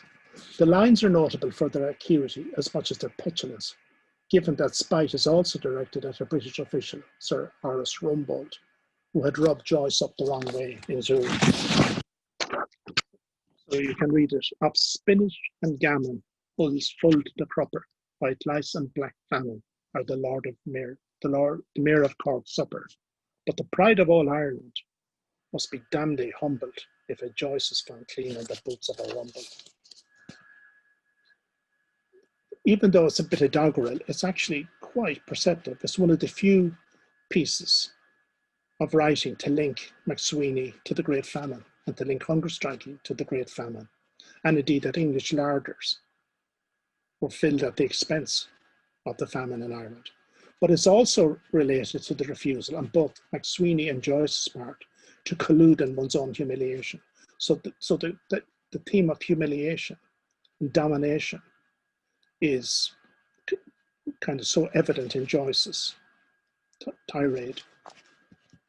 The refusal to yield to pressure also linked Joyce and MacSwiney in Ezra Pound's eyes, who noted in late October 1920 Joyce's unwillingness to accede to prudent edits following the suppression of Ulysses chapters in the magazine The Little Review.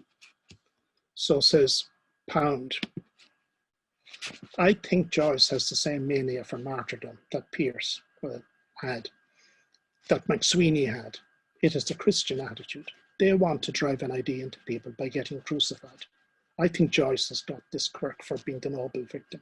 I don't think Pound knew Joyce was actually a relative of MacSwiney. W.P.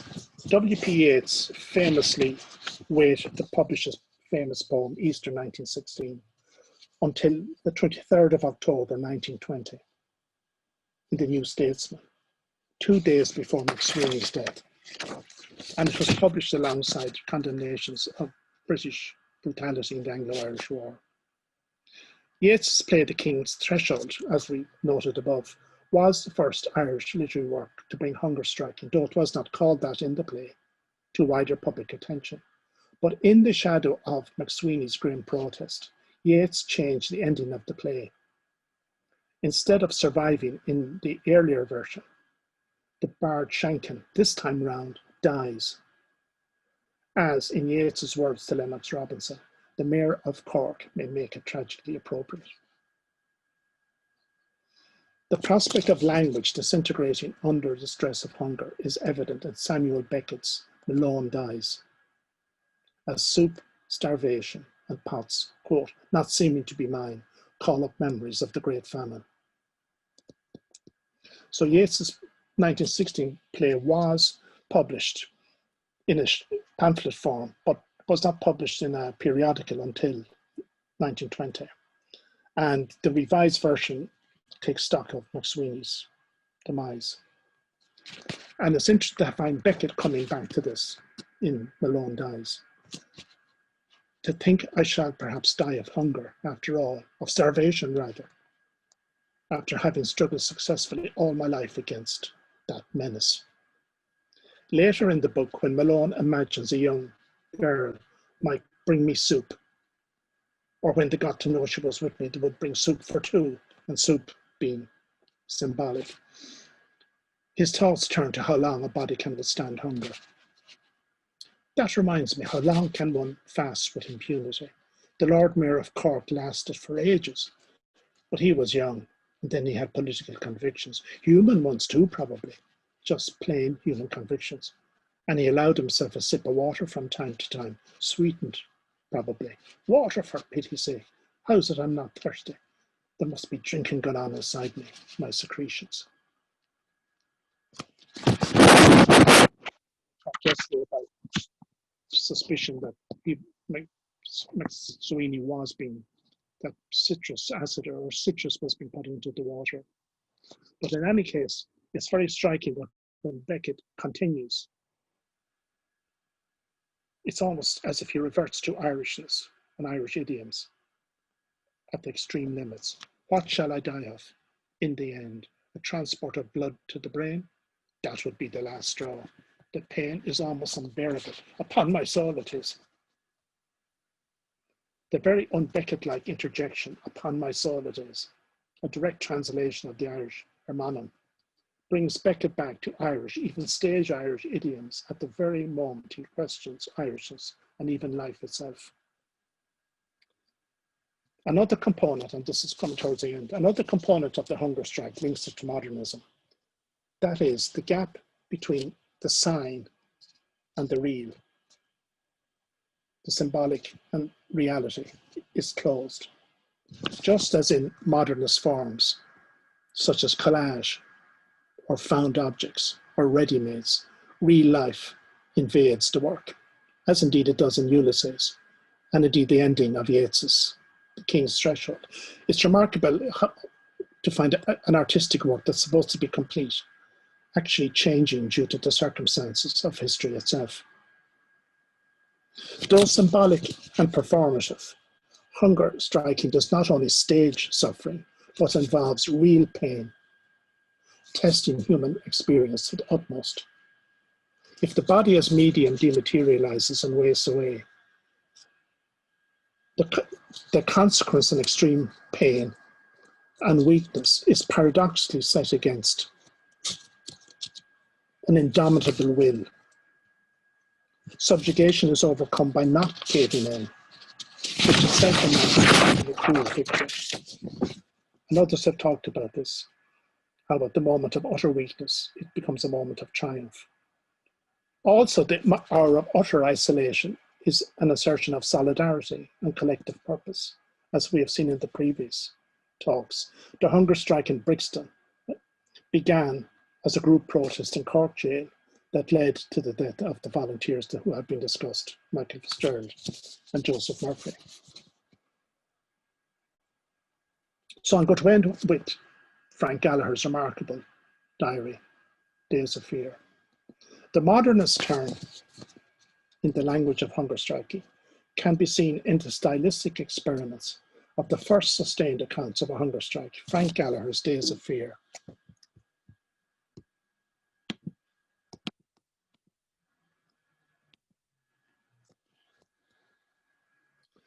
Written in a telegraphic style of montage and interior monologue during the mass hunger strike in Mountjoy, April 1920, but not published on account of the difficulty of its style until 1928. Gallagher was born actually beside UCC on Western Road, and indeed was bound up in Cork journalism before he becomes a national figure. In the diary, and indeed no more than Dorothy McCardle, the difficulty in getting this book into print is dealt with in Declan Jackson's very helpful PhD on Gallagher. He had to go to London eventually to get it published. And part of it, the reason was its Joycean technique or techniques. In the diary, the train of thought is close to delirium at times. And just as Molly Bloom in Ulysses hears church bells from nearby Hardwick Place. So this is Molly Bloom. Wait, there's George's church. Bells. Wait, 3/4 of the hour. Wait, 2 o'clock. Well, that's a nice hour of the night for him to be coming home at. In Gallagher's diary, we get this kind of breakdown of language into stream of consciousness, and indeed the strange relationship to time. On the one hand, time being omnipresent, on the other hand, losing track of time. So you could, and this is the way it was printed. The clocks again, thank God, 1, 2, 3, 4, 4. Oh, missed it. But there's the Rathmines Town Hall. How long after the chime was struck? 1, 2, 3, 4, 3 o'clock. Oh God, God. I will take all the suffering of a generation on me tomorrow if I sleep now.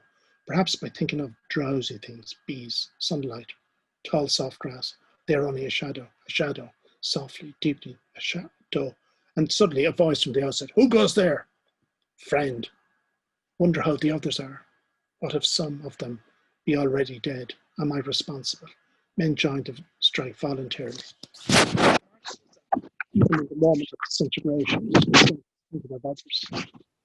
And indeed, that makes what Síobhra was saying about the complexities of the South in these kind of situations of solidarity.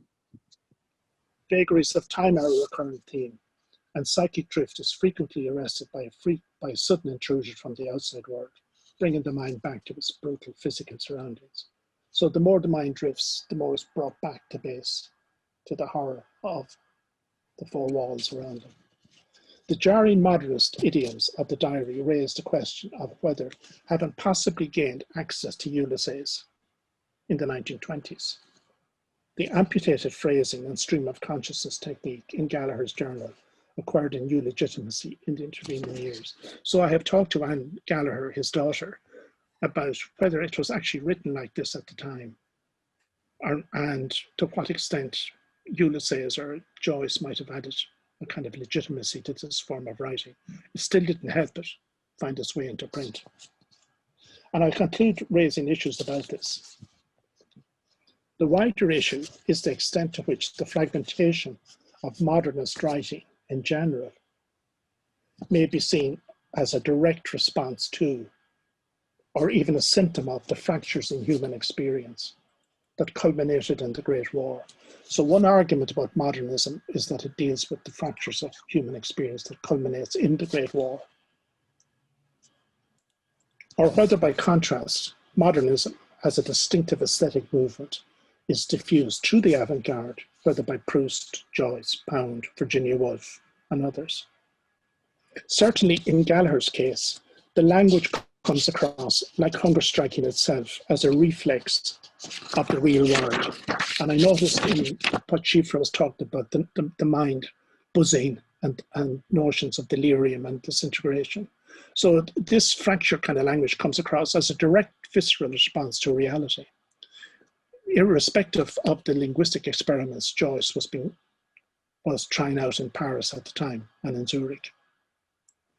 But this is not to say, and I'll finish on this, that there's no connection between the so-called reflex of direct experience and influence through the avant-garde. Perhaps it's the opposite is the case. At a more extended experimental level, it may be that Joyce's Ulysses can be seen itself as a response to the changes that convulsed Ireland during the time of its writing, an epic rejoinder to the nightmare of Irish history. Gallagher's is a response to one event.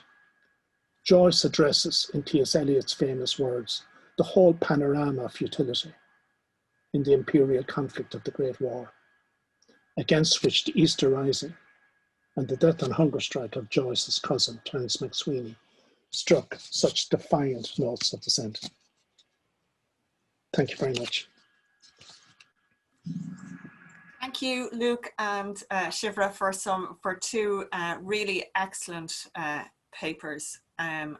So we start off, we have a few questions here, and some of them are just comments and information, so I might leave those, but I'll start off with Síobhra. There's two questions here about McArdle's story, The Prisoner, and about whether the hunger striker whether the hunger striker in McArdle's story was imprisoned during the War of Independence or the Civil War, and also about McArdle's interest in seances and psychic phenomenon, whether the hunger striker's experiences in the story necessarily should be read as delusional. Síobhra, do you want to comment on that? No, there's two good questions there. The first thing about the War of Independence, I think in scholarship to date, it has been associated with the War of Independence. I would say that's another enabling strategy because the first edition of the story has the date 1923 on it. So in my view, that was probably a tactic on part of the publishers. And we see that across the board, that publishers are much happier to stick to the heroic War of Independence and probably knocked off that date. Because the original title was actually 1798 to 1923, The Prisoner. And I can send a link for that, a reference for that if you want.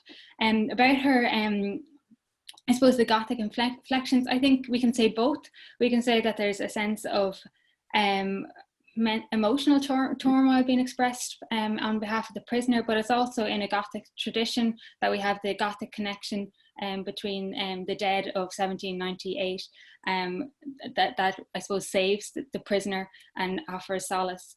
And it definitely was connected to her interest in the Society of Psychical Research. I think she joined that society in 1920. So that was definitely an influence even when she was in prison, as far as I'm aware. And I'm sure there are others who would have stronger opinions and have done more research on McArdle than I have.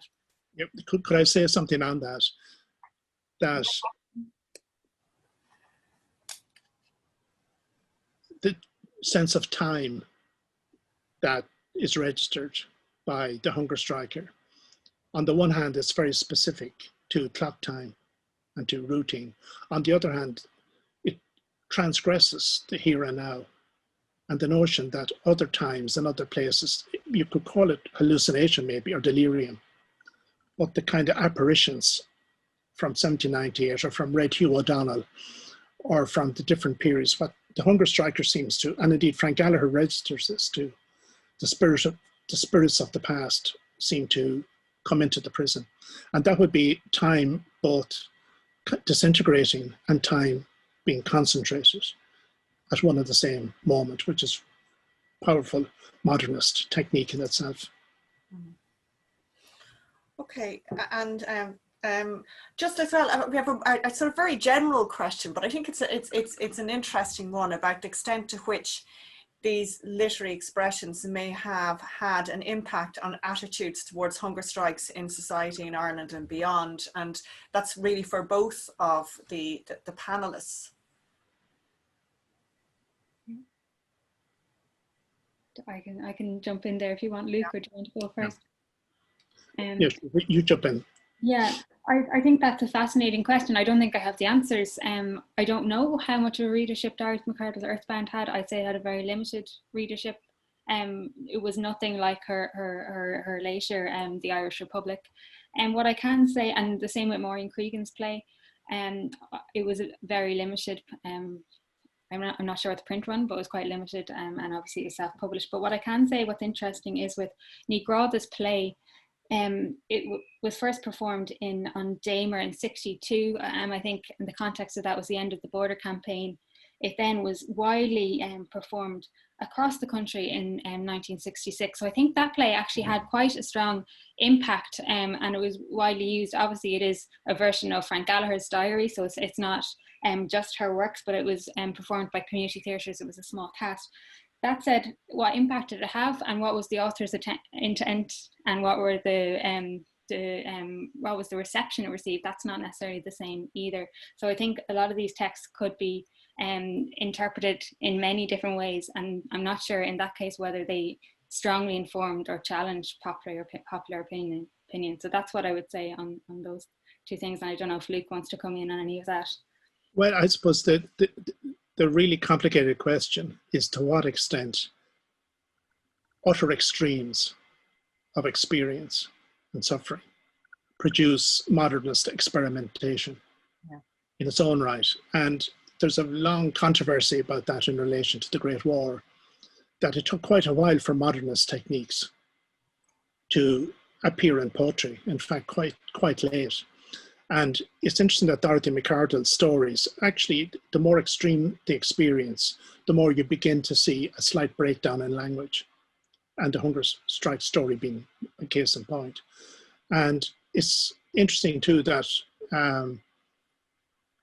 we'll say certain writers who found themselves in prison, the most famous being probably Brecht's predecessor, Ernst Toller. Toller's prison writings, they're not diaries, they're letters to his partner, are fractured prose. He's not straining for literary effect. It's desperation and it's psychological disintegration. But ironically, if it's psychological disintegration, it makes for remarkable writing.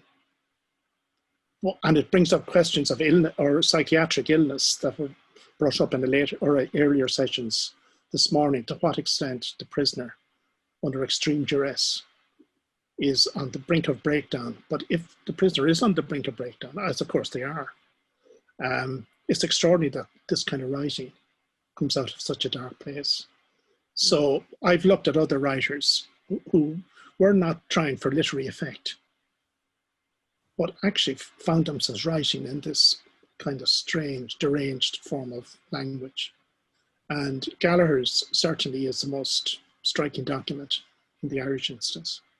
Austin Stack's letters, again, we'd have to look more at the letters written by people in prison on hunger strike, and to look at to what extent people who are aware of literary techniques have permission to write in this way, and others who don't realize that it's legitimate to write in this way resort to a more standard English and a more commoner garden prose, which is what was happening during the First World War, when people in the trenches wrote as well, they tried to in standard English, but as Samuel Hines and Paul Fussell and others point out, this was breaking down all around them.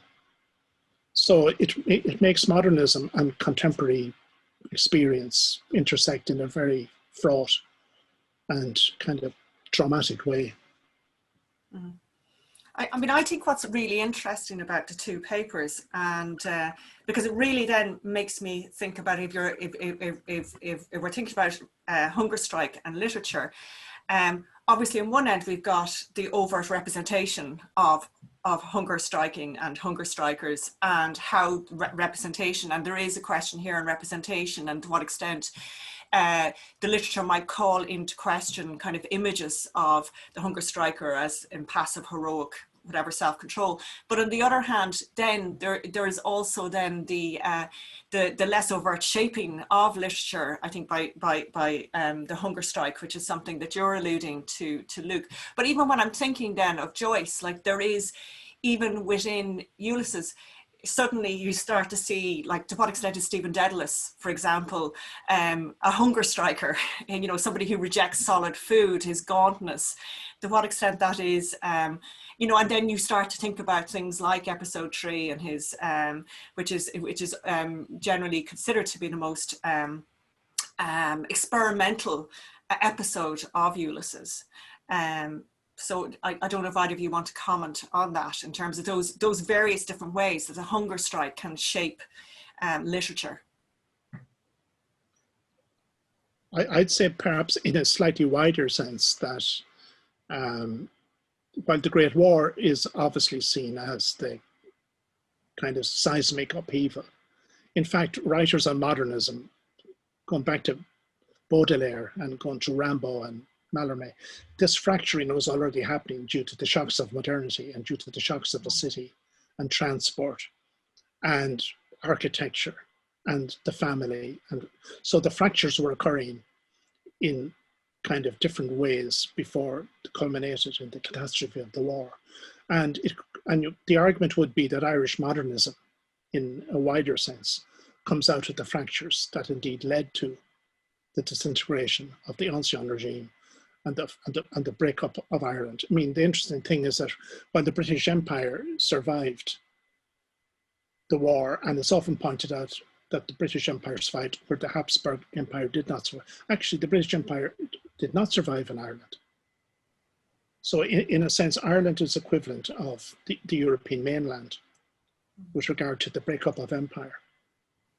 And in that sense, you could argue that that was the crucible or the catalyst for the modernist kind of breakdown of form and the disintegration that produced mainland European modernism as well. And as has often been pointed out, England or Britain to some extent was outside the loop. Virginia Woolf obviously being an exception, and Wyndham Lewis and Hugh McDermott and a number of others, but nonetheless, so you could argue that, and I think women writers, and I think Síobhra showed this very well, were in a much more sensitive position to have permission to speak outside the mainstream in that way. And that's why I thought that what you were saying about Maureen Cregan and Mairead O'Grada was very interesting, that they would take the extremes of experience, even though they themselves were trying to seek forms to make this intelligible. Okay.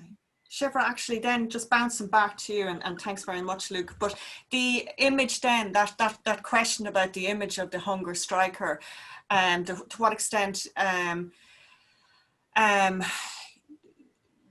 the representations you've looked at, to what extent they kind of challenge more conventional representations of the hunger striker. And I think there's always then as well a kind of gendered aspect of hunger striking. And it's one type of heroic behavior versus another, maybe more obviously gendered, male gendered form of heroic behavior.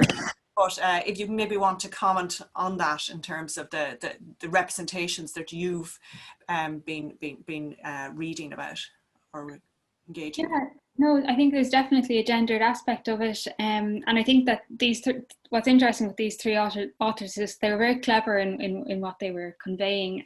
It's often quite ambiguous, so it's open to multiple interpretations, but that was part of the aim, I suppose. But if we maybe look at Maureen Cregan's play, I think her play is fascinating because on the surface it was considered to be quite conservative. Catholic Bulletin praised it. Other journals refused to review it, so it had, even at the time, there was very mixed responses. But what we find with her play is we have the emotional expression of the wife in the home, but she actually nearly acts as a hunger striker herself, in that she loses weight. She becomes nearly a scrawny figure. She can no longer eat herself, and she's nearly experiencing these hallucinations and these nightmares and this split personality. So in that sense, what she's doing is she's conveying a, I suppose, female experience, if you would like, of hunger striking that mirrors then the experience of her husband, who is very distant in the play. He doesn't appear in the play whatsoever. And actually it was Daniel Corkery, when he read the play, his comment was that she should add an act at the end and include the husband in the play because he was absent.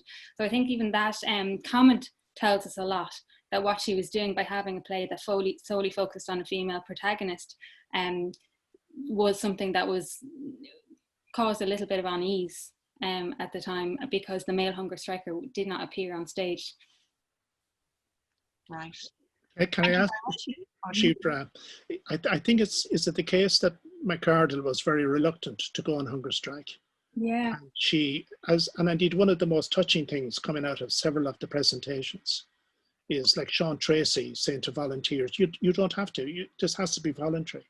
Mm-hmm. And you should be no ostracizing of people who are not going on hunger strike, that the heroics of it are not such that I noticed on the cover of Frank Gallagher's book, the word cowardice was used, the cover of the book. But in fact, Tracy and others were saying there's no cowardice involved if you don't go on hunger strike. It's a desperate strategy. Yeah. And McCardle seems to have been extremely sensitive to that, and seems to have been terrified at the whole prospect of going on hunger strike. And yet she did. And yet she did, yeah. And I think that comes across very well in Leanne Lane's new biography. And I'd actually written this before Leanne Lane's biography, but I think with that story, and I just couldn't put it in here because of the time, but I think you can read that through that story, even the fact that he survives the hunger strike. It's 38 days. And obviously at the end, he's arrived in New York, but he's arrived as somewhat of a fragment of his prior self. And so I think there is that critique. She also had a play, I think it's The Old Man, which was staged just when she was released from prison, which is very much undercuts the idea of national sacrifice. So I think if we read those two texts together, we can maybe suggest that there is that critique in The Prisoner, but again, it's very concealed. So I think I'll just then read one interesting comment. There's a lot of interesting comments, a lot of interesting questions. Obviously, I don't have a time to go through all of them. But I think we needed a tiny little break before the next panel. So just, we've got a comment here from Fiona Brennan that hunger strike was never staged, and plans are afoot to stage it in Clorgan, County Kerry in 2021, obviously, if COVID allows. And so that's interesting to know that the plans are there to stage it. And yeah, and just some, yeah, a group theatre in Cork to commemorate the 50th anniversary of MacSwiney's death produced two plays by Robert O'Donoghue, one on McCurtain and The Long Night, which captures Muriel's pain, so an attempt to kind of, and also looks at Mary MacSwiney's reactions. So again, going back to the previous panel about women, female relatives, and how they may have responded to the hunger strike. So I'm going to leave that now and close the panel, but I want to thank you both very much for two really interesting papers, and I want to thank everybody who posted comments and questions as well. And thank you, John, for inviting me to chair this panel. Thanks, Heather. Thanks, Heather, and thanks, Síobhra. Thanks, Bruce. Thanks, you guys. I'm frozen up here.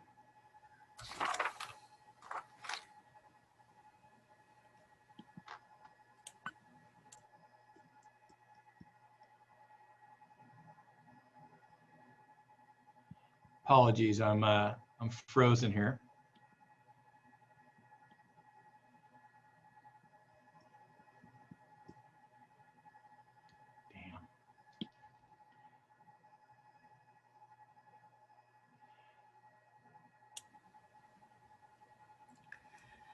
John, I think we can see you there now. Okay, there we go. Can you hear me, Heather? I can hear you and see you. I'm good, great. I'm frozen, so my screen's frozen. So I'm just going to go, but we're going to take a 5-minute break, and we'll start at 1:45 on the button, just so everyone can catch their breath. That was a fantastic session. Really privileged to listen to that. That was great. So 5 minutes, and we'll be back at 1:45 for our next session. So thanks very much.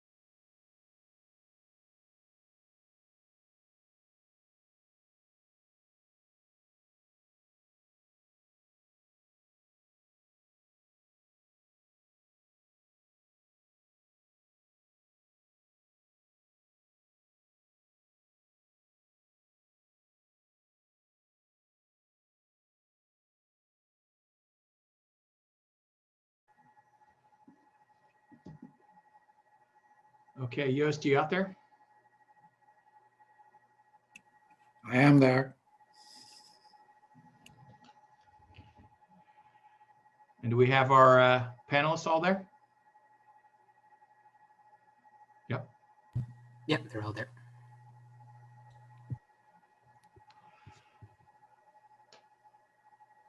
Okay, I'm going to hand over our chair for this session is Dr. Joost Augustine from the University of Leiden, and he's published extensively on all aspects of the Irish Revolution. He's written a biography of Pádraig Pearse.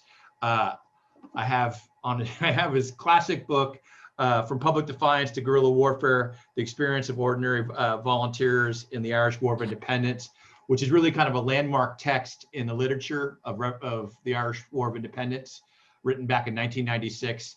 He's a major authority in our field, and it's really a pleasure to have him here and agreeing to chair this session. So I'll hand it over to you. All right, thank you, John. Pleasure to be here. I'd rather be there in reality, of course, although I am actually in Ireland, but having hoped to do some research after 10 years of... You're muted, Joost, I think. You can hear me all right? Okay. All right. So it has been a long sit. I think the organizers, John is probably trying to give us all a bit of an experience of the hunger striker by not letting us out, but we've had 5 minutes to recuperate a little. So I'm very happy to see and to be part of a panel that is, to me, very interesting because it is talking about maybe hunger strikers that are not as familiar to all of us as Terence MacSwiney was. I will not say very much about the setup. We will just do it in the same way as all the other panels. So the two speakers will speak first, and then we will have questions. Use the chat for that. Of course, I'm happy to be the chair in any session, but of course I got the one with the most difficult name. I can use the excuse that I'm Dutch and that none of you ever pronounce my name correctly, so I will not pronounce your name correctly either, Quilleen, but I will try. So excuse me for the mispronunciation, but I'm happy to introduce the two speakers. So I will do the first one first. Quilleen, you'll speak first, as I may imagine. So I'm happy to introduce Quilleen ní Bheacháin, if I may say it that way. Probably completely wrong, but I hear a laugh already. I'm happy to say she's a lecturer in communications in the Department of Management and Marketing at the Chemie Business School at the University of Limerick. So apparently scientists of history and of cultural aspects are to be found anywhere in the university and in academic life, so to see, which is very nice to see. So prior to joining the UL, the University of Limerick, also the acronym for the University of Leiden, by the way, she studied at Trinity College, Dublin, and at NUI. And she's published extensively on aspects of gender, class, and anti-colonial cultural encounters in the early Irish Free State, with peer-reviewed articles appearing in the Journal of Victorian Culture, Era Ireland, Estudios Irlandeses, and Irish Migration Studies in Latin America. So she has a very wide experience also of the Spanish world. So I'm very looking forward to seeing what she has to tell us. The floor is yours.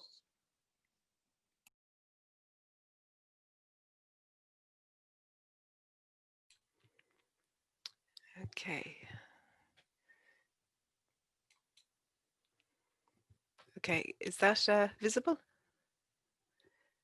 That is perfectly fine. Okay, yes. And thank you for the introduction.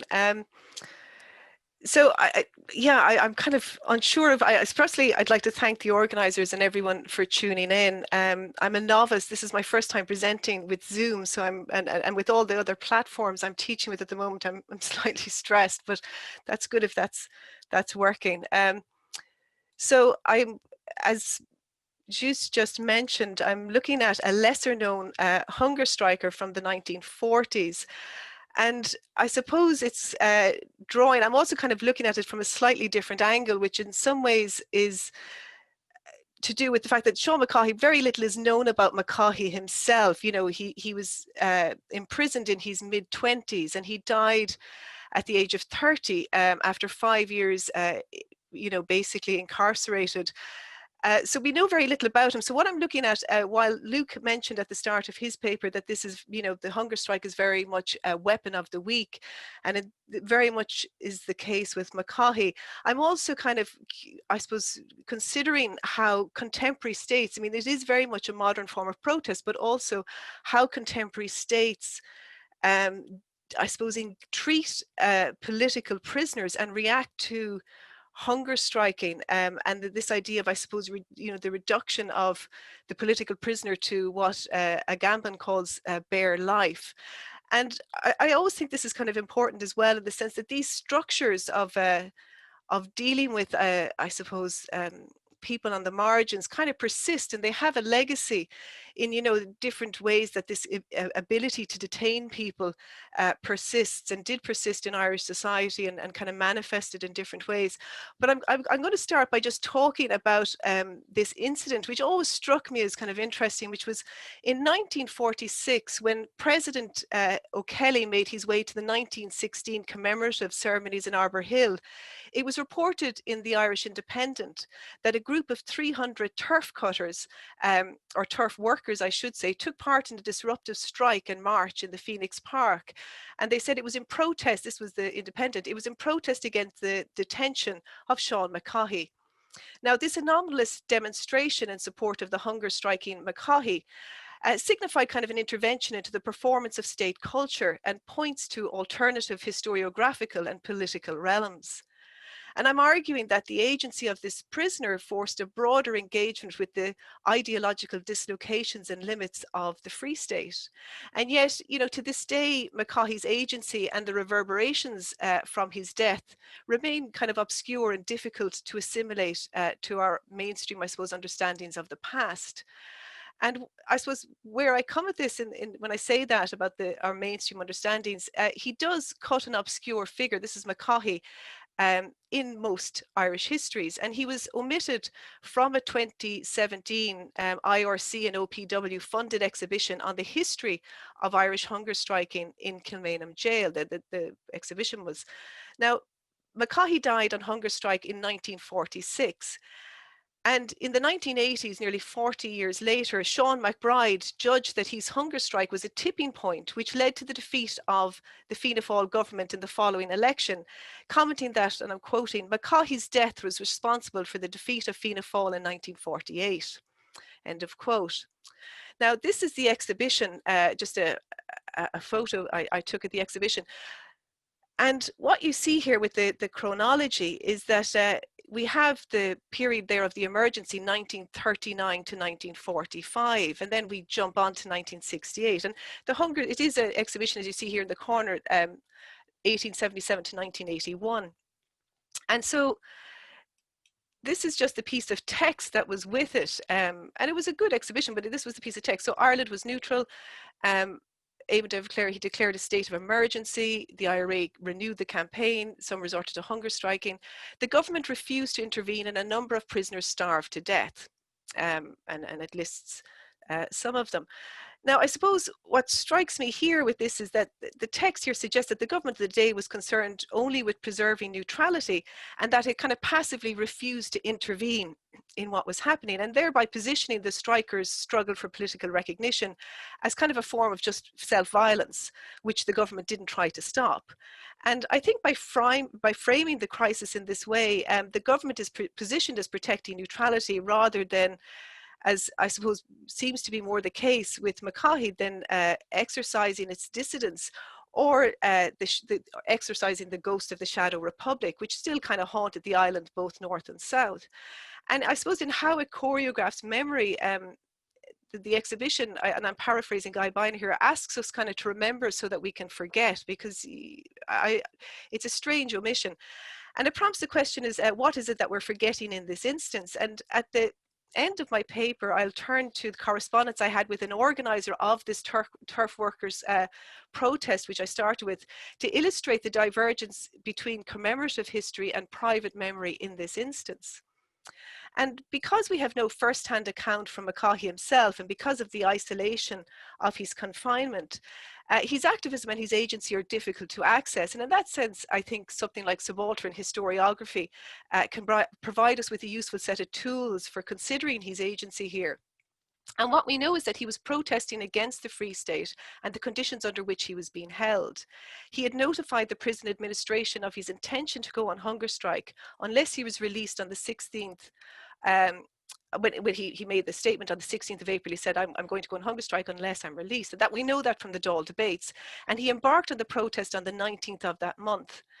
His thirst strike commenced in tandem some 5 days later, subverting and accelerating the time span of the hunger strike. And in that sense, as always with the hunger strike, biological time kind of comes to the forefront as the peculiar temporality of the penal system is undermined and superseded. And I have here just one of the few photos that exists of Sean McCaughey. So on the 11th of May, 1946, Sean McCaughey died after 23 days on hunger and thirst strike. And I'm just going to give you a little bit of brief context to his incarceration. So he was an IRA commander who was involved in the kidnapping and interrogation of IRA Chief of Staff Stephen Hayes, who was suspected of being a government informer, and Hayes escaped and he went to the Gardaí. And following his arrest in 1941, when he was in his mid-20s, McCaughey was convicted of assault and detainment. Now, this is a charge that would normally have received a sentence of around 2 years. And however, he was tried by this military court and sentenced to death, a sentence that was commuted to life imprisonment. So he was sent to Portlaoise prison, where he refused a prisoner's uniform and was then deprived of what was called privileges. And it was only after his death that a picture of the daily life of a political prisoner emerged. And this was largely due to a report published by the Labour Party in 46. So the conditions in Portlaoise prison were kind of unimaginable, really. We know from the medical report at the inquest that McCaughey had not been outdoors or had visitors for more than 4 years, and that he had been held in solitary confinement for at least 3.5 years.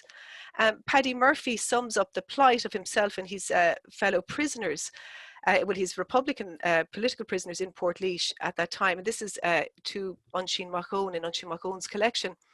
And he says, confinement at that time was such that you never got outside the cell door, not even to empty slops. That was done for you by an ordinary convict, escorted by a warder. You wore a blanket only with a hole cut in it through which your head passed, and a strip of blanket formed a belt for the waist. You saw a warder only and no one else. You got no letters or papers. You got out of the cell once a week to take a bath, when 2 warders escorted you there and back. The only light of day you saw was high up through the bars of the cell, and there was no prisoner in the cell next to you because they purposefully held those 2 empty. And in a sense, I think it's kind of a very arresting kind of description, and it evokes what, as I say, Agamben refers to this kind of idea of bare life, and it's life conceived almost at that biological minimum, the prisoner existing in this kind of limbo. And so the government had determined that prisoners could only receive mail if their convict number rather than their name was on the envelope. So political prisoners received no mail. They weren't allowed outside to get exercise or fresh air. And the reason given was for decency's sake. And you know, it wasn't a propaganda war at this time during the emergency in particular, because the prisoners couldn't communicate with the outside world and there was a lot of censorship. So in that sense, it was I suppose it was a very kind of direct confrontation between the forces of the state and these Republican political prisoners. And when Sean McBride represented the family at the inquest into his death, and again, you know, this was mentioned, I think Ciara mentioned it a few times yesterday, that, you know, only medical evidence was allowed. And so anytime McBride veered from discussing the medical evidence, the State Council would shut him down again. And in the final exchange, which is kind of, is very well known, between McBride and the prison doctor, the latter admitted that he wouldn't have kept a dog in the conditions which McCaughey had endured for almost 5 years. And so this is the exchange. Would you keep a dog in that fashion? That is not a proper question. If you had a dog, would you treat it in that fashion? And the prison doctor says no. And I suppose there was no end for McCaughey in the sense that by 1946, you know, the war had ended, the emergency was kind of over in that sense. And the prison doctor had testified that McCaughey had experienced nervous problems while in extended isolation. And I suppose the protest his protest allowed, I suppose, him to take some control of the situation that he found himself in at that time. And his strike and his death, and again, this picks up on some of the things that were talked about yesterday, and Tomas mentioned how the power of it's not the strike itself, but the death of the hunger striker had this kind of power and agency. And this is the case with McCaughey. So it provided an occasion for this form of subaltern popular protest to erupt in tandem. And a kind of a protest public emerged to suspend and interrupt the normal business of the state. And as is demonstrated by the symbolically interesting episode with the Phoenix Park turf workers, it also cut through the attempt by the government to claim a historical legitimacy that emanated from 1916. And it's a very kind of striking image of these turf workers literally stopping the president going to the commemoration. And I suppose furthermore, the death of the hunger strike meant that the corpse was released from the closed world of the prison into the public sphere. And in that sense, you know, the funeral of McCaughey was an event through which a submerged culture of kind of resistance could find expression. And it was activism such as this that the government sought to avoid when it introduced its emergency order of 1940, which allowed the state to dispose of the bodies of dead prisoners as it saw fit. So news of McCaughey's protest had trickled out slowly to the outside world. The papers afforded the issue very little space. For example, the Irish Independent did not mention the commencement of the strike until the 1st of May 1946, just a week before his death, and then only in a tiny notice on page 5, which read, Sean McCaughey, on hunger and thirst strike in Portlaoise prison, was reported last night to be in a very weak condition. He was visited by his relatives on Saturday. It was reported again on the 3rd, the 4th, and the 6th in tiny articles, none of which referred to the reasons for his action. And it was only on the 9th of the 5th, 1946, that the strike received substantial attention, and that was to report the government debate on the issue. And mention was also made of a scuffle between protesters and Gardaí. And I'll quote that, Gardaí drew their batons and there was a wild scuffle in which a number of people were slightly injured. Guards' helmets were knocked off and their coats torn. The crowd was forced back along Nassau Street into College Green, end of quote. On the 7th, it was reported that Clown na Gael in New York sent a telegram to the Prisoner Release Committee, which reported a meeting of thousands of Gaels assembled in Croke Park to protest at the inhuman treatment of Sean McCaughey and David Fleming. And David Fleming was a Kerry man who was imprisoned in the north at that time. The same day, Ennis Urban Council passed a resolution requesting clemency for the hunger strikers. The Cork Examiner reported 3 public demonstrations. The numbers involved were increasing with each day. And so there were many meetings kind of literally reported in the Connacht Tribune and the Irish Press, the Irish Independent, so right across the country. And despite the mounting dissent, the government didn't weaken their position or didn't move in their resolve. And despite widespread political activity, not one of the examined dailies dedicated editorial space to the agency of McCaughey or Fleming or any of the protesting people. And the silent brings to mind, I suppose, the concept of pre-forgetting, the idea that, you know, it's almost set up to be forgotten in some ways. And speaking more generally of hunger strikes as a form of protest, Amanda Machin concludes that, quote, the hungry body takes on meaning and is constructed in different ways by the socio-political gazes within which it is a spectacle, end of quote. And from this perspective, the sidelining of the hunger strike in the mainstream press suggests a desire to minimize its power and effect. And again, I think a little bit here about Judith Butler talks about this idea of the publicly grievable life, who makes it into a newspaper obituary, how do we signify a life that's worth living, and how these kind of, I suppose, obituaries, these media obituaries are kind of a tool of state building, but the reverse is also true, like how these people are at the margins are treated in different ways. So following McCaughey's death, demonstrators emerged onto the streets and protest again. Around the same time, intelligence files suggest there was pro-McCaughey graffiti in remote rural towns like Abbeyfield. So it was really throughout the country. On the 12th of May, there was a public demonstration, quote, attended by several thousand people at the Parnell Monument in Dublin, end of quote. And so like the turf cutter stopping the presidential procession, you know, again, we have this active kind of reclamation by these protesters, or this emergence of this protest public in the shadow of kind of public, of this public monument. And again, you know, the funeral of McCaughey enabled this countrywide appropriation of public space and a sense of kind of mourning. And I'm quoting again from the Irish Independent, national organisations marched in procession and thousands of people lined the streets of Dublin yesterday for the funeral of Sean McCaughey. The crowd stood bareheaded, many knelt on the sidewalks, end of quote. And so for many, the government's response to McCaughey's predicament and activism highlighted the disjuncture between the Free State and the kind of, I suppose, the remnants of kind of a republic or the Republican position. And his cortege, the McCaughey's funeral cortege was headed by a pipe band, and there was representatives from the old IRA, Cumann Amon, Clown na Gael, the Republican Prisoners Release Association, Fianna Éireann, labour units from the Connolly commemorative ceremonies joined in, and they stopped for 2 minutes outside the GPO. And I think then the cortege travels north, and as McCaughey returns to North Belfast, and according to press reports the following day, large crowds turned out at all the towns and villages along the route. There were thousands in Dundalk, where the last post was sounded and a volley fired over the hearse. You know, a Cork Examiner reports that thousands more lined the streets of Belfast, and blinds were drawn as a mark of respect. They say there was 2,000 mourners gathered to hear the oration at the graveside in Milltown Cemetery. So in both states on the island, then you have the security forces are kind of deployed to control what was obviously a volatile situation. Now, before I conclude, I'd like to return to the turf workers' strike. And when I first, which is many years ago, came across the strike in McCaughey, I noticed the turf workers' activism, but I couldn't quite kind of figure it out.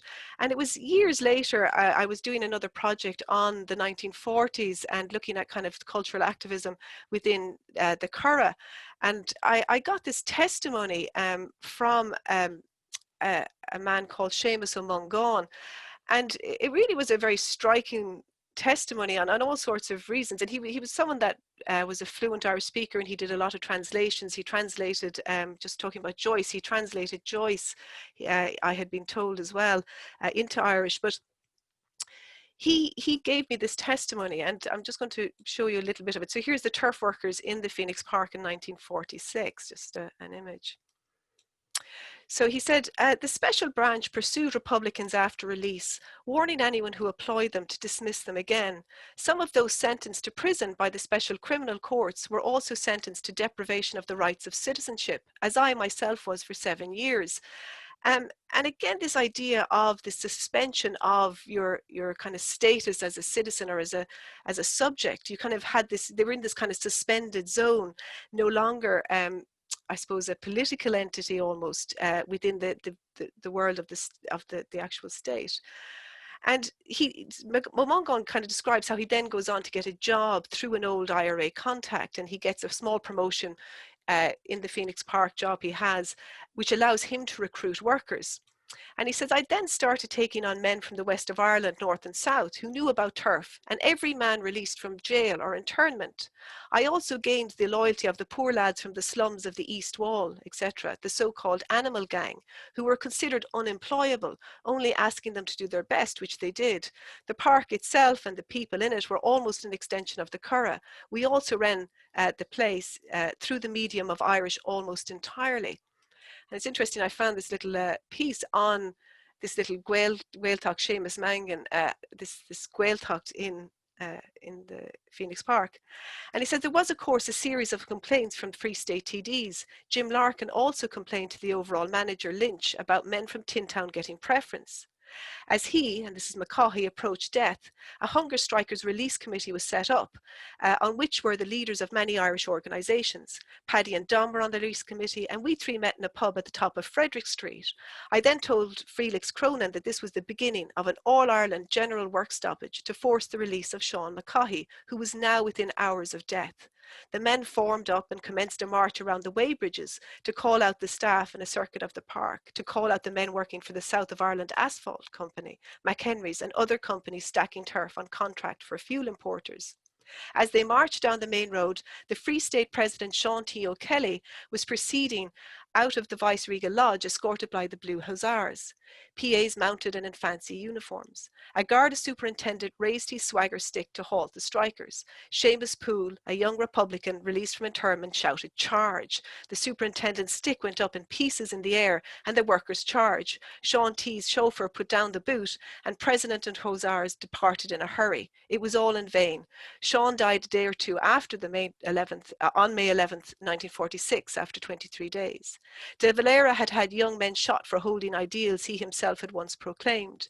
He had stooped so low as to hire an English hangman to murder Charlie Kearns. But to kill a man by closing him in a dungeon from September 41 to April 46 was the lowest the tyrant De Valera and his ghouls, Jerry Boland, Peter Berry, Hanger Joyce and his accomplices, could go. And that's the end. That's just the end of that section.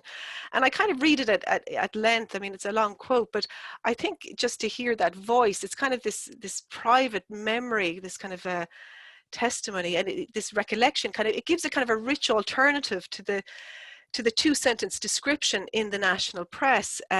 And furthermore, his memories and his testimony position the narrator as an agent of history, a political actor who's central to the action described. And so rather than recalcitrant or marginal rioters, the extended narrative of Mungan positions the protesters as these kind of rational and resourceful activists against the state. It also contrasts to the official silence and marks out McCaughey's death as notable, as grievable. And in this paper, just to conclude, I wanted to look briefly at an episode that emanated from the margins of history, from those whose history is still overshadowed and has been to a large extent lost. And to understand the agency of someone like McCaughey and those who protested in tandem involves engagement with kind of an entanglement of political realms.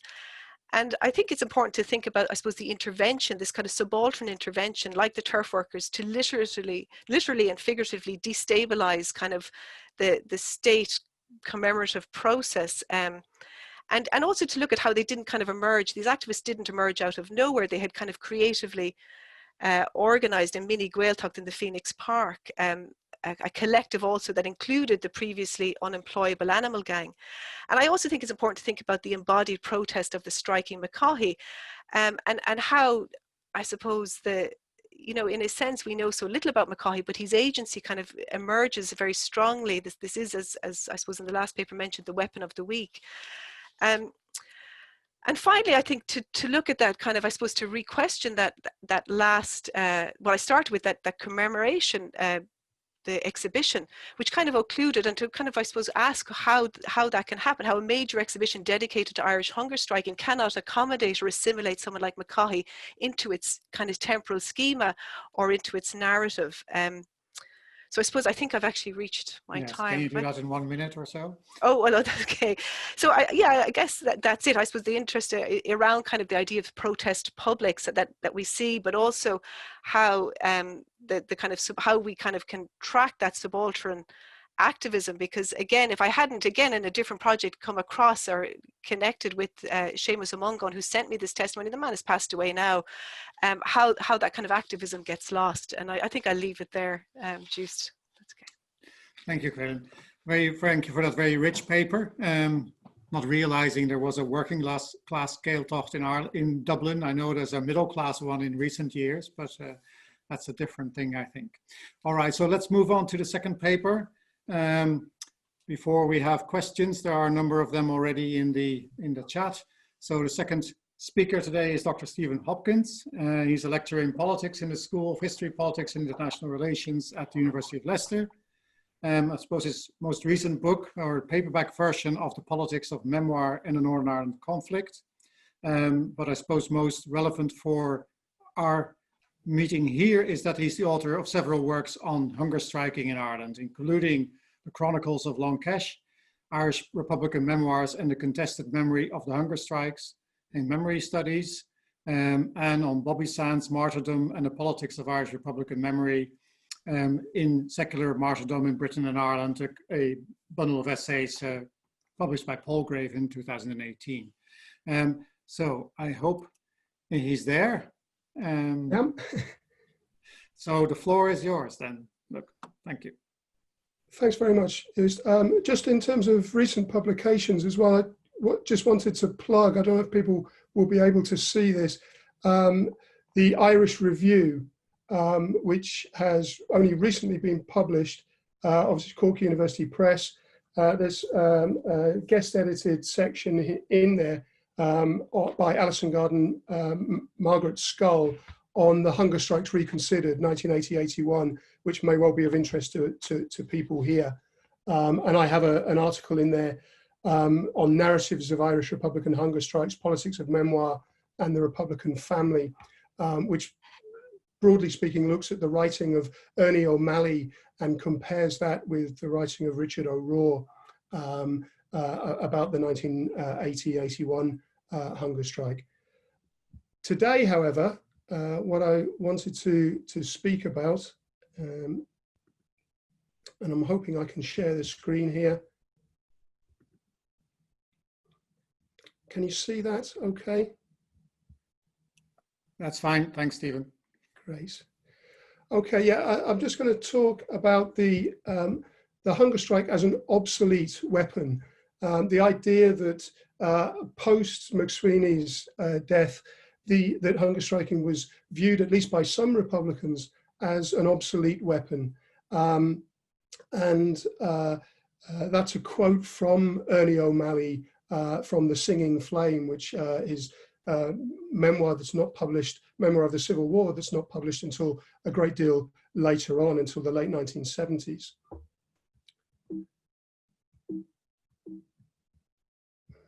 Sorry, I'm just trying to move on. Bear with me. Yeah, so what I want to do is to look at the debate within the Republican family, if we can use that term, regarding the efficacy of the hunger strike tactic after 1920. And I'm going to draw upon some examples from 1923, the Civil War hunger strike, and the Longkesh maize hunger strike, 1980-81.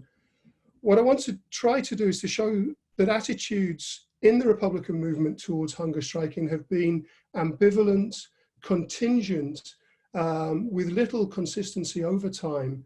And I also wanted to examine the decision-making processes within the Republican movement about, in particular, what are the objectives and aims of hunger striking? Whose decision is it within the movement to both decide upon embarking on hunger strike, the conduct of hunger strikes, and the ending of those hunger strikes? And this is in the context particularly of a controversy which I haven't got time to go into here, I have written about elsewhere, which many people will be familiar with, about the conduct of the 1981 Provisional Hunger Strike, and the memoir by Ricky O'Rourke, Blanket Men, which made a number of allegations about the way that hunger strike was organized and run. The significance of MacSwiney looms large in these debates. Of course, I'll go through this very quickly on the basis that we've spoken about this already. Many people here will be familiar with this. Richard Kearney's argument that the significance of the martyr is not buried with their bones, but flows eternally from their graves, and that each generation of Irish Republicans have established their own martyrs. William Murphy just talks about martyrs and the condescension of posterity in his book. There are two distinct senses in which martyrs have suffered from condescension, in E.P. Thompson's phrase. Firstly, only some individual heroic acts have attracted national and international attention, MacSwiney or Bobby Sands in 1981, whereas other hunger strike deaths have been comparatively neglected, as we've been hearing about in the case of Sean McCaughey. Secondly, For those fated heroes, they come to exist, this is a quote from Murphy, they come to exist outside time, joining an ahistorical elite or tradition in Irish nationalism. Consequently, their deaths and very often their lives tend to be stripped of all other meaning, unmoored from the complexity of context. And I think that's a very useful way of understanding it. Sean O'Feeline described Irish Republicans being blinded and dazzled by our icons, caught in the labyrinth of our dearest symbols. I also mentioned in this context Todd Andrews, who stated that, again, quote from his memoir, Dublin Made Me, he stated, it was as rank and file IRA men, we could not visualize ourselves cast in the same heroic mold as the Lord Mayor, MacSwiney. It was easier for them to imagine themselves sharing the fate of Kevin Barry, executed at Mountjoy only days after the hunger strikes in Brixton and Cork had ended.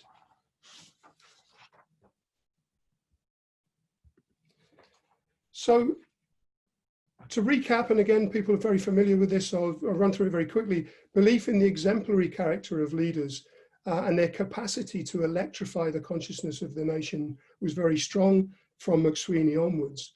Particularly for MacSwiney, there was that desire for a redemptive act after the perceived failure of Easter 1916. The famous letter that he wrote to Carl Brewer during his hunger strike after 39 days at the end of September 1920, the pain of Easter week is properly dead at last. MacSwiney said, I have endured the pain of waiting while my comrades died in 1916. From my perspective, what is interesting, I think, is that MacSwiney began that hunger strike in 1920, immediately joining the Cork protest, but without reference, apparently, to the outside leadership. The hunger strike, according to Hannigan, was a spontaneous and unilateral decision. No sanction was asked or given by the IRA GHQ. Therefore, there was no clear or widely understood chain of command for the conduct of the strike. This is a perennial issue that has affected subsequent Republican hunger strike protests.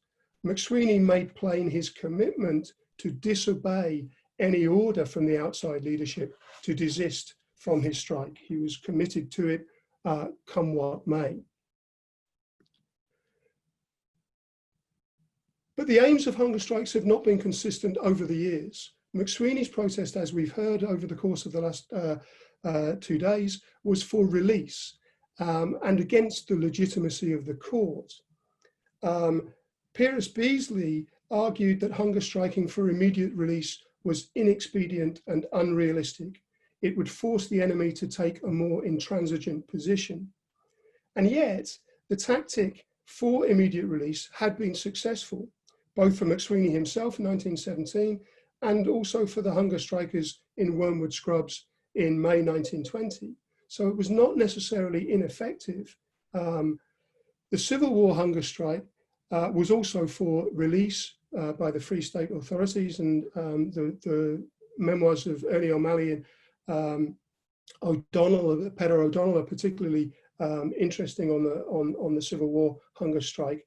I'll come back to that if there's time as we go through. By contrast, the Provisional Republican hunger strikes 1980 and 81 were largely either for the 1980-81 ones for political status, prisoner of war status. Prior to that, in the 1970s, the hunger strikes of the Price sisters, Jerry Kelly, Hugh Feeney, and before that, Frank Stagg and Michael Gaughan, those hunger strikes had been for repatriation to Irish jails from strikers, Irish Republicans held in English prisons.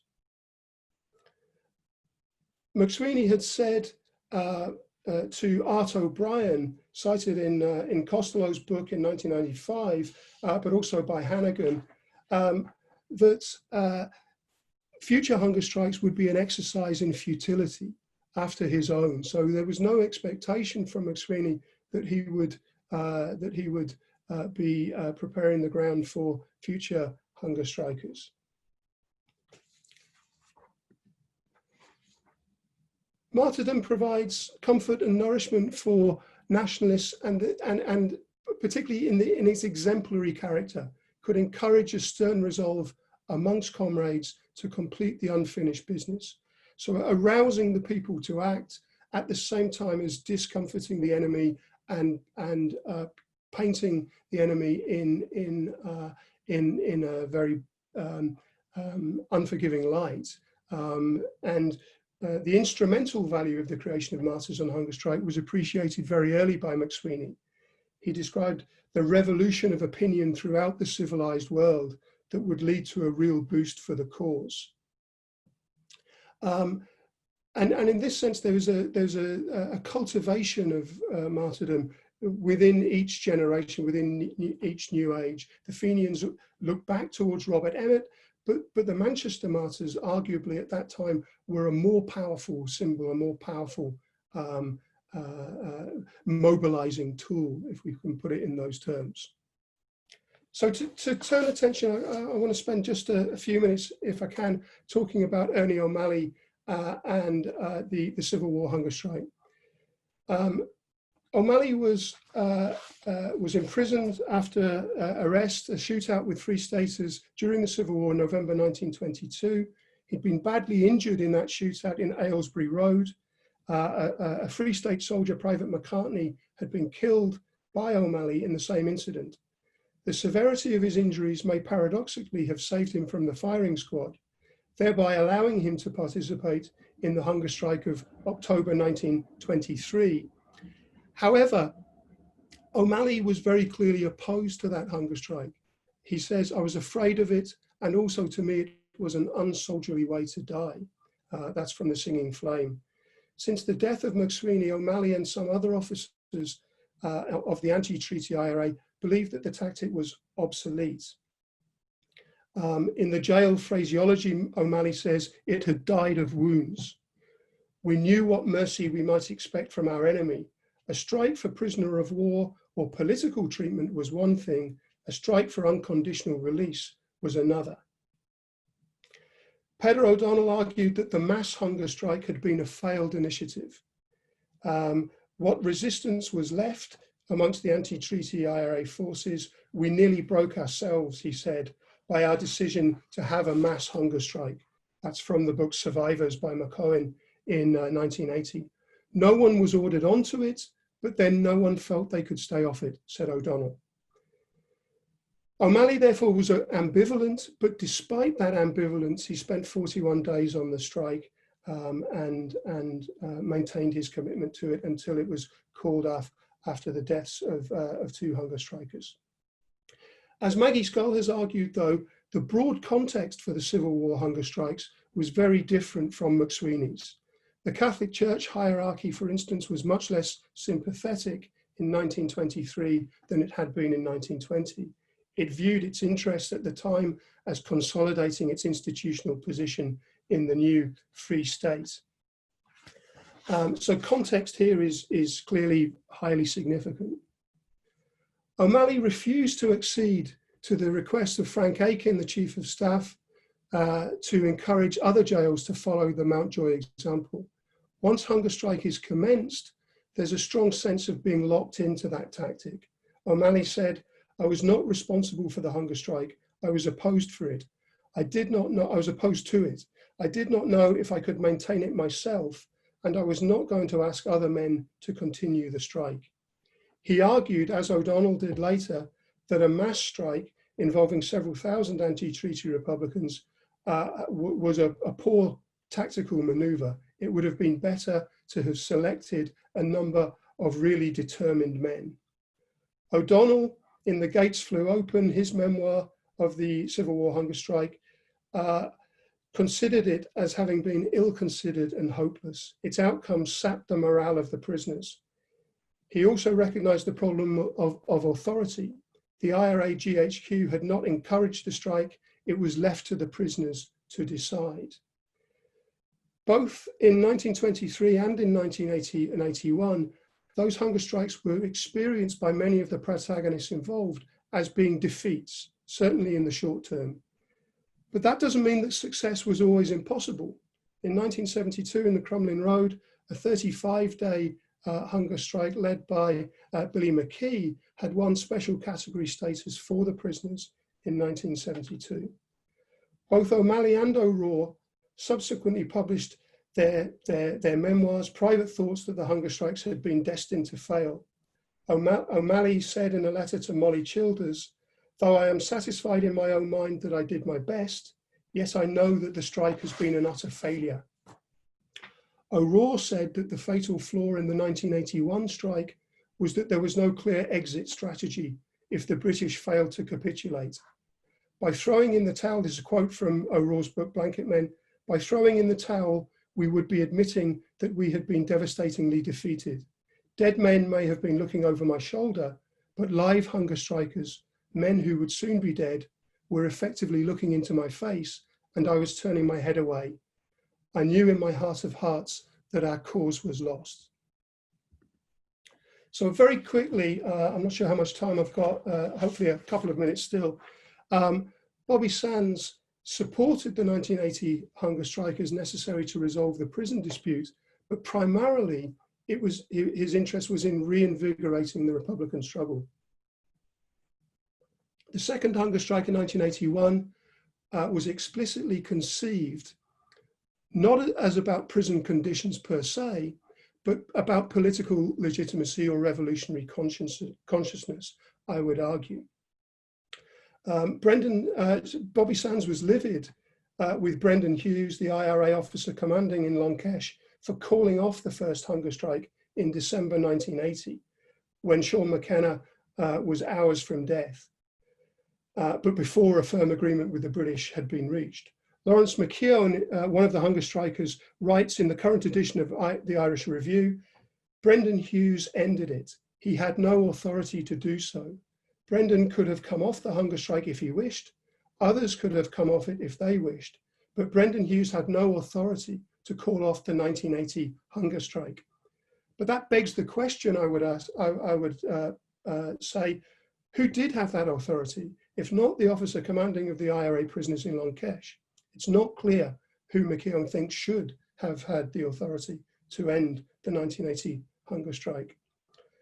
Patrick O'Malley quotes Bobby Sands asserting his link with the previous generation of Republican martyrs. I remember, said Sands in his diary, and I shall never forget, how this monster, the British state, took the life of Tom Ashe, Terence MacSwiney, Michael Gaughan, Frank Stagg. He was preoccupied with that continuity much more than he was preoccupied with the 5 demands which would constitute political status. He does not mention the 5 demands in his diary or indicate what he might settle for, only that he intends to die and the Republic of 1916 will never die. The hunger strike in that sense in 1981 was consciously commemorative in design and spirit. Brendan Hughes had argued that the prisoners had to give the opportunity for the authorities to compromise, but this was not Bobby Sands' position. He truly believed in the existence of that living republic and his umbilical link with previous generations of hunger striking martyrs. Jake Jackson, an IRA prisoner at the time, told Sands' biographer, Dennis O'Hearn, his whole life was directed to this point where he was going to die. As far as he was concerned, he had to die. Very quickly then, to come to a conclusion, to finish off, the leadership group in the Provisional IRA had been in place from the late 70s through until, for 30 years or so, until Gerry Adams steps down as president of Sinn Féin. Martin McGuinness, of course, had died earlier. Internal manoeuvring for power by this group saw earlier leaderships marginalised, Rory O'Brody, and rivals like Ivor Bell demoted. This leadership group had been skilled at obstructing and diverting new challenges. Membership of both the IRA and Sinn Féin were largely unaware of the machinations outside the formal decision-making processes, the Sinn Féin Ardèche, IRA Army Convention, the existence of a think tank or kitchen cabinet that was the informal but authentic seat of power. Finally, to finish off then, Gerry Adams wrote an intriguing story for Republican News while he was a prisoner in the cages of Longkesh in 1975, called Inside Story. This is quoted from Thomas Dolan in the Irish Times in December 2015. The Egypt in the next bed is doing his staunch Republican bit. MacSwiney taught us how to die, he is saying to the locker. So there's a certain sense in which Adams, in this story, Adams we can see as arguably taking what Dolan describes as offering a subtle critique of the spiritual and sacrificial strand of republicanism, which had dominated Republican discourse through much of the 20th century. Adams wrote in a column to Bobby Sands before the 1981 hunger strike, "We, the outside leadership, are tactically, strategically, physically, and morally opposed to the hunger strike." Interestingly, the Sinn Féin statement at the beginning of the second strike took a slightly different tack from Adams. The Sinn Féin statements opposed the hunger strike, not because we believe it is morally incorrect, but because we do not want to see comrades suffer and die. So this shows the dilemma for the leading group outside the jail. Summed up by Rory O'Brody, you can't order people to go on hunger strike, but if a strike started, you have to back it up. Adams cited three main reasons for his opposition. Firstly, it would divert attention from the political development of the movement. Secondly, it would be an extremely draining experience, both for the prisoners and for the outside movement. And thirdly, and perhaps most significantly, it might very well result in a deeply demoralizing defeat. We resisted it very, very strenuously, said Adams, partly because it would mean engaging in a fight with the British, which went beyond prison conditions, and this had enormous implications for the entire Republican struggle. Our opposition had to do partly with the inherent problems, Adams said in Before the Dawn, his first volume of memoir. Our opposition had partly to do with the inherent problems of hunger striking as a tactic. So to conclude... Conclude, please, yes. Yes, yeah, sure. The final slide here. It has often been argued that a clandestine, militarized culture may suggest that hunger strikes could be controlled or directed from outside the jail, from the outside leadership. But the experience of 1920, 1923, and 1981 show that the decision-making process has been much more contingent, much more informal. Hunger strikes have often been analyzed as a force for internal cohesion within the movement, but the memoirs that I've studied suggest otherwise. There's a very clear danger for revolutionary organization in concentrating on the heroic, symbolic acts of hunger strike at the potential expense of the hard, unrewarding work of building political and military capability outside the jails. I'll end there, thank you. All right, thank you, Stephen, for that, again, very rich paper. I'm quite taken by both of the papers. Also quite surprised that De Valera's power goes over his grave and he manages to influence presentations and exhibitions even beyond his death and take McCaughey out of the historical record. There are a few questions in the chat that I like to represent. So, Colleen, maybe there's some for you, particularly on how McCaughey is remembered. So can that have something to do less with his hunger strike, but more with his involvement in the interrogation of Stephen Hayes and this alleged torture of him, or even in his representation in the 1970s series Caught in the Free State, that may have influenced people's perception or of him being a northerner and not a southerner, so that he's maybe seen as an outsider. Can you reflect on those three elements of his memory and the perception in the society of him? Yeah, I mean, firstly, I should say I haven't seen that series that was referred to, and I'll see, can I find out something about it, but I haven't seen it. I don't think so, actually. Firstly, I think that what happened with Hayes is very unclear, and, you know, I know there is that mention in Boyer Bell, but I also, I suppose, think, you know, it's, I think that, and I suppose this is kind of interesting for me, because I think the clarity with which, say, and it was mentioned there, I think by Manus, about Hannah Sheafy Skeffington, you know, Sean McBride, the Labour Party report, there was no ambiguity from many of these quarters at the time about how these people were being treated, how these prisoners were being treated, that this was kind of a real, I suppose, one of the lowest points of the new state. And as McBride said, and you know, it was the anniversary of him winning the Nobel Peace Prize yesterday, but as McBride said, you know, I do think it was a tipping point even for the general public at that time. You know, thousands came out, and it was at one of the meetings that Sean McBride set up Clown na Phoblaachta, at a protest meeting for Sean McCaughey. After the meeting, he called together a group of people and they set it up. And so there was this sense that this was after, you know, 60, you know, well, it was 14 years, but, you know, after this long period of Fianna Fáil, when they'd entered in you know, with such, I suppose, optimism in some ways in the early 30s to this really dark place of, and again, someone like O'Mongan, I think, so I suppose there's a few things. I don't think it was because he was Northern. I think the support for him at that time was cross-border. I think it came from America. In masses of telegrams came from organizations in America as well, you know, basically calling for the government to intervene, to release him. So I don't think that, and I don't think as well that it was anything to do with why he was, you know, he was basically, you know, tried before a military court and given 2 years for, well, he would have been given 2 years for assault and detainment, and he was sentenced to death. So it was this kind of really brutal kind of, I think, treatment. It's just, I think it's not remembered because it's a very dark moment. And what it suggests about kind of, I suppose, the power and about prisons and about kind of how these structures exist. Yeah, I think, and I also don't know why it can't really.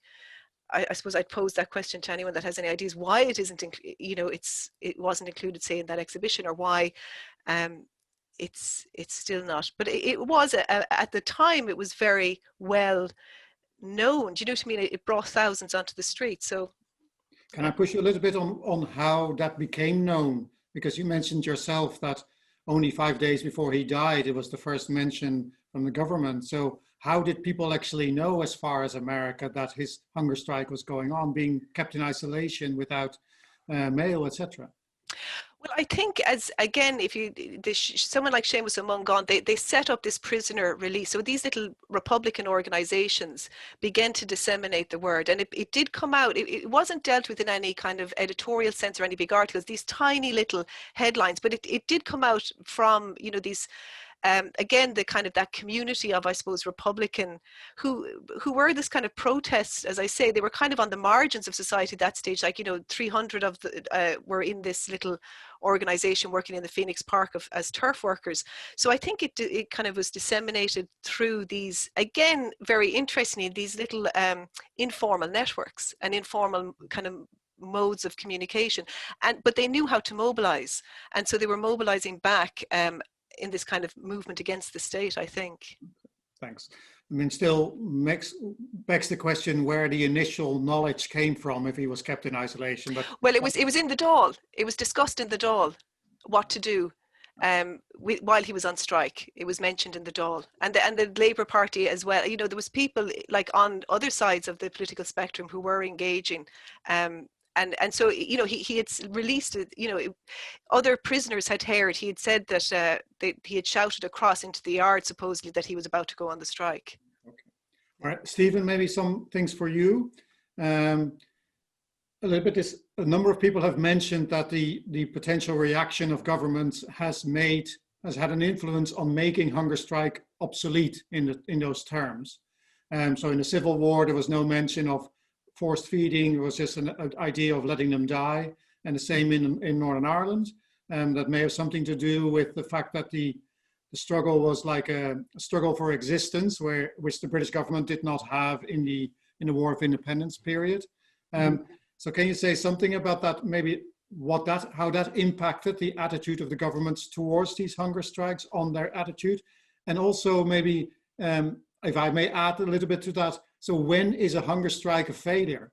I mean, people considered maybe 1981 a failure, but in retrospect, you can hardly call it a failure, depending, again, maybe on your perspective. But all those two things, please reflect on those. Yeah, I think that the latter point is a really very, very interesting one, and it gets to the nub of some of these questions.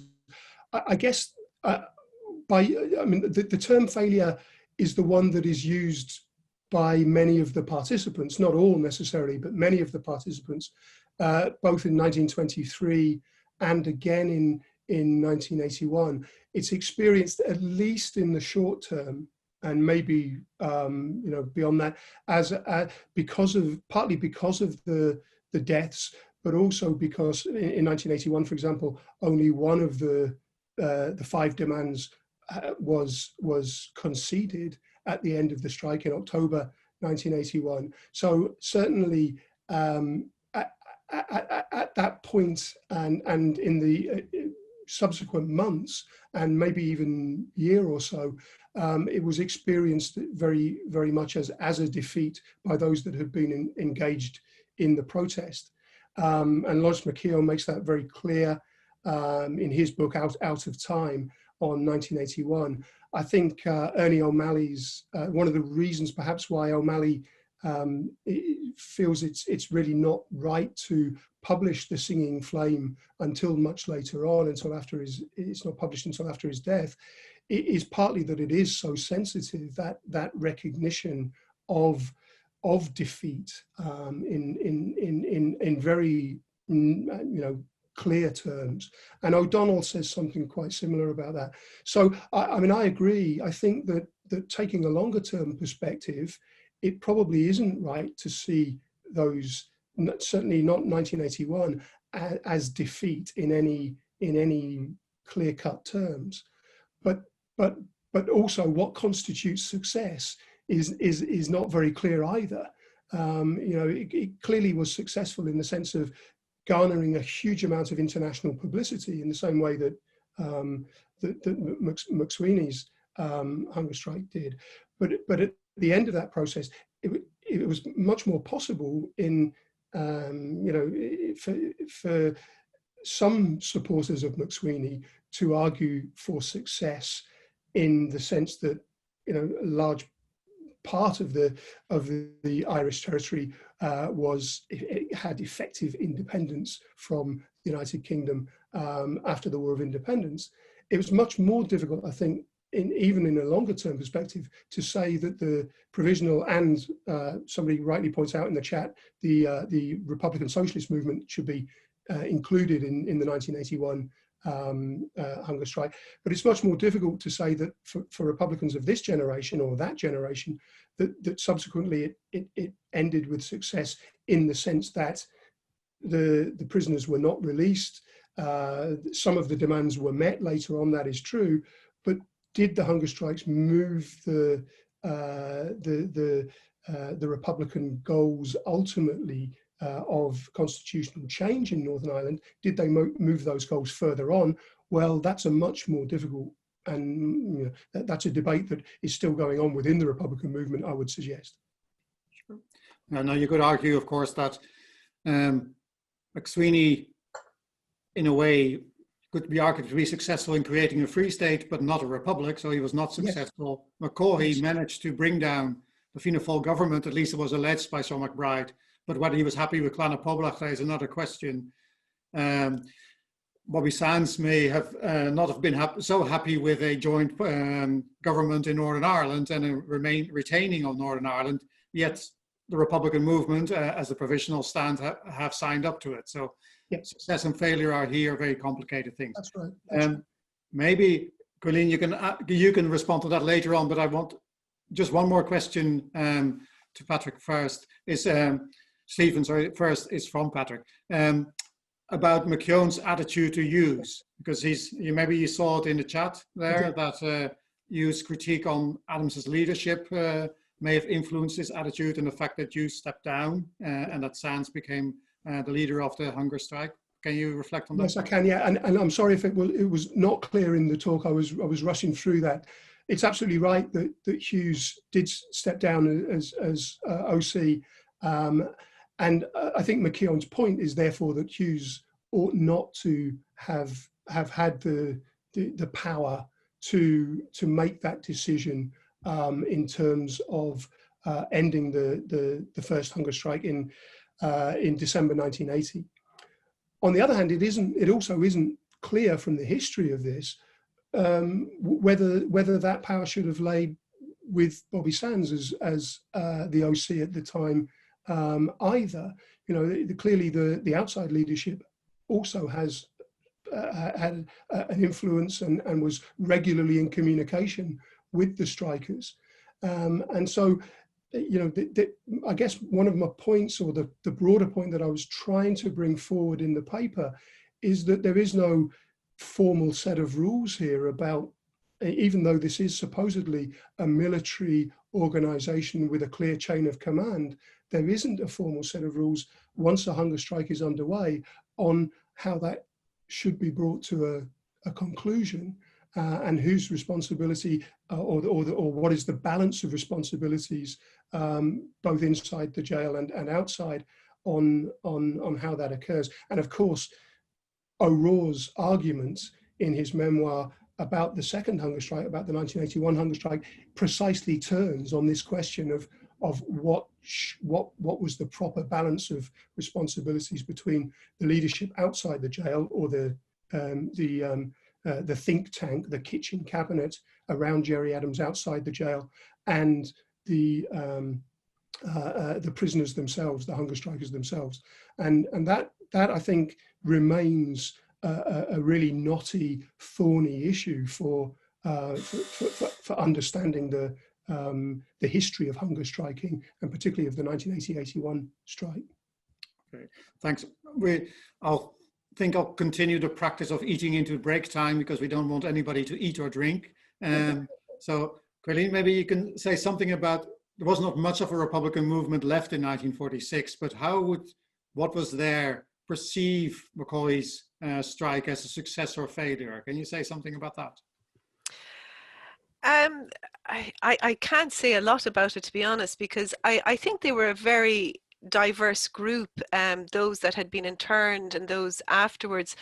And a lot of them wouldn't have been, there was that idea of, Treaty Party number 3 about, say, Clown of Public and that, but I think some of, so I just don't know. And I think McCaughey himself, as I said, was a young man when he was tried by the military court. And in that sense, I can't really comment. I mean, it's difficult to know. I don't think they would have necessarily seen the strike as a success. I don't think they were. I mean, he died, if you think about it. And again, yesterday's papers were kind of so shocking in some ways, just the actual physiological, I suppose, and biological aspects of a strike. But, if you think about it, McCaughey went on hunger strike and then on thirst strike.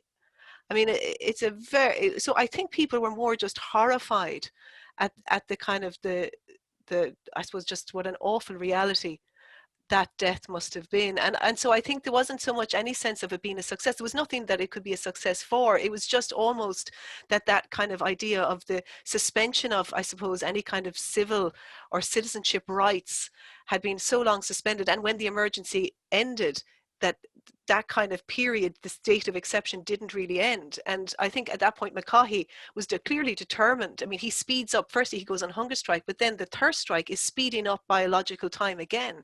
So I don't think there was any sense that this was a victory. It wasn't even a sense of what was he looking for. I think it was just a kind of and in that sense, it's a very difficult one to kind of. Sure. In light of our previous papers, I think you could question how he was still a capable person, like he hadn't gone mad after 3.5 years in isolation, is something that is quite unimaginable in a mental sense. So anyway, I think we will give 5 minutes break to everybody after all. You'll have to imagine the applause that you would get from all the people that are observing this, because there won't be any physical representation of it. But thank you very much for both your papers. I look forward to the rest. Thank you. Thanks, Hughes.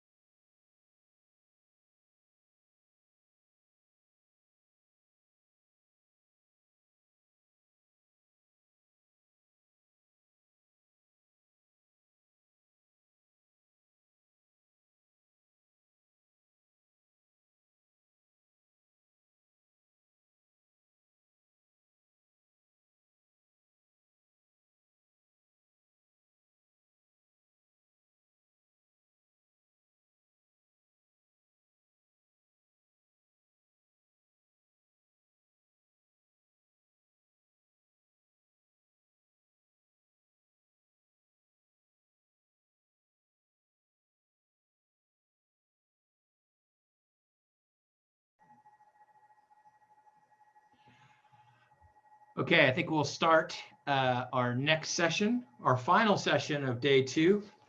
I'm going to hand over to our chair, Dr. Séan Buckley, who many of you will know as a social historian, a historian of the family, childhood, her great book, The Cruelty Man. She's president of the Women's History Association of Ireland and a lecturer at NUI Galway. She also has a new book out, Old Ireland in Color, which is selling like hotcakes. She is also co-edited with Ciara Boylan, The Family Histories of the Irish Revolution, which is a book back in 2016. And she's also presenting the forthcoming Terence MacSwiney documentary, 74 Days. So I'll hand it over to you, Dr. Séan Buckley. Thanks, John. And thanks for asking me to do this. 5 o'clock on a Friday to have a chat about the legacy of Terence MacSwiney. So I'm just going to check in. Do I have all my speakers? I can't see them on the screen yet. So Michael, you might let me know if everyone is in. Yeah, everyone's in. Great. So I have managed to see a lot, but not all of the last few days. And I'm conscious that we very much stay on the legacy of MacSwiney for this panel. And it really is a fantastic panel. So just to introduce them first, and then to say that I will come to the questions because this is more an in conversation. I'm going to be watching the questions the whole way through. And obviously, if you have better questions than me, I'm going to nick them from you and put them to our panel. So our panel, first we have Gabriel Doherty, who is college lecturer in the School of History, University College Cork. Gabriel is the coordinator of the School of History's programme to mark the decade of centenaries and a member of the academic advisory group to the Irish government on policy with respect to the centenaries. Our second speaker, in no order, Professor Lee Jenkins is Professor of English at University College Cork. She's the author of books on Wallace Stevens, D.H. Lawrence, and with Alex Davis is editor of 3 Cambridge University Press collections on modernist poetry. She also has an interest in Irish literature in transatlantic and transnational contexts and is a contributor to Peter O'Neill and David Lloyd's The Green and Black Atlantic. And our last panelist is Dave Hannigan, who is Professor of History at Suffolk County Community College in Long Island, New York, and the author of several non-fiction books, including Terence MacSwiney and the Hunger Strike That Rocked an Empire. And his latest work, Barbed Wire University, is looking at the cultural life of a World War II internment camp on the Isle of Man. So I'm actually going to start with you, Dave. I'm not sure if there'll be many participants who don't know who Terence MacSwiney is, but you might give us a very brief overview of the man. Thank you very much. Thank you very much, Sarah. And okay, so in August 1920, when he's arrested and when he will go on hunger strike, he's a 41-year-old man who holds 3 job titles. He's the Lord Mayor of Cork. He is the leader of he represents the constituency of Mid Cork in the rebel government of Dáil, Éireann, and he's commandant of the Cork No. 1 Brigade of the IRA. So those are sort of his 3 official titles. He is married to Muriel, the former Muriel Murphy. They have a 2-year-old daughter, Moira. He hardly ever sees her because he is kind of living an itinerant existence. He's on the run for fear of assassination, so he has only kind of stolen time with her. He's just to flesh out the character portrait, he's a writer. He's written 6 plays by this point, a bookish man who will later confess he'd have been happy to spend the rest of his days in the library at UCC, and he is a devout Catholic. He will receive communion every day almost. throughout his ordeal at Brixton Prison, and will find solace in the Thomas à Kempis imitations of Christ and stuff like that. And he's also a committed Gaeilgeoir, right? He's a devout supporter of the Irish language. So that's the man basically who is about to, become world famous on August 12th, 1920. Thanks, Dave. And I'm going to just go to Lee quickly, and you've picked up on it already, but Lee, can you talk to us a bit about his poetry? Probably a lesser known aspect. Absolutely. I mean, as Dave was saying, MacSwiney was a very cultured and literary man. He was a founder member of the Cork Literary Society in 1901.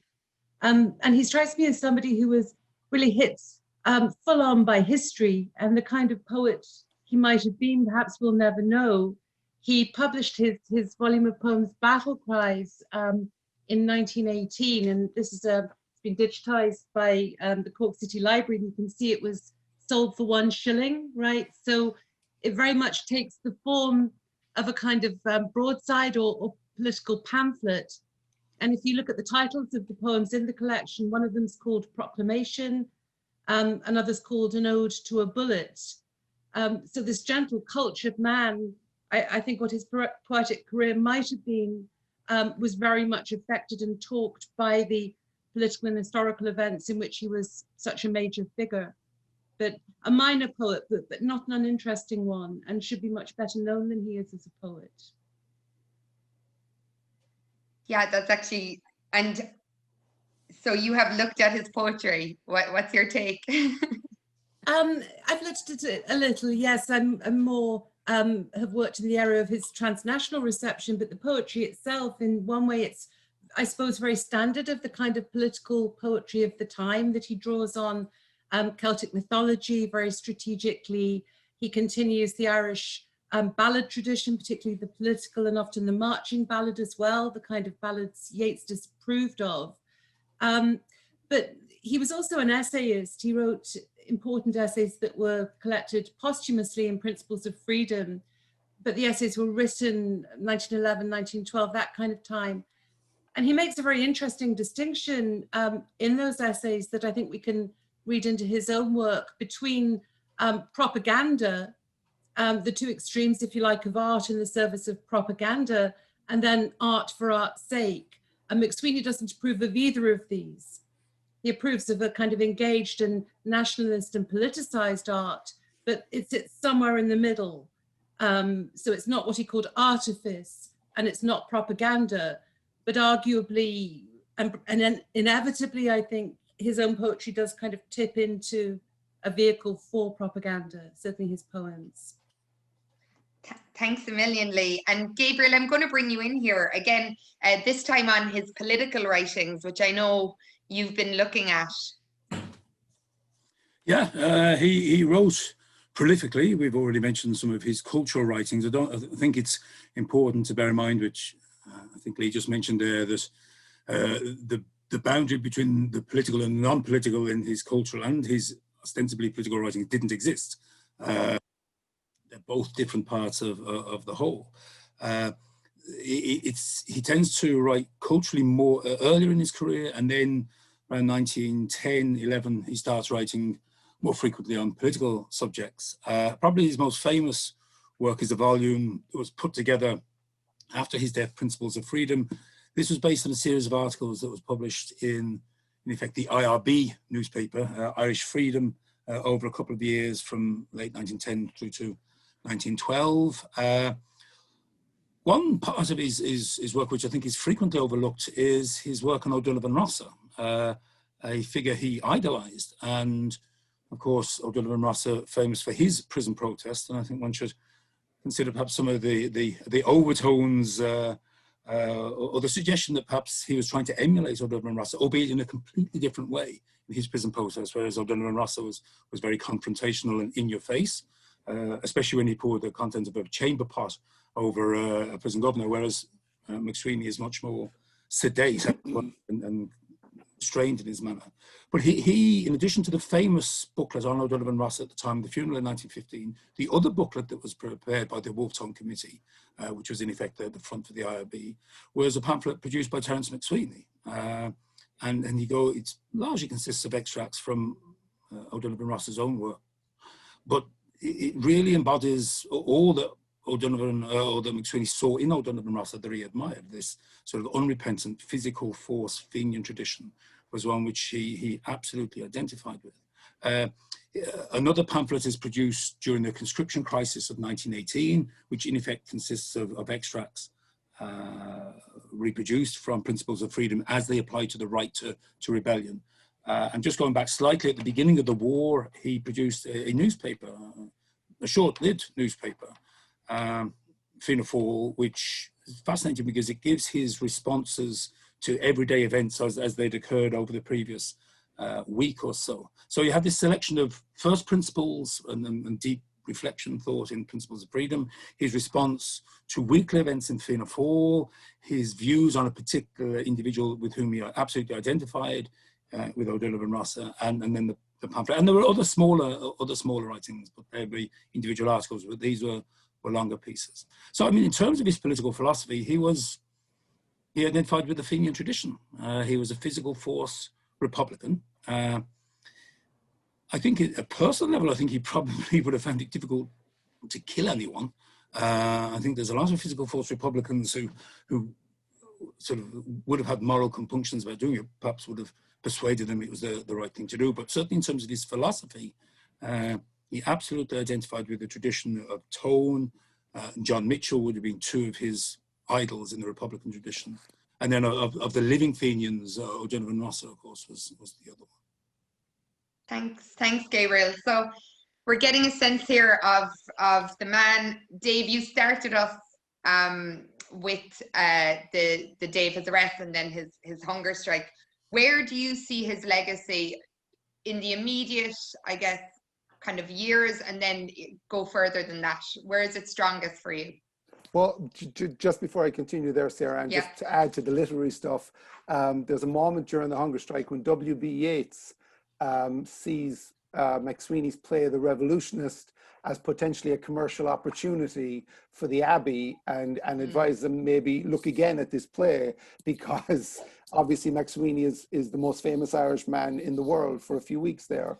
And he sees perhaps we can re-examine it from a literary point of view, from a commercial point of view. That's kind of an aside with that. The legacy stuff is very, very difficult, I think, in terms of, it's very difficult for me to reconcile how big he was internationally, globally, in a time when the world was a much larger place in 1920, with how much he has been forgotten really in Irish history and forgotten in Irish culture for much of the last 70, 80 years. The anniversaries, his anniversaries, even his 90th anniversary 10 years ago, it passed with a couple of events, but nothing major. Again, he's being re-examined now. I mean, I know this is an academic conference and I don't want to lower the tone, but arguably the largest, most impactful legacy in recent times is this Cork shirt that has come out this year, which I hope you can see there. There he is. There's MacSwiney on the front of the Cork hurlers and footballers shirt. And that probably brought him to the attention of more people than I think anything in recent years, beyond academics and people with a love of history and maybe devout Republicans. That shirt actually has more young people saying, who is this guy? Why is he on the Cork jersey? And of course, the great irony there is he had nothing at all to do with the GA, as far as I know, in his life, or very little to do with it. And it's actually the GA that have kind of brought him to cultural significance, I think, with that shirt. I have to read out, Maureen O'Connor has said you're elevating the tone, actually, with that comment. It's something we addressed in the documentary, this question of had he been forgotten, and apparently we were having a bit of Cork inferiority because other people, contributors, did not agree with us. Do you want to take that question as well, Lee, about more broadly his legacy? I know you've looked more at the transatlantic legacy. Yeah, I mean, I start by agreeing with what Dave just said there, that there is this kind of real tension, right, between how famous MacSwiney was during the hunger strike and in the immediate aftermath of his death, his martyrdom, and the really quite incredible neglect of him in recent times. So you started by saying, you know, he would have been quite happy to have spent his life in UCC Library. Well, when I began to work on him a few years ago, I couldn't find anything by Terence MacSwiney in UCC Library, none of his literary texts. Anyway, they were in the store at Paula Duff, and I had to order them to be sent to me. So I think we should start with celebrating him more in the university and the city as a writer, as well as a very important political figure. But certainly, I mean, Luke Gibbons spoke earlier about the international media coverage of MacSwiney's martyrdom and then of the 3 funerals, of course. And he really was, I suppose, if you're trying to think of a comparison as a kind of icon of anti-imperial resistance, something like Che Guevara, and you know, showed us that T-shirt, Dave, and you know, we all know the Che Guevara T-shirt. Well, MacSwiney's face was very familiar. So just to give a couple of examples, in London, at the time of his hunger strike and death, Ho Chi Minh was working as a dishwasher, I think in the Savoy Hotel kitchen, and was aware of MacSwiney and would later cite him as an example for his own struggle for independence for Vietnam. And very many leaders engaged in kind of comparable struggles. Marcus Garvey, the Jamaican-born Black activist, looked to Terence MacSwiney as a model also. So I think there is that split between his international fame at the time, if you like, where day by day the papers followed his failing, you know, during the hunger strike, and then the circumstances of the funerals. And what I do think is the neglect of him now, both as a writer and as a political figure. Thanks very much, Lee. And just to looking at the chat, so there's a bit of chat about the plays that were published. Do you want to say anything there before I? Sure, I wouldn't be an expert on this, but The Revolutionist has been mentioned. MacSwiney's play, it was perhaps ironically originally turned down by the Abbey. I think by Thomas MacDonagh was the consultant on it and turned it down. And the reason it was turned down, that it was deemed to be too experimental, that as a playwright, I think MacSwiney anyway had come under the influence of Ibsen. So he was changing scenes within acts, scenes as in kind of settings, I suppose. And the Abbey wasn't keen on that. So, you know, as has been said then, when MacSwiney was dying in Brixton prison, Yeats thought twice about this and wanted to put The Revolutionist on, which did happen. And also, as Luke again was saying earlier, revised his own much earlier play, The King's Threshold, really to figure MacSwiney's martyrdom in the form of hunger strike in that.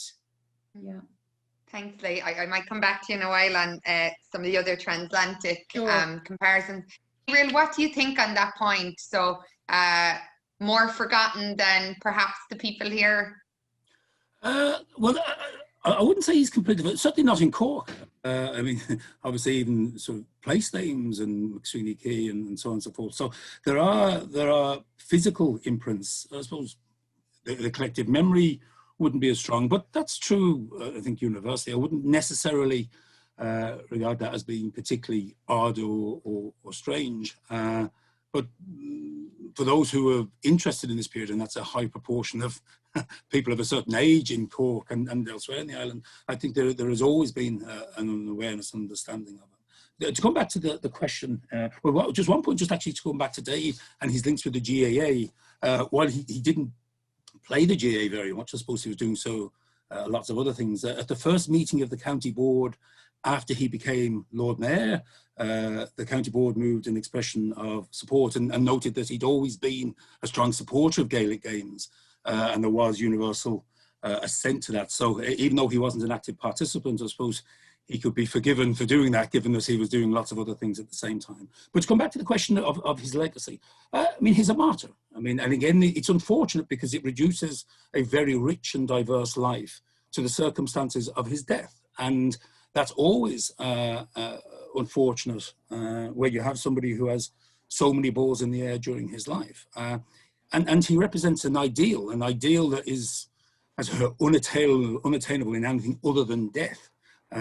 Absolute refusal to compromise, absolute refusal to accept anything short of his release. And the alternative, as he said at the time of his court-martial, I mean, he'll be free or dead. It took slightly longer than a month as he anticipated. So it's that ideal, and ideals that are unattainable have this sort of dual quality. On the one hand, you never reach them. So you're constantly searching, constantly trying to improve yourself, as it were, to reach this ideal. On the other hand, it's frustrating because it's always out of reach. So that sense of an ideal which can never be attained except in death is by definition both inspirational and possibly a little bit frustrating. But again, to only look at the circumstance of his death and to reduce him to the hunger strike is to reduce him, is to diminish his stature. And I know that in the course of this session in particular, you're very keen to avoid just going down that route. Yeah, well, I guess it's more for the audience to make sure we're bringing something new to this. And I think it's come up in the chat there, and we were going to chat about it anyway. Dave, obviously the women in his life come through during the hunger strike. We're going to hear about Mary tomorrow. There's obviously a legacy for his family that is quite important too, isn't it?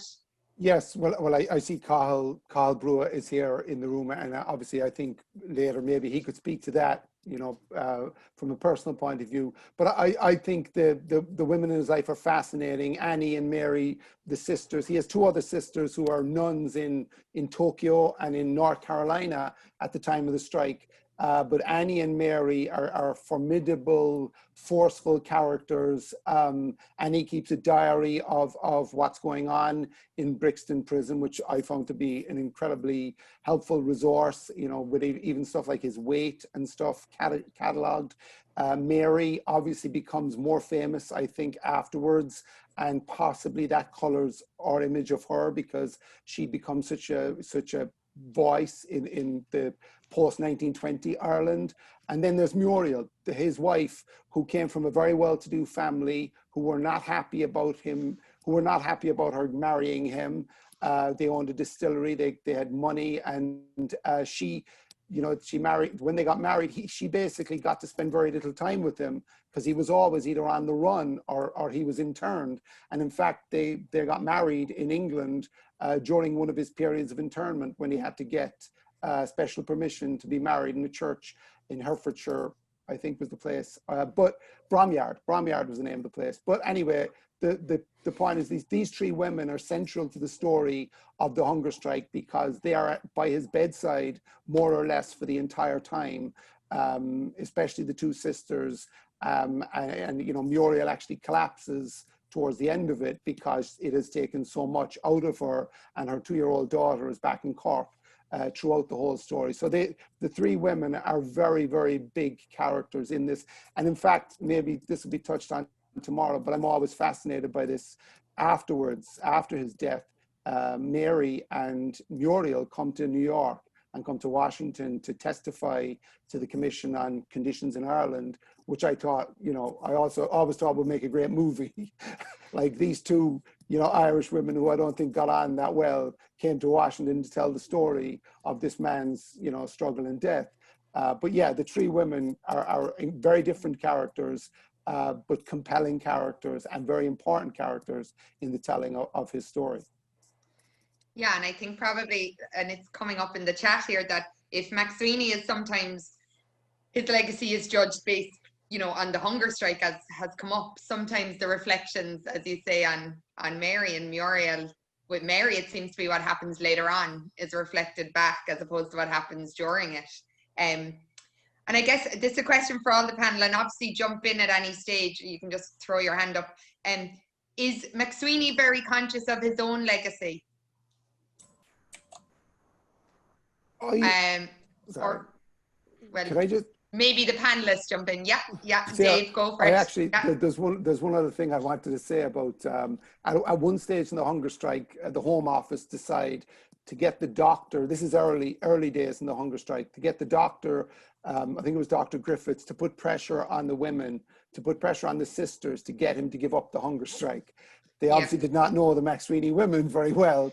And then the doctor sits down with the women, and he comes back to the Home Office and says, the women are tougher than the men, you know, the women are not for turning, right? So, you know, that was how the women were perceived even then in London at the time. Sorry, I should have mentioned that in my earlier answer. My apologies. No, and I'll come back to the question, but actually we have Cathal Brua is ready to come in. Well, I'm just thrilled with the conference and with all the talks and all the discussions, and so I'm quite happy to take any questions rather than give a talk or anything like that, because I realize the time is short. But I do appreciate everything that you've done, and you've brought out a lot of things which are really very interesting and very relevant, and some of the conflicts and contradictions which were there at the time. I mean, should he have continued the hunger strike?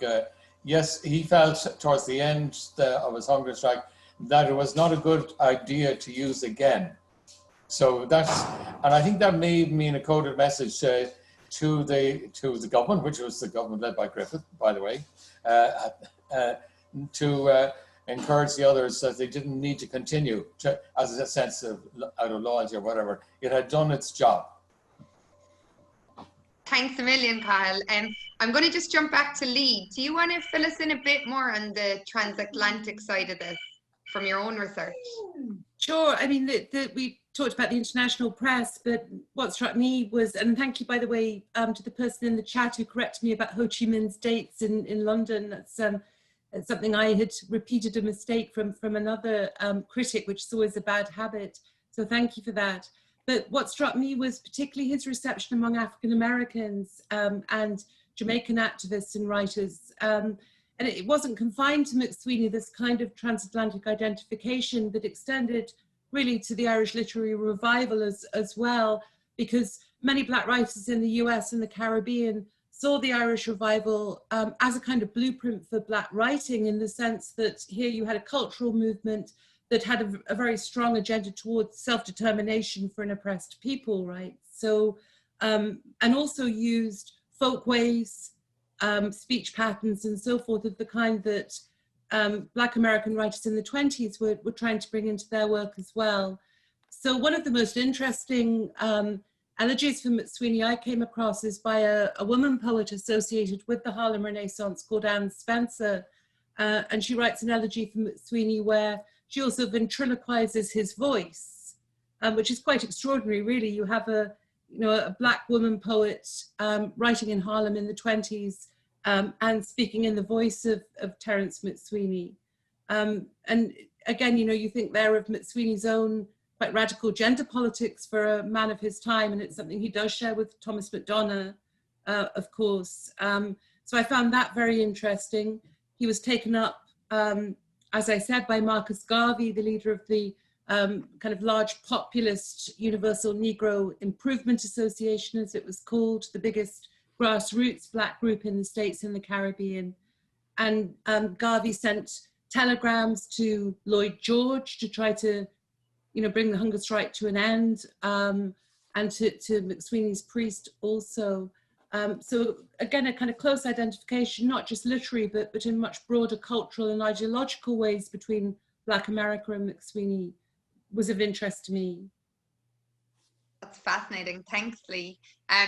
So it's come in from a question from a few in the chat. And have either of the, and not my words, Civil War parties claimed MacSwiney, and how so? I go to Gabriel and then Dave. Not really. I mean, it was very difficult in the sense that, again, it comes back to his status as a martyr, as somebody who laid down a line of no compromise and utterly irreconcilable politics, that he was going to achieve his aim and nothing short of his aim. And of course, once you get into any party political scene, that inevitably involves compromise. So there may have been an attempt to, as we appropriate at a rhetorical level, but I think MacSwiney's actions lay almost outside the realm of practical and pragmatic politics. Whether that meant it was good or bad, of course, is a completely separate question. I just want to come back to the question you raised earlier on with regard to sort of his self-conscious nature. Certainly, if you link it back to his writings, in Principles of Freedom, he was very clear that one man can make a difference, that one man that stayed true to his principles can lead humanity to a higher plane. Obviously, there's some Christ-like overtones to that. I don't think he imagined himself as a Christ-like figure, but he did certainly take inspiration from that Christian tradition of one man acting and by his own sacrifice, helping to redeem the world. Of course, Pierce, there was something similar there. So I think he was very conscious of the need to be consistent with his own beliefs. And those beliefs were formed pretty early on. And while they matured and broadened and deepened, I don't think they fundamentally changed. He was very much sort of a cradle Republican. There were other Republicans in this period who, as it were, came to republicanism by degrees, by a process of intellectual change, whereas I think MacSwiney knew very early on what his principles were, and you can read, as it were, the rest of his life as the living out of those principles in a consistent way. Dave, do you want to come in there? Yeah, not so much on the parties claiming him. I don't know enough about 20th century Irish history, sorry, to comment on that. But I did want to mention something about the transatlantic stuff and the African American stuff that Lee was bringing up there with Anne Spencer. There's an extraordinary moment during the hunger strike when a group of Irish American actresses led by a woman called Eileen Curran, they're protesting first outside the British consulate, but then they walk down onto the waterfront and they get all of the Irish longshoremen, and the Irish dominance of the waterfront was such that you worked on a county by county basis, gangs of people with affiliations to each county. But that I suppose we could expect, but also they got a lot of African American longshoremen who had a traditional rivalry and hatred and had been the victims of racism from their Irish counterparts over the years. They also got the African American longshoremen to walk off the job and down tools in support of MacSwiney. And again, for me, it was always how much must these men have known of the MacSwiney case or the MacSwiney hunger strike that they were willing to give up a day's pay to walk out in protest at this man who they'd probably never heard of a few weeks earlier, dying in a prison in Britain. I mean, that and again, I suppose it speaks to the kinship and possibly that in the African American community, they felt that there was somebody, rising up against an oppressor or an imperialist crown or whatever way you want to put it. But I always felt that was an extraordinary moment in America, in New York City history, because of the racial tension between the Irish and the African Americans over so much time. And doesn't some of that notoriety and everything that comes with it, like there is a longevity to that though. Like one of the stories when we were doing the documentary was, I think Maura was in France and was she approached by someone in the train station, and when they said who her father was, she got, they were so delighted, and that it had lasted for a number of decades. Yeah, I spent some time, Cahill arranged for me to spend some time with his mom near the end of her life, a couple of hours one wonderful Saturday afternoon, and she told me that story. I think it was in the 50s when she was on a train trip through Europe, and they knew, once they heard the name MacSwiney, they knew, once they heard Ireland, they associated it with MacSwiney. And again, the other thing about out here in America is there's an American or an ancient order of Hibernians club called for MacSwiney. There's a pipe band in Manchester named for MacSwiney. You have various little things commemorating him. In Chicago, there's a stained glass window in a cathedral in Chicago that is in memory of Terence MacSwiney. And as a religious man, I think he'd probably appreciate that as much as anything else that was ever done after his death. I think I could. And Cahill, yeah, do you want to come in there? Yeah. Yeah, I think Terence MacSwiney as a dramatist is really important. The campaigns, such as in New York with the longshoremen and so on, they were not spontaneous. They were highly organized and highly planned, and the whole thing was just to cause a huge campaign. So really don't focus so much on the hunger strike, but focus on the campaign and what it was doing and setting out to do. as regards the connection with Fianna Fáil, I mean, when Dev was leaving Sinn Féin with Sean the Mass, the argument they had between them was Dev wanted to call it Fianna Fáil and the Mass wanted to call it the Republican Party, and they ended up with a compromise. But that Fianna Fáil was the same name as the magazine that Terence MacSwiney had set up, which I actually had never seen. And then at auction, I bought a full set of it, the whole lot, which came from one of maybe Terence MacSwiney's friends' families. But anyway, I tried to sell it to offer it to Fianna Fáil, but they weren't really interested. So, but we have been members all along, but I think we're sort of on a particular side, let's say. So it's not that they don't claim us, but we claim that we are entitled to work through them. So I'm going to just take a few of the comments, and I think there's questions in them, but they're mostly comments, but I'm going to take them. So Niall, Muriel wrote in 1954, I was the black sheep and disgrace to the family after my marriage to Terry. And Niall is kind of just making the point there about that marriage and I guess the personal side. Does anyone want to comment there? Well, there is a relevant point in that Terence MacSwiney had a relationship before that, and then he realized that he was heading down a route which wasn't necessarily going to be good if he was going to leave somebody, a widow and maybe some children behind, and as a consequence he thought he would never marry.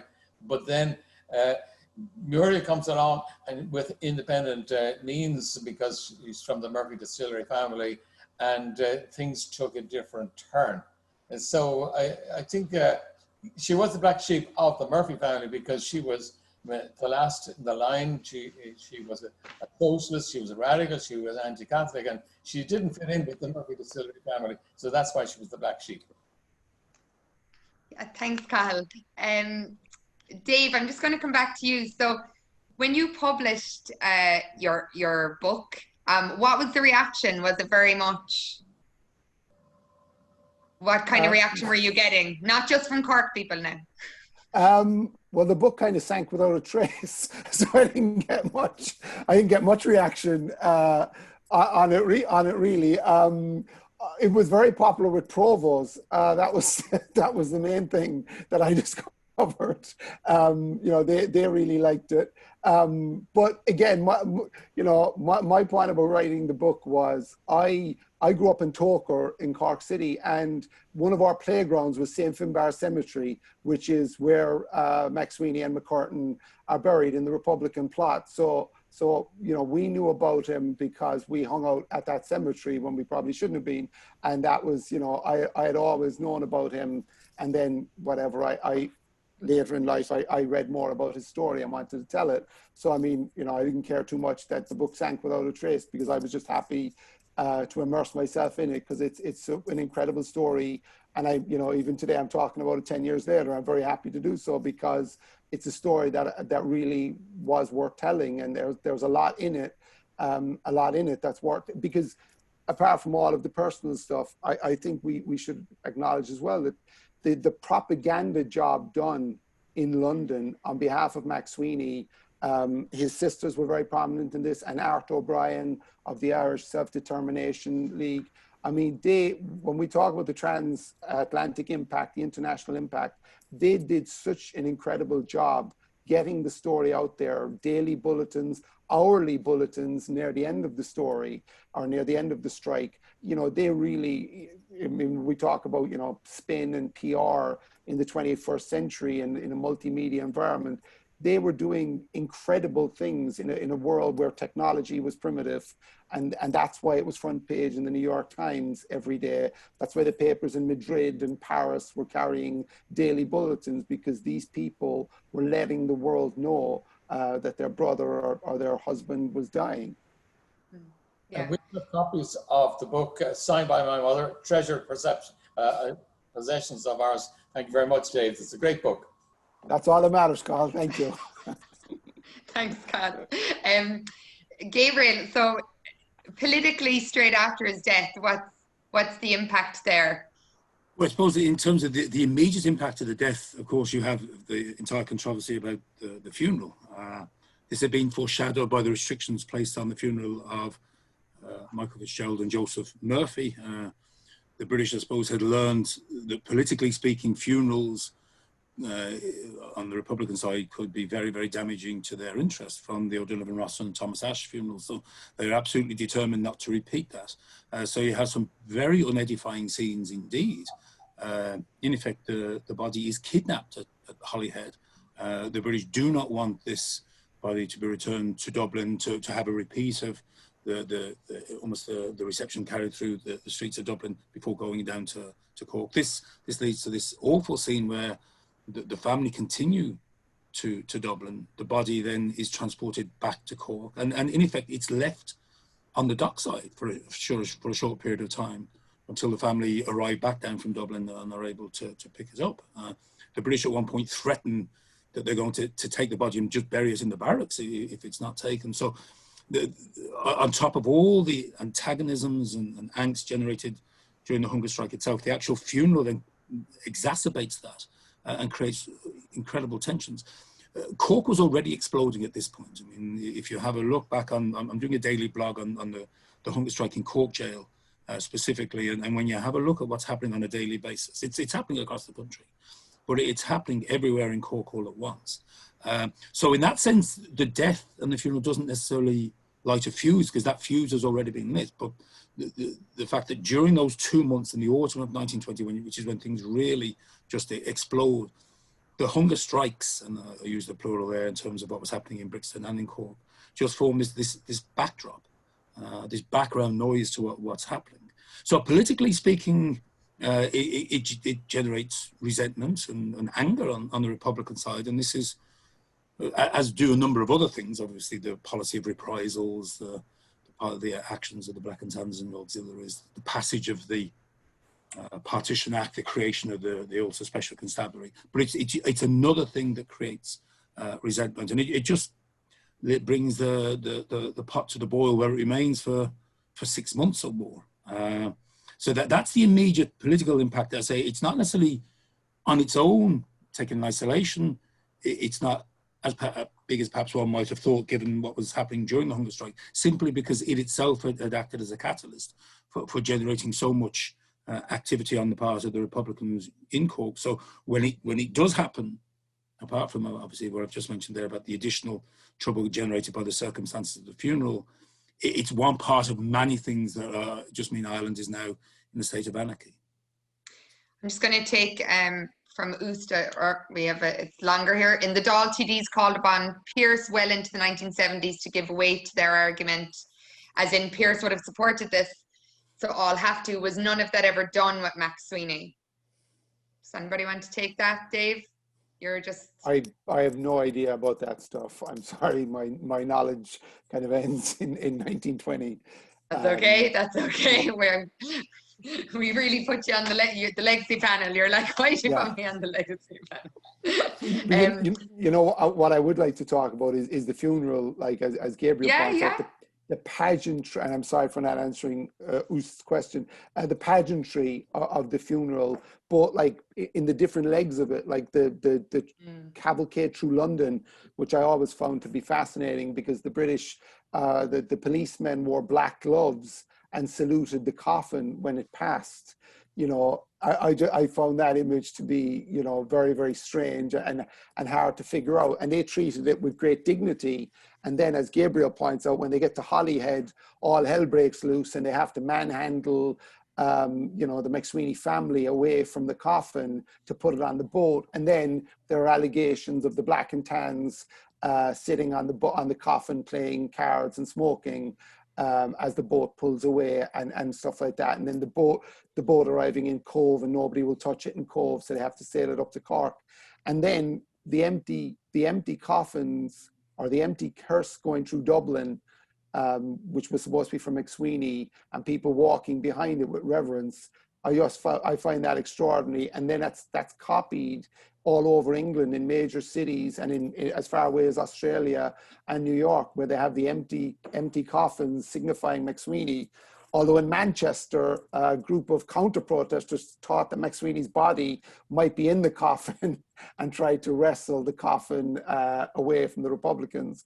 You know, there were 40,000 people, I think, in Manchester marching behind an empty coffin signifying MacSwiney. So not just the funeral in Cork and the funeral denied in Dublin, but all of these other like mini pageants for the Irish and the Irish communities around the world, I thought were you know, fascinating events. And particularly in England, like the crowds there throughout, whether they were there in support or to observe, or we won't know, but it was, yeah, it was an unbelievable spectacle. Lee, I'm going to come into you. We've about 5 minutes left. So you mentioned UCC, that when you arrived and, you know, you had to get the materials from Paula Duff. Is there a need now for UCC to mark MacSwiney the writer more, the poet? I'd like to see that. I mean, I think the wonderful exhibition in the Public Museum in Cork is a terrific way to commemorate, you know, and that's really wonderful. I think that there is now a special collection for MacSwiney in the UCC library, and this is going back some years now. But I suppose, you know, what I'd like to see, and I'm not the person by any manner of means to do it, but a good edition of his work, I think, with the Revolutionists, some of the important essays about art and culture and some of the poetry, just to kind of bring him back to us as a cultural and literary figure, I think would be very important and something that should be done. Okay, so I'm just going to take final comments from the panel, and because I was promptly told to finish by the latest at 10 to 6, because you all have to go to your kitchens and have your glass of beer or wine after all the work you've done. I'll go Dave, Gabriel, and then Lee. And Cahill as well. Sorry, we've Cahill too. Yeah. I can do a short one. A very important writing to include is a very, very short one called The Ethics of Revolt, because it goes into the whole theology of 1916, and he proves using very, very strong theological arguments. And remember, his sister, Mary MacSwiney, took the Bishop of Cork to court, to the Vatican court, and basically won, in the sense that they stopped, they didn't continue with the case. But in that, he actually proves that 1916 was legal theologically because it was a success. So, you know, it's an important one, because even in 2016, you still had priests from America claiming that the whole thing was wrong because it was against the law and stuff like that. So, well done to everybody. Thanks, Carl. Dave, and then Gabriel. Well, I just think it's fantastic that he's being talked about all this time later. The one other thing, because we've talked a lot about his literary aspirations and his literary career, is at the funeral, of course, Sean Whelan was one of the volunteers who stood by the body, and then Frank O'Connor, who are, you know, those are probably the two great Cork writers of that time, or of the 20th century, you might say. Frank O'Connor is there with his mother, brought in, you know, goes with his mother to see him lying in repose in the City Hall, and they attained the kind of, you know, the literary fame or the literary celebrity that he would have, I suppose, if he hadn't been so bogged down in politics and in the movement, that he might have one day achieved. Yeah, thank you, Dave. Gabriel? I mean, this is going to be a very small point. I'm not going to make any grandiose points. Well, I'll just come back to the idea of the international dimension, its legacy to the present day. Obviously, Catalonia is an area that is very much seeking its self-determination, and the Catalan people at the time, I think famously Caoilfhionn, I think, could speak about this more than I, but a gesture that was small but immensely gratifying to the family, just gave a little doll to young Maura. And I know that gesture, small as it was, it was as it were, the focal point of a much broader campaign of sympathy within Catalonia. So from that point of view, I think his legacy does survive. It might be hidden, as it were, internationally, but there are certain elements still there. Thanks, Gabriel. Yeah, I was lucky enough to, during the documentary, see the doll, thanks to Dan in the museum. Lee, do you want to, any final thoughts? Well, simply just if there was such an edition that I was talking about, and I'm only talking about MacSwiney as a writer here, of course, it would be nice to include some of the receptions of him. You know, an elegy was written for him in Catalonia, as well as the Anne Spencer poem and some pieces by the Jamaican activist Claude McKay as well about MacSwiney, so that we can kind of gauge his transnational influence and legacy. Fantastic. I'm going to even keep time. There's some lovely comments that maybe people can look back on in the chat. I obviously will just now give a plug to the documentary, which I think is on the 21st of October, but I could be wrong, and Ciara Hyland, the director, might state I'm wrong tomorrow, but hopefully people will get to watch it. And thanks a million to our panelists. And I don't know, John, are you coming back in, or do I just shut this down, Michael? Oh, John, you can unmute yourself. You can come back. Yeah, I'm coming back in. Just I just wanted to share that, if you guys can see that, which is, we were just talking about the. Can you all see the coffin arriving in Cork jail? Can you see that? Okay, forget it. Anyway, that's okay. So here we are. Thanks so much for a fantastic day. And that was a great session. Thanks, Éireann, for chairing. I'm really glad Cahill jumped in. It was great to get his insight. And thanks to David and Gabriel and Lee. That was the range and the insight was fantastic, and it was really great to finish on such a strong note. So thanks to you all. We will return on tomorrow for our final day of this 3-day hunger strike of our own. And we will be beginning at noon and we'll be ending at 6. So thank you all for tuning in, and we'll see you all tomorrow. Thank you. Thank you, guys. Thanks, guys. Bye-bye. See you, Gabriel. Thanks, Dave. Thanks, Lee. Thank See you, John.